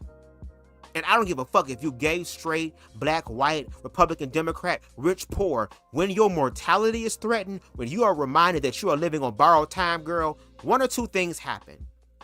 You either allow the what's the shit I'm looking for, the word? The fucking panic attack take you over to where you try to escape it, or you literally sit in that bitch and in that objective reality that one fucking day this will be gone and my reality won't even fucking matter anymore. And once you sit through that and work through that, guess what? Now you're able to tap into another area, another level of living, to where now you live unapologetically, authentically yourself, and really don't give a fuck what nobody else says. Which is why, again, I commend the parents, I commend the people who are still going forth and saying, hey, even though the rest of these bastards may be held back by fear, I am going to walk through the valley of the shadow of death. I'm going to actually live out that scripture in real life. And any parent who cares about their children, of course, is not going to sit up here and let their children run them over. But there are certain aspects of your child that they are just going to fucking be, whether you want it to be or not. Because whether you accept it or not, it is their reality. They're their own entity. Yes, you're responsible on helping this individual that came into this planet through birth to learn how to adapt and survive on planet Earth. But what their personality and character and life experience is up to them. And I think a lot of you parents better be nice to your children, because some of your children get to decide what fucking home they put you in. It's going to be a lot of old ass, bitter ass adults dying without people around them because of how they treated people. And remember, y'all might want to listen to the children, because you're once an adult and twice a child. How many damn grown-ups now who are adults and elders are basically grown-ass kids? Have to be taken care of and looked after. Let's not play these whole-stro games. Let's not play these whole-stro games, girl, because it's going to be played across the board.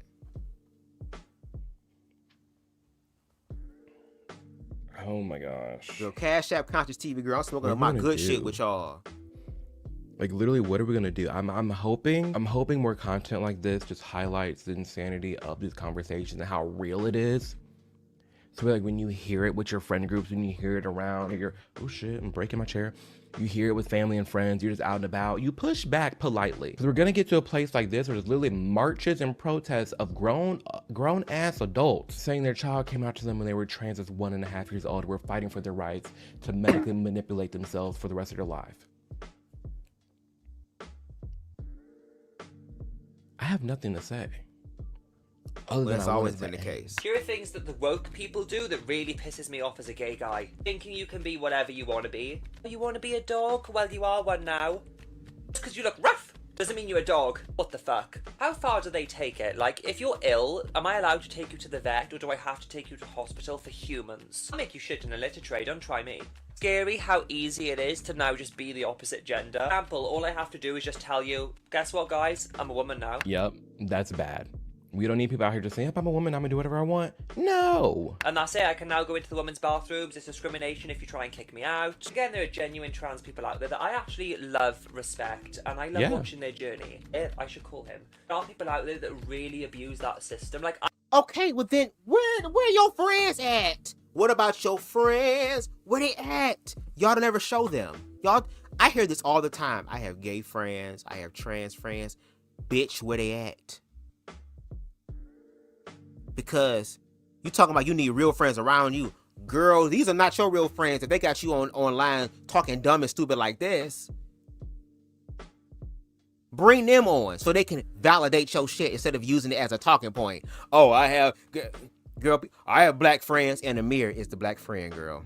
Jesus. I can genuinely have a beard like Dumbledore and walk into the woman's toilet and just say I'm a lady. Personally, I think trans women are not a threat to women in the bathrooms at all. If anything, they want to get railed by a man. The fact that if you don't like anything, it's called phobia. I don't like what straight men are into. Beer, pool, football, their culture is not for me. Straight culture is not for me. Gay culture might not be for them. That doesn't make them phobic. Just because a straight man says, oh, I don't like what gay people do, doesn't mean they're phobic of it, because I don't like what straight people do. That shit now. No, I mean, that's cool if you let people know, hey, I'm heterosexual, I'm attracted to women. That's cool. But it never just drops it like, oh, okay, cool, we good. No, it's the, oh, don't do gay shit around me. It's the fear there we go. Projection of fear. All this is fear projection. What you're going to do to me, what is going to happen to me. And y'all can't prove that. This person literally just said, oh, well, I know genuine trans women. Okay, well, where are those genuine trans women that's talking about this? Because there are certain people that are putting them all together with the perverts. They think it's the same thing. Joe Rogan don't know the difference between a trans person and a pervert.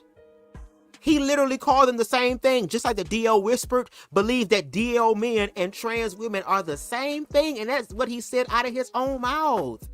And people believe it. I can't believe that y'all are educated because y'all never look up things for yourselves. And I want everybody to be honest. I want everybody to tell the truth, girl. I want all of y'all to stand up. I want all of y'all to say whatever the hell y'all gotta say. This is the time, girl. Since we in Trump America and we removing respectability politics, because no shade, a part of me kind of ready for that shit to end too. Because I don't mind being respectful with people who are worthy of the respect. But for the biggest girl, I don't mind, girl. We can remove what's the word I'm looking for, girl? The pleasantries. And we can get down to business if that's the case. Because I feel like that's what really needs to happen. No shade. Because again, trans people are being harmed by this. Unaliving rates are rising because of this. And this is not the first time. This shit happened during Trump's first presidency. I remember one time I was on campus and they had to shut the fucking classes down, girl, and had to have emergency meetings because everybody was scared. And we saw the shit that happened during Trump's America. A lot of people unfortunately passed away because the president was ignorant as fuck and didn't let the American people know about this virus that was in the country until months afterwards. He's telling people to inject Clorox bleach into their fucking veins and shit so that their ass can beat C-19.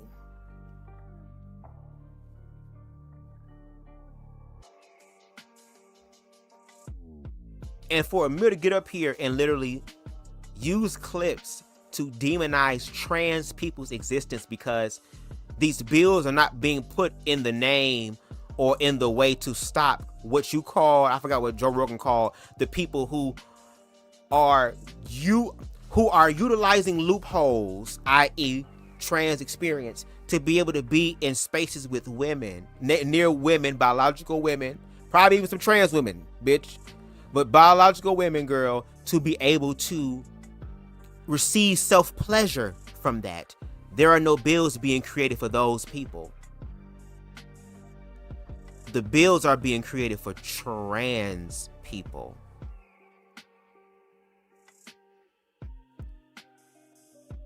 Like, girl, oh, I can't wait as my platform rises, girl, because I want to have conversations with these people.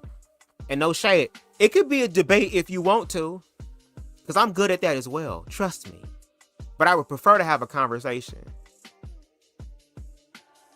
Because a conversation means that both parties are listening to each other. They're not just also listening, they're comprehending what's being stated. They ask clarifying questions. They don't try to assume, or if they do assume, they say speaking ignorantly. Like, there are ways that we can have transformative conversations from different sides of the motherfucking aisle and meet in the middle. Because again, Amir claims to be a person who's in the middle, girl, but you more so to the right than you are in the middle. And I'm willing to be in the middle. But at the same time, I don't mind allowing other people to live their life, especially if their life is not objectively harming me. You got trans friends right now. Do your trans friends let everybody know they trans? Or are they very low-key like you? Okay then, there are plenty of trans women that still live very low-key like you, if that is the case. Who then, unfortunately, are forced to disclose they ish. Instead of a motherfucker just saying, hey, no shade, girl, this is 2026 right now, and it's a different type of world, and I just want to know, girl, what are your pronouns? And no shade, are you a biological female or are you a trans woman?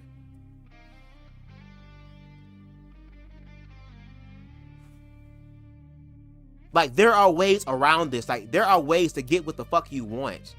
You just have to think differently on the way on how you going to get it. Any and everything is possible. Because at the end of the day, T.S. Madison exists. Pope Giselle exists. Angelica Ross exists. Dominique Morgan, Fairy Puss, Queen Stevie exist. They are here. They are flesh and blood. They are tangible. Their experience is real, girl. You now have the burden of proof of how it's objectively harming you. And if you can't prove that, then shut the fuck up. Damn. Nasty to me. This video not gonna be monetized. Doesn't mean I hate straight people. Doesn't mean I don't like them. I just don't like what they do. And they don't like what I do. Okay, so they're the same. Girl, I'm about to be real petty right now, girl. Okay then, girl. So, bitch, when you listen to songs and music about heterosexual relationships and love and WAP and all that type of shit, girl, and you still pop your ass, girl, when you hear Beyonce talk about fucking her husband having heterosexual shit and you start slow whining and shit like that, girl, your ass is engaging in what heterosexual people do. Or when those songs come on, do you just stop and be like, nope, nope, nope, la la la la la la la la, y'all let me know. Do a woke up girl, not a death drop, but a woke up girl to let me know when it's over with, girl. I'm about to sing la la la la la la la, girl. I'm about to play the last song that she had on before this heterosexual shit came on. No, but see, y'all never think in that regard. That's why some of y'all in the positions that y'all in now. That's why this country in the position that it's in now, because some of y'all made it this way. And some of y'all so deep off in this shit, y'all rather go down with the damn shit, bitch. Well, move the fuck out the way and give me a goddamn table, girl, and some tablecloth, bitch. I'm making a table. I'm making a makeshift boat, girl, and I'm a leprechaun, so I don't weigh as much. I'll float, girl. Y'all may float down here, but I'm gonna float up here. Move in. Wow. And we mutually respect that and we move on about our day. Hello, that's not a problem at all. I don't like hanging out with gay people because of the stuff that we bring to them. That's fine. Woke people are the most culty. They are woke, the woke gays. I mean, hell, the LGBTQ community at large in general is just a cesspool that's lost all respect all dignity and any type of meaning, to the point where even like we talked about before in the Pride video, all the brand, I'm really interested in what Pride's gonna look like this year in 2026. And like if we're gonna see another decline and decrease of brands supporting Pride parades, because I think a lot of people are just over it. No, it's not that, girl. The reason why they're not going to support it is because if they do, they're gonna lose money. And we live in a society where we losing money every motherfucking day and people don't have enough of it to fucking survive.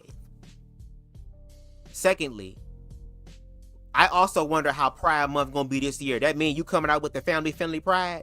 You and that other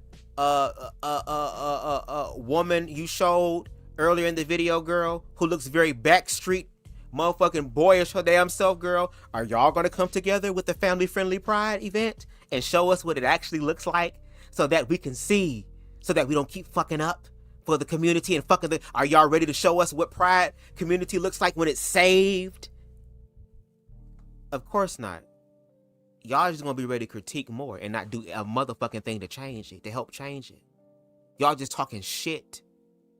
And y'all so damn desperate for validation and to fit in, talking about why don't y'all want to be respected? When were queer people ever respected? No shade. Let's call an ace and a spade, Amir. And for those that think like him, girl, because now I'm really about to wake up the petty girl. Because again, I've been politically correct now. Now I'm about to get into it the way you get into it, girl.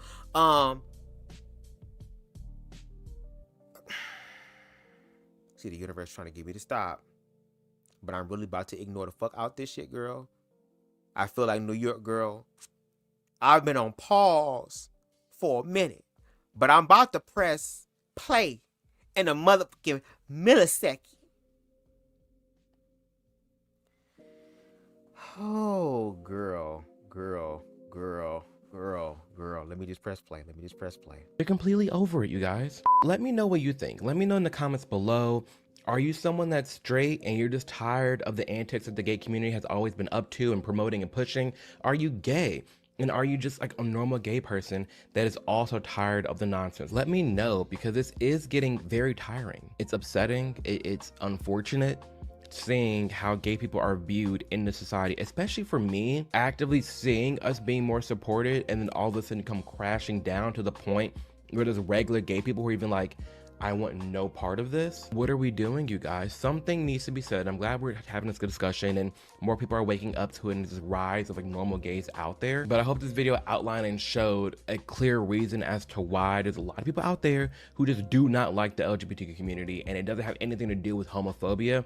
It's purely how the gays be acting and the crazy decrepit things that they promote. So if you like this kind of content, especially this specific gay video, I have a whole playlist that has all the LGBTQ topics that I've talked about, from more videos talking about why normal gays feel excluded, big critiques that I personally have with the gay community, gay pride parades, trans stuff, and you name it. If beans, greens, tomatoes, you name it. That's always comes to my mind when I say you name it, but you name it. It's in there. It's in the playlist. Go ahead and give that a watch. Be sure to like, comment, subscribe. Helps the channel grow a ton. I'm very appreciative of your support and your time. And outside of this video, it says right now, from here on, I'm talking to you. And it has nothing to do with the title of this video. Whatever you are going through right now in life, it is called going through it for a reason. You're not stuck. You will survive. You're actively going through it. So do not give up hope. That's pretty much it. Like literally, I don't know what you have going on in your life right now, but I know it's something. It is. I mean, hell, whether it be family drama, friend drama, like a work, health, fitness, friends, like whatever's going on, because 9 times out of 10 there's something going on in your life right now that you're privately personally dealing with. You can deal with it, and I say that as someone who's been through hell and back. I say that as someone with all the sliced marks and attempts and all types of craziness. Hell, Papa just died. Here he is. This put in the comments below what to do with like cremated remains, but I mean, hell, I told y'all he passed away. Now I'll call him on the channel. I'm probably gonna make him into a rock and put him up there on the shelf. But anyways, he passed, dealing with that, but it's fine. He was already ready to go. That's why I filmed the podcast when I did, because I knew it was gonna be ending up. So if you want to get that watch podcast with my grandpa, that I'll put it in the description below. But yeah, I mean, he got cremated, so I am actually like not even like dark humor. I genuinely am curious if you've ever done anything like that and what you've done with like cremated remains. So for now, he's just right there. But besides that, yeah, whatever you got going on in your life, I hope you're doing all right. And do know that it's literally called going through for a reason. You're not stuck. You will survive. Whatever season you're in, it's a season. It will pass. So remember, you're stronger than you may think you are, and you got this.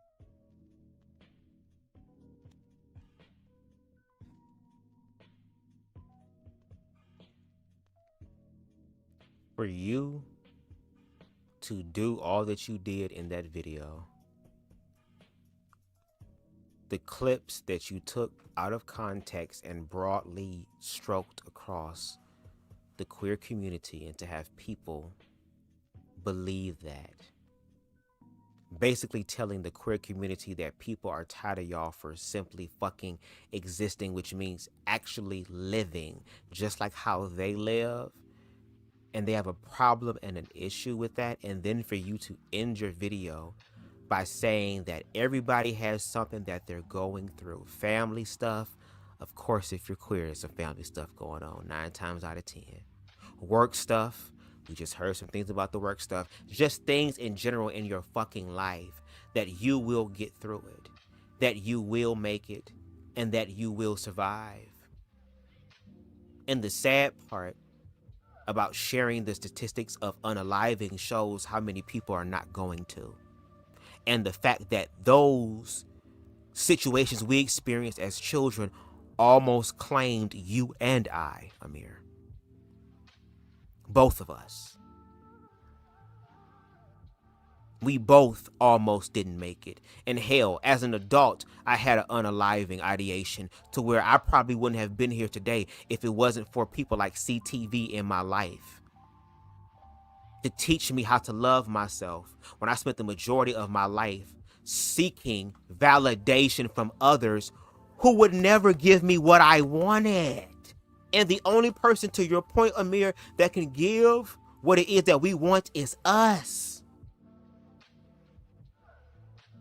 But what you don't understand, and yes, I'm stating you don't understand, because you would have said something throughout all these commentaries to where I would have been like, oh, I get it, out of your own mouth, on your own admission. In context, I had to go and look through your stuff to find it for myself. But now that I put everything together, it does make sense now. If anything, it just validates even more my video essay.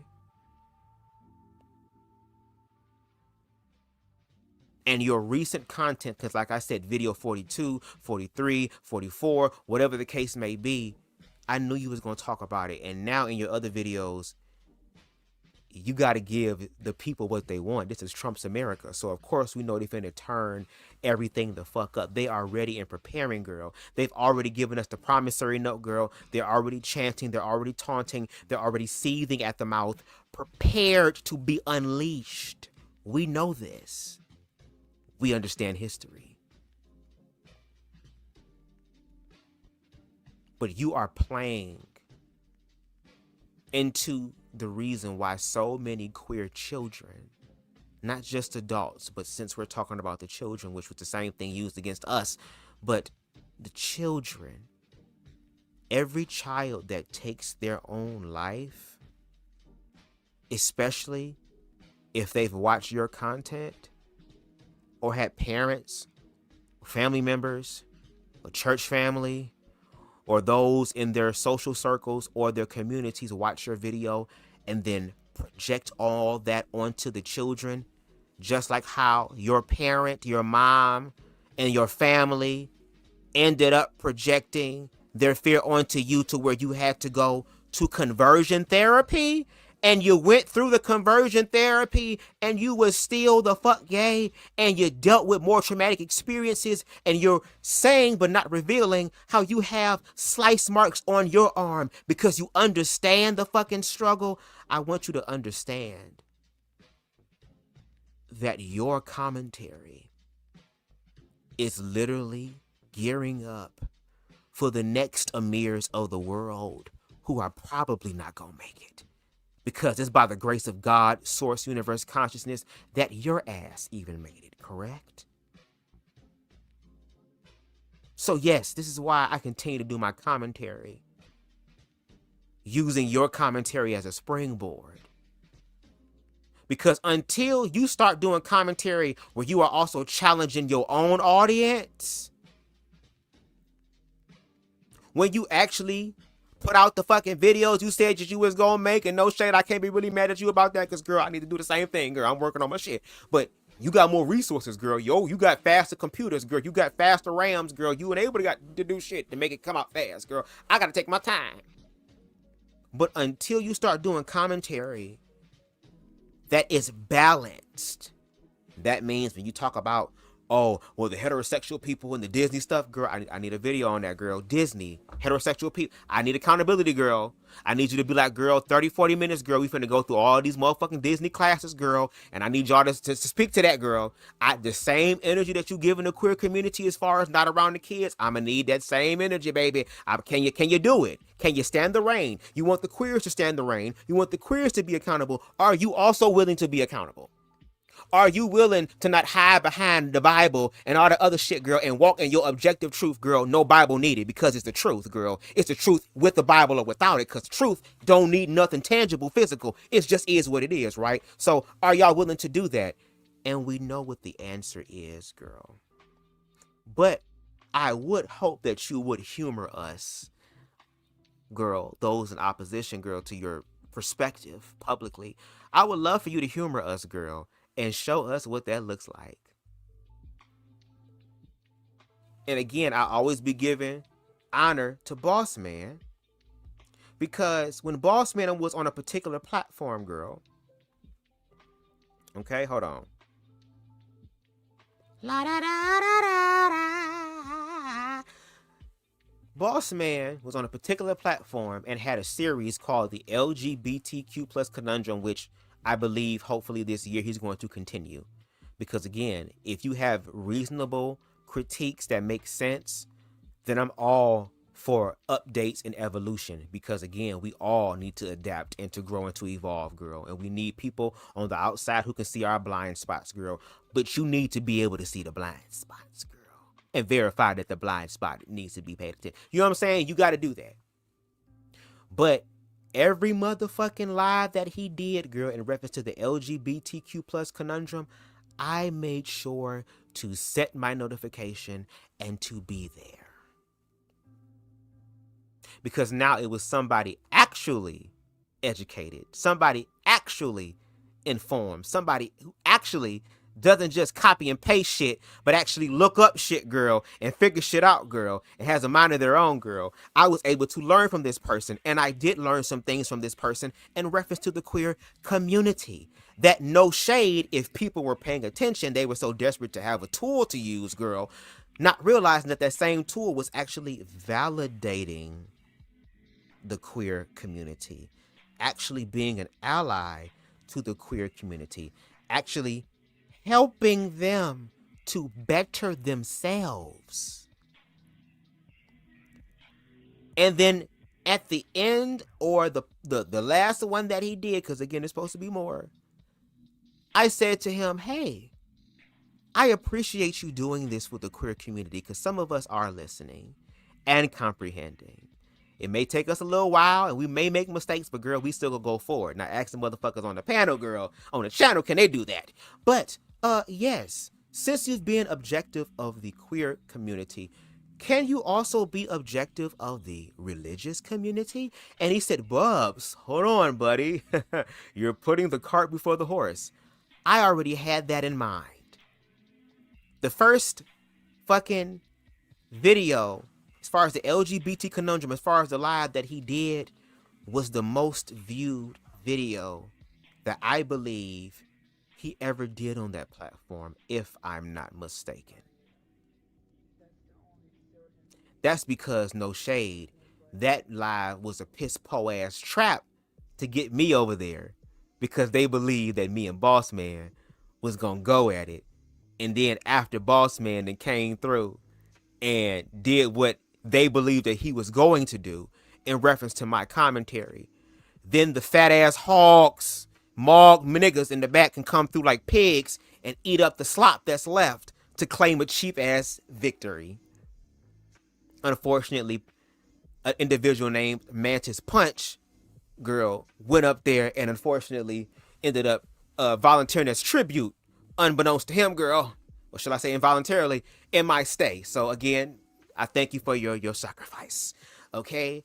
But then again, when the time came for the religious conundrum, you know, the main thing, or one of the main things that were used against queer people on that platform,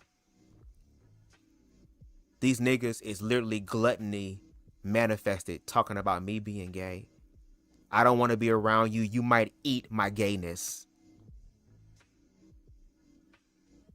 But then he ended up doing the religious conundrum. Then he started calling names. Then he started calling niggas out. Mind you, this is a man who, societally speaking, is more feminine.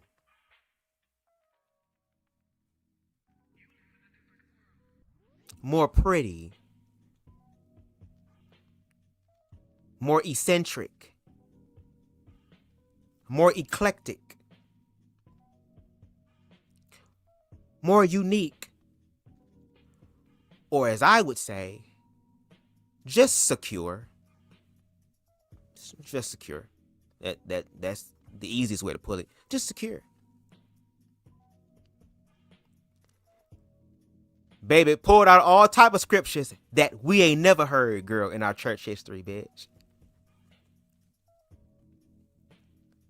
Had them niggas bewildered, girl. They tried to battle him in the book, girl, because whenever it's the gay people, we need to have a Bible study. Oh, well, when a real motherfucking Christian come around, girl. Oh, no, she's a Christian. He's not a Christian. I'm sorry. When a real person who understands Christianity objectively comes through, girl, now it's a problem, now it's an issue, now you ain't got nothing to say. And then when one brave soul out of the Fupalettes, girl, decided to stand up, right, and challenge this new person who just seems to me had the keys to the motherfucking kingdom, girl, and was literally blasphemy in motion on the platform, and he called it out, girl. And that same person, flawless victory, by the way, mind you. You guys might want to check that out, girl. That was one of the most epic lives I've ever seen in my life, especially from a heterosexual man. Did a whole live, girl, giving us the whole timeline. The way I take my time on my shit, he did the same thing, girl. I appreciate context and nuance. Got to get everything, girl. A wraparound ass. No homo. Called the nigga to the mat, girl. And the nigga didn't show up. The nigga who was the real nigga was really doing real bitch shit. And the bitch nigga was doing real nigga shit. See, ain't it funny how life goes around? You see how funny it is that they wanted this nigga to follow the script, girl, and this nigga memorized the script and was able to recite the lines in a more direct and passionate way, unlike the nigga who was only playing the part in reference to a look and not actually being a man.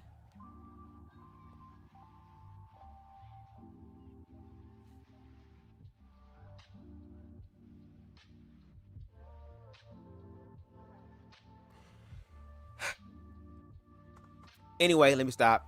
I want to thank y'all so much for joining me for this live. I really do appreciate it. I made sure to do this live, girl, because I was told that he did another video, and then I went down the rabbit hole, and the universe just set everything else up. I would have done this earlier, but I had some previous engagements that I had to not deal with, but, you know, to do. And I made sure I did a few more stops, and I came back home to get this live done. I told y'all I was going to give y'all a lengthy live, baby. No shade, girl. I was putting all the pieces together, girl, and I'm sure Amir is going to continue to give us more. So yeah, as far as the lives is concerned, yeah, I think, yeah, I did say in my little TikTok video thing, girl, when he came out with the gay marriage might be banned video, and he was going to fuck off about the religious community, girl, who is at the helm of this fucking country now, girl. Yeah. I did like a little TikTok edit, girl, and I said, I'm gonna continue to follow this like a motherfucking news reporter, girl, investigator, girl. Okay, this is like what season 3 of The Night Agent, girl. I'm the Latino woman, girl. We gonna follow this damn report, girl. We gonna follow this damn shit. Who is doing this? Who's the shell companies, girl? We gonna follow the ish. That's what I'm doing. That's what I'm doing. No shade. That's what I'm doing. So we're gonna see. But anyway, I thank y'all so much for watching. Hold on, I want to see because I think CTV is he still live? Damn, he just stopped. Cause I was gonna go over there and I was gonna join a live or whatever. But anyway, I thank y'all so much for joining me for this live. I really do appreciate it. If you can, please make sure you hit that like button because it helps the channel to grow in the algorithms. We are over 1,000, I think 100 is, I don't know, girl, but we over 1,000, okay, on the road to whatever's next. And I thank y'all so much for that. Y'all liking the video helps that to happen, so I really appreciate it. If you can, please make sure that you share my videos as well. Get my videos out there. If there are spaces and places where you feel like my content will generate more conversation, add more context, nuance, and just like Amir talking about, oh, what you gonna use against the Republicans, girl? Well, how about commentary that they can use in reference to healing humanity? Yeah, share my content. No shade. Make sure you tag me, BubzDaGawd, so that I know that it's real, okay? If there's anything that I've said in my live that you would like to screen record or just any of my content that you would like to use on your own platform, whether you agree, disagree, want to just read the fuck out of me, I don't give a damn, girl. It's free as far as what you can do with content, girl. No shade. You have a right as a content creator to be able to give your commentary.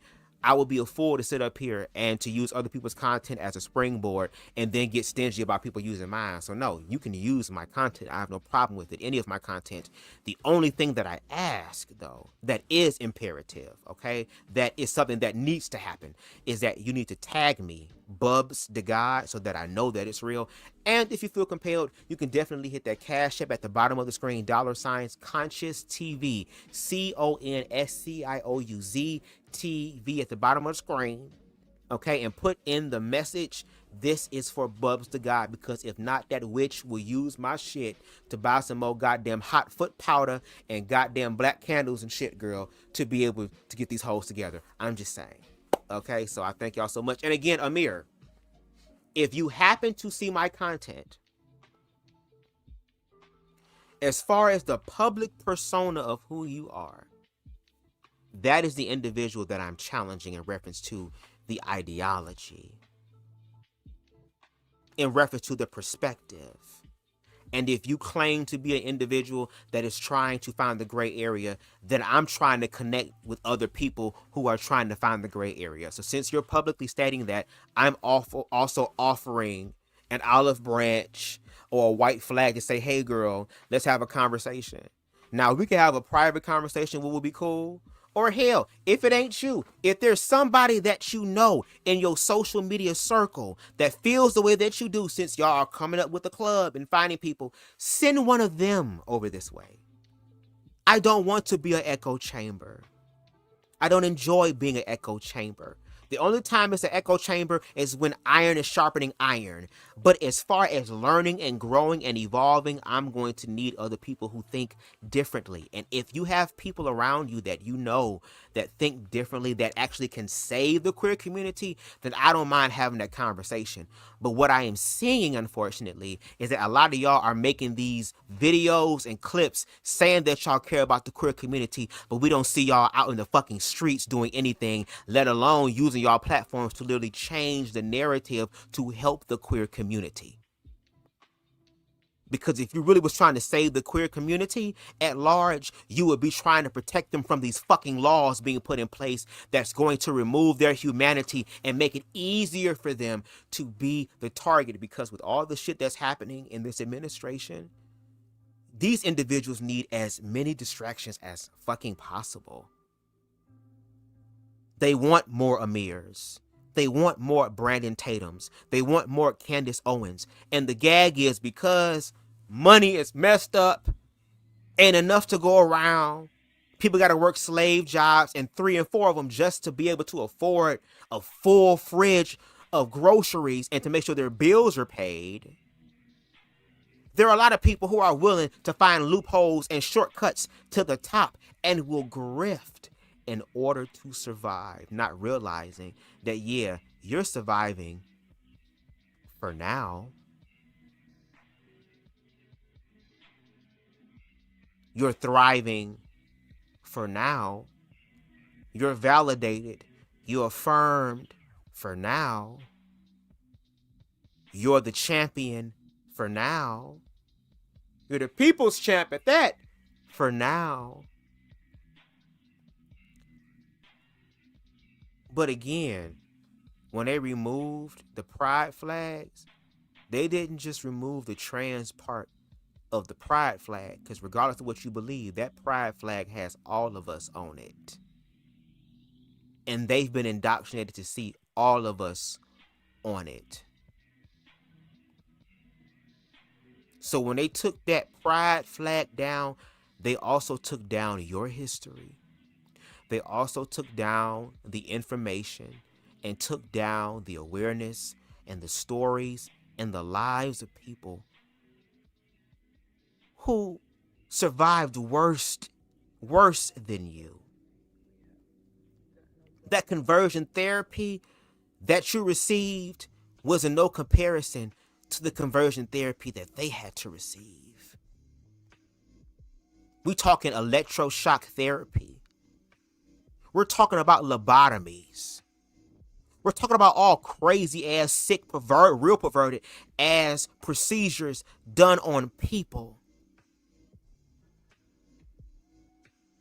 You literally have people right now who are conversion camp survivors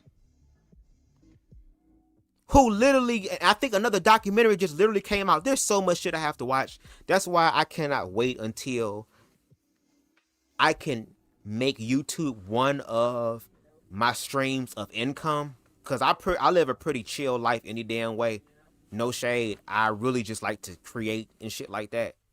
So, but I want to be able to sit down and watch all these documentaries because there's so much information. I gotta watch D-Trans. I gotta watch all that type of shit.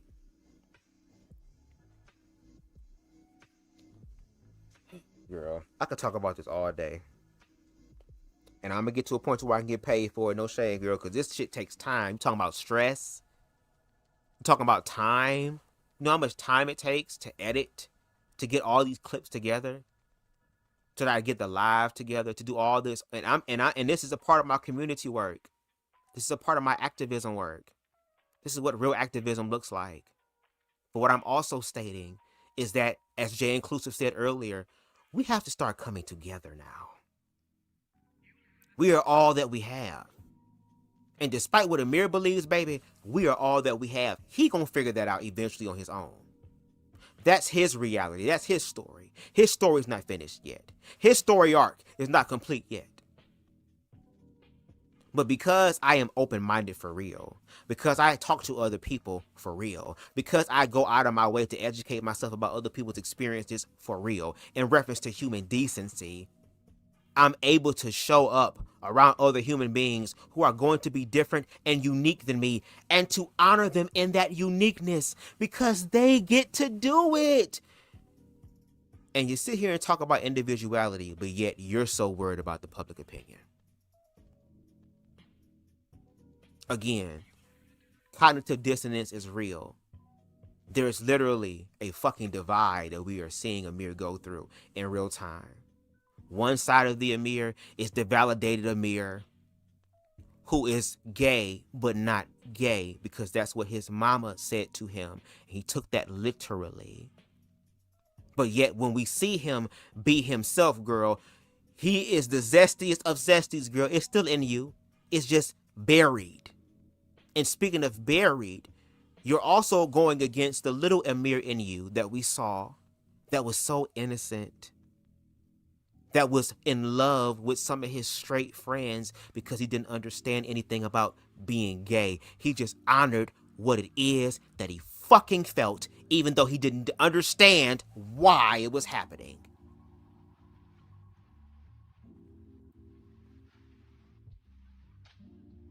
The little Amir who again, when he had the opportunity to go to a different place and be somebody else, or shall I say be himself, or to experiment, or to figure out what it is, you literally flew out the closet with your wings, girl. You was the fairy godmother, girl, of the high school. You was the mother of all mothers, Miss Mamas, and it's okay, because that's what you wanted to express and feel. Did you harm yourself in that process as far as you being gay? No. Did your skin start burning? No. Did the pocket of AIDS in your ass that you claim your parents and everybody said was in the ass of gay men, did it pop yet? No. You were just yourself.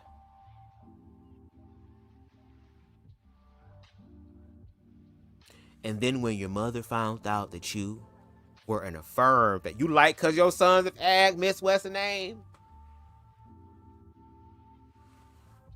she didn't even talk to you about it. And it's sad because, as you claimed, and I don't know if it's to this day, I hope it's not, I hope it's gotten better, but in that video in 2023, you claimed that your relationship has never been the same, and not in a good way.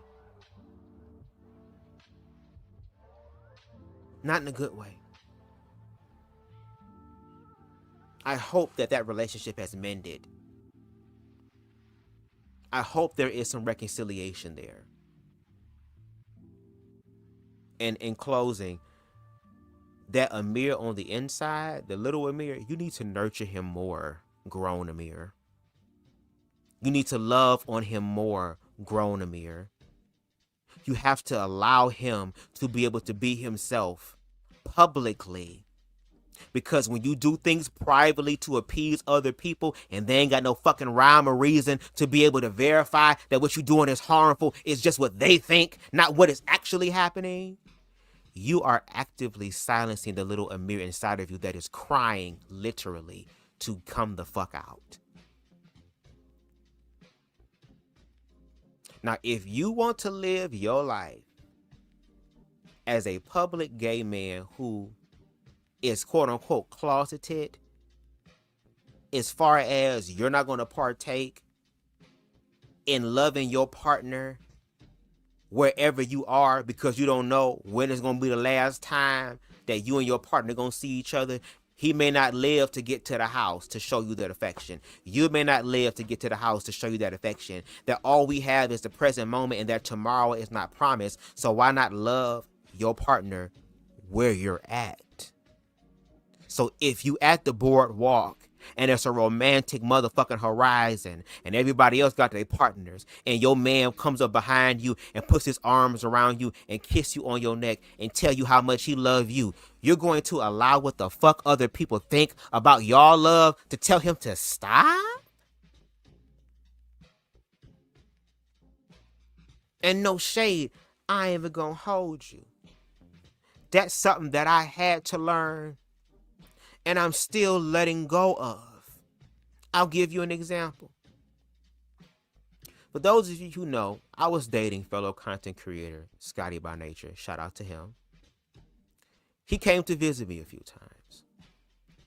One time he came down and I was going to take him, to downtown Detroit because, again, there's a lot of beautiful things down there. I mean, it's the city life, and I don't really go to the city like that, girl. I'm very much rural, motherfucking like to myself type ish. I'll go into town to get some shit, girl, but I kind of I'm like an introvert. I like being in my own space and being around people that I know, girl. That's just how I am. But we went downtown and we started walking around, but he wore this hat that said daddy on it, but it was the pride color. And Scotty is, baby, girl, Scotty gay. And I'm talking about gay like this. And he got that country drawl, and he, his voice travels and carries and stuff like that. And we were walking. We were not holding hands. We wasn't slow walking. I was rubbing on his booty. Wasn't doing any of that. And because of my trauma in reference to me being bullied, which is a skill that I will never let go of, girl, is that I had to become very observant of my surroundings. Whenever I go out in public, my head is always on the swivel. I'm always looking around. That's from me being bullied. I had no choice but to do. It's called survival. So as we were going out and stuff, I noticed the stares. I noticed the side comments. Now where I am, it wasn't like, oh, I'm scared, I ain't gonna talk. No, because I still talk to the nigga. But now it's kind of like, okay, girl, if any of you hoes do anything, bitch, it's up and completely stuck. Ain't gonna be no conversation. Ain't gonna be no conversation. Then I remember we were walking past Comerica Park, which is the place where the Detroit Tigers have their games at. And there was a pastor, street pastor, outside with a megaphone preaching and shit like that. And we walked behind him. And me and Scotty said, why'd she say something to us? We knew it. We knew it. And he had his backs to us. But as we walked past him, behind him, girl, he looked over and then said, oh yeah, if you're a sodomite, you're going to hell. We just busted out laughing. Now, no shade. The trigger part of me wanted to go back and read. Because, girl, no shade. You talking about leave people alone. Leave people alone, bitch. I ain't do nothing to you. Now, you can ask Lord Jesus all these questions personally, puss asshole nigga. When I send you to him, you can get all the clarification. You don't have to worry about no interpretation of man, girl, because you're going to be talking to the men of all mans, girl, that was drawing all the men unto them. Then when we went out to eat at a restaurant, you know, we sitting there talking, laughing. I'm a funny ass nigga. I got Scotty laughing and shit like that. And I noticed this white bitch looking with the disgust.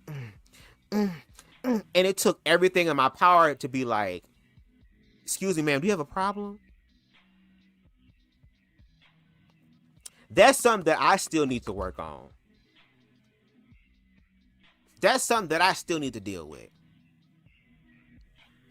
And that's probably why I'm so passionate when it comes out to my activism, especially since the inception of this second term with Trump, is because what it is that we're dealing with today, it is literally energetically the same shit that I dealt with as a fucking child.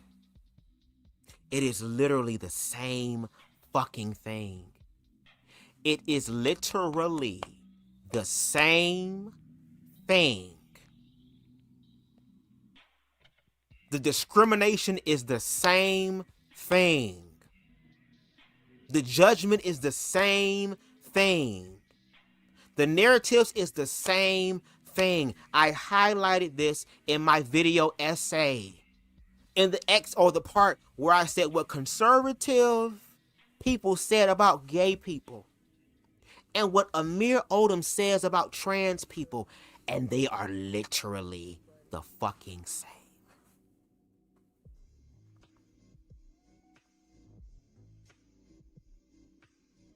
America, y'all have a choice.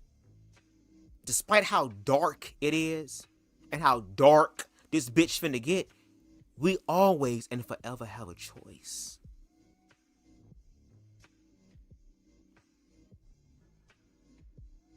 I'm gonna need for humanity to step its motherfucking human cookies up. No shade. That's why I appreciate the people who are facing the fear. I appreciate the people who happen to be blessed with queer children and to actually have the honor of being a parent, and not being a parent when it's easy, but being a parent when it's scary. Being a parent when you're confused. Being a parent when you don't know. But making the choice to be a parent. Because y'all fucked and had that child. So now y'all stuck with the responsibility. And you can't be sitting up here talking about you care about the children, but when the time comes to care about the children and their mental health, y'all don't care about that simply because of how people are going to perceive you. You want to talk about poor piss ass parents? The poor piss ass parents are the ones that give up on being a parent, not the ones who do all they can to be able to help their fucking children. That is what a parent is supposed to do, is to help your child. Now, yes, you could be a responsible parent as far as we're going to get help. We're going to go to therapy. We're going to go to doctors. We're going to figure this out because I love you. But to the parents who kick their children out, to the parents who don't even speak to their kids, to the parents who don't even have access to their families, to the to the people, who's been kicked out by their parents, to the people or the children, shall I say, who've been kicked out by their parents, kicked out by church family, kicked out by society, denied jobs, denied experiences, denied autonomy, denied reality, denied permission, denied freedom.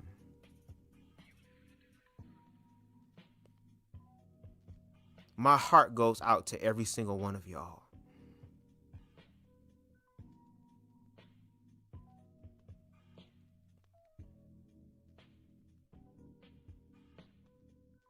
And I wonder what's going to happen when the videos come out of trans people's existence being objectively brutalized. You got motherfuckers that got trans friends, girl, but can't put them on the podcast. Got trans friends, girl, but can't even educate their own supporters on the difference between a trans person and a drag queen. But you got trans friends.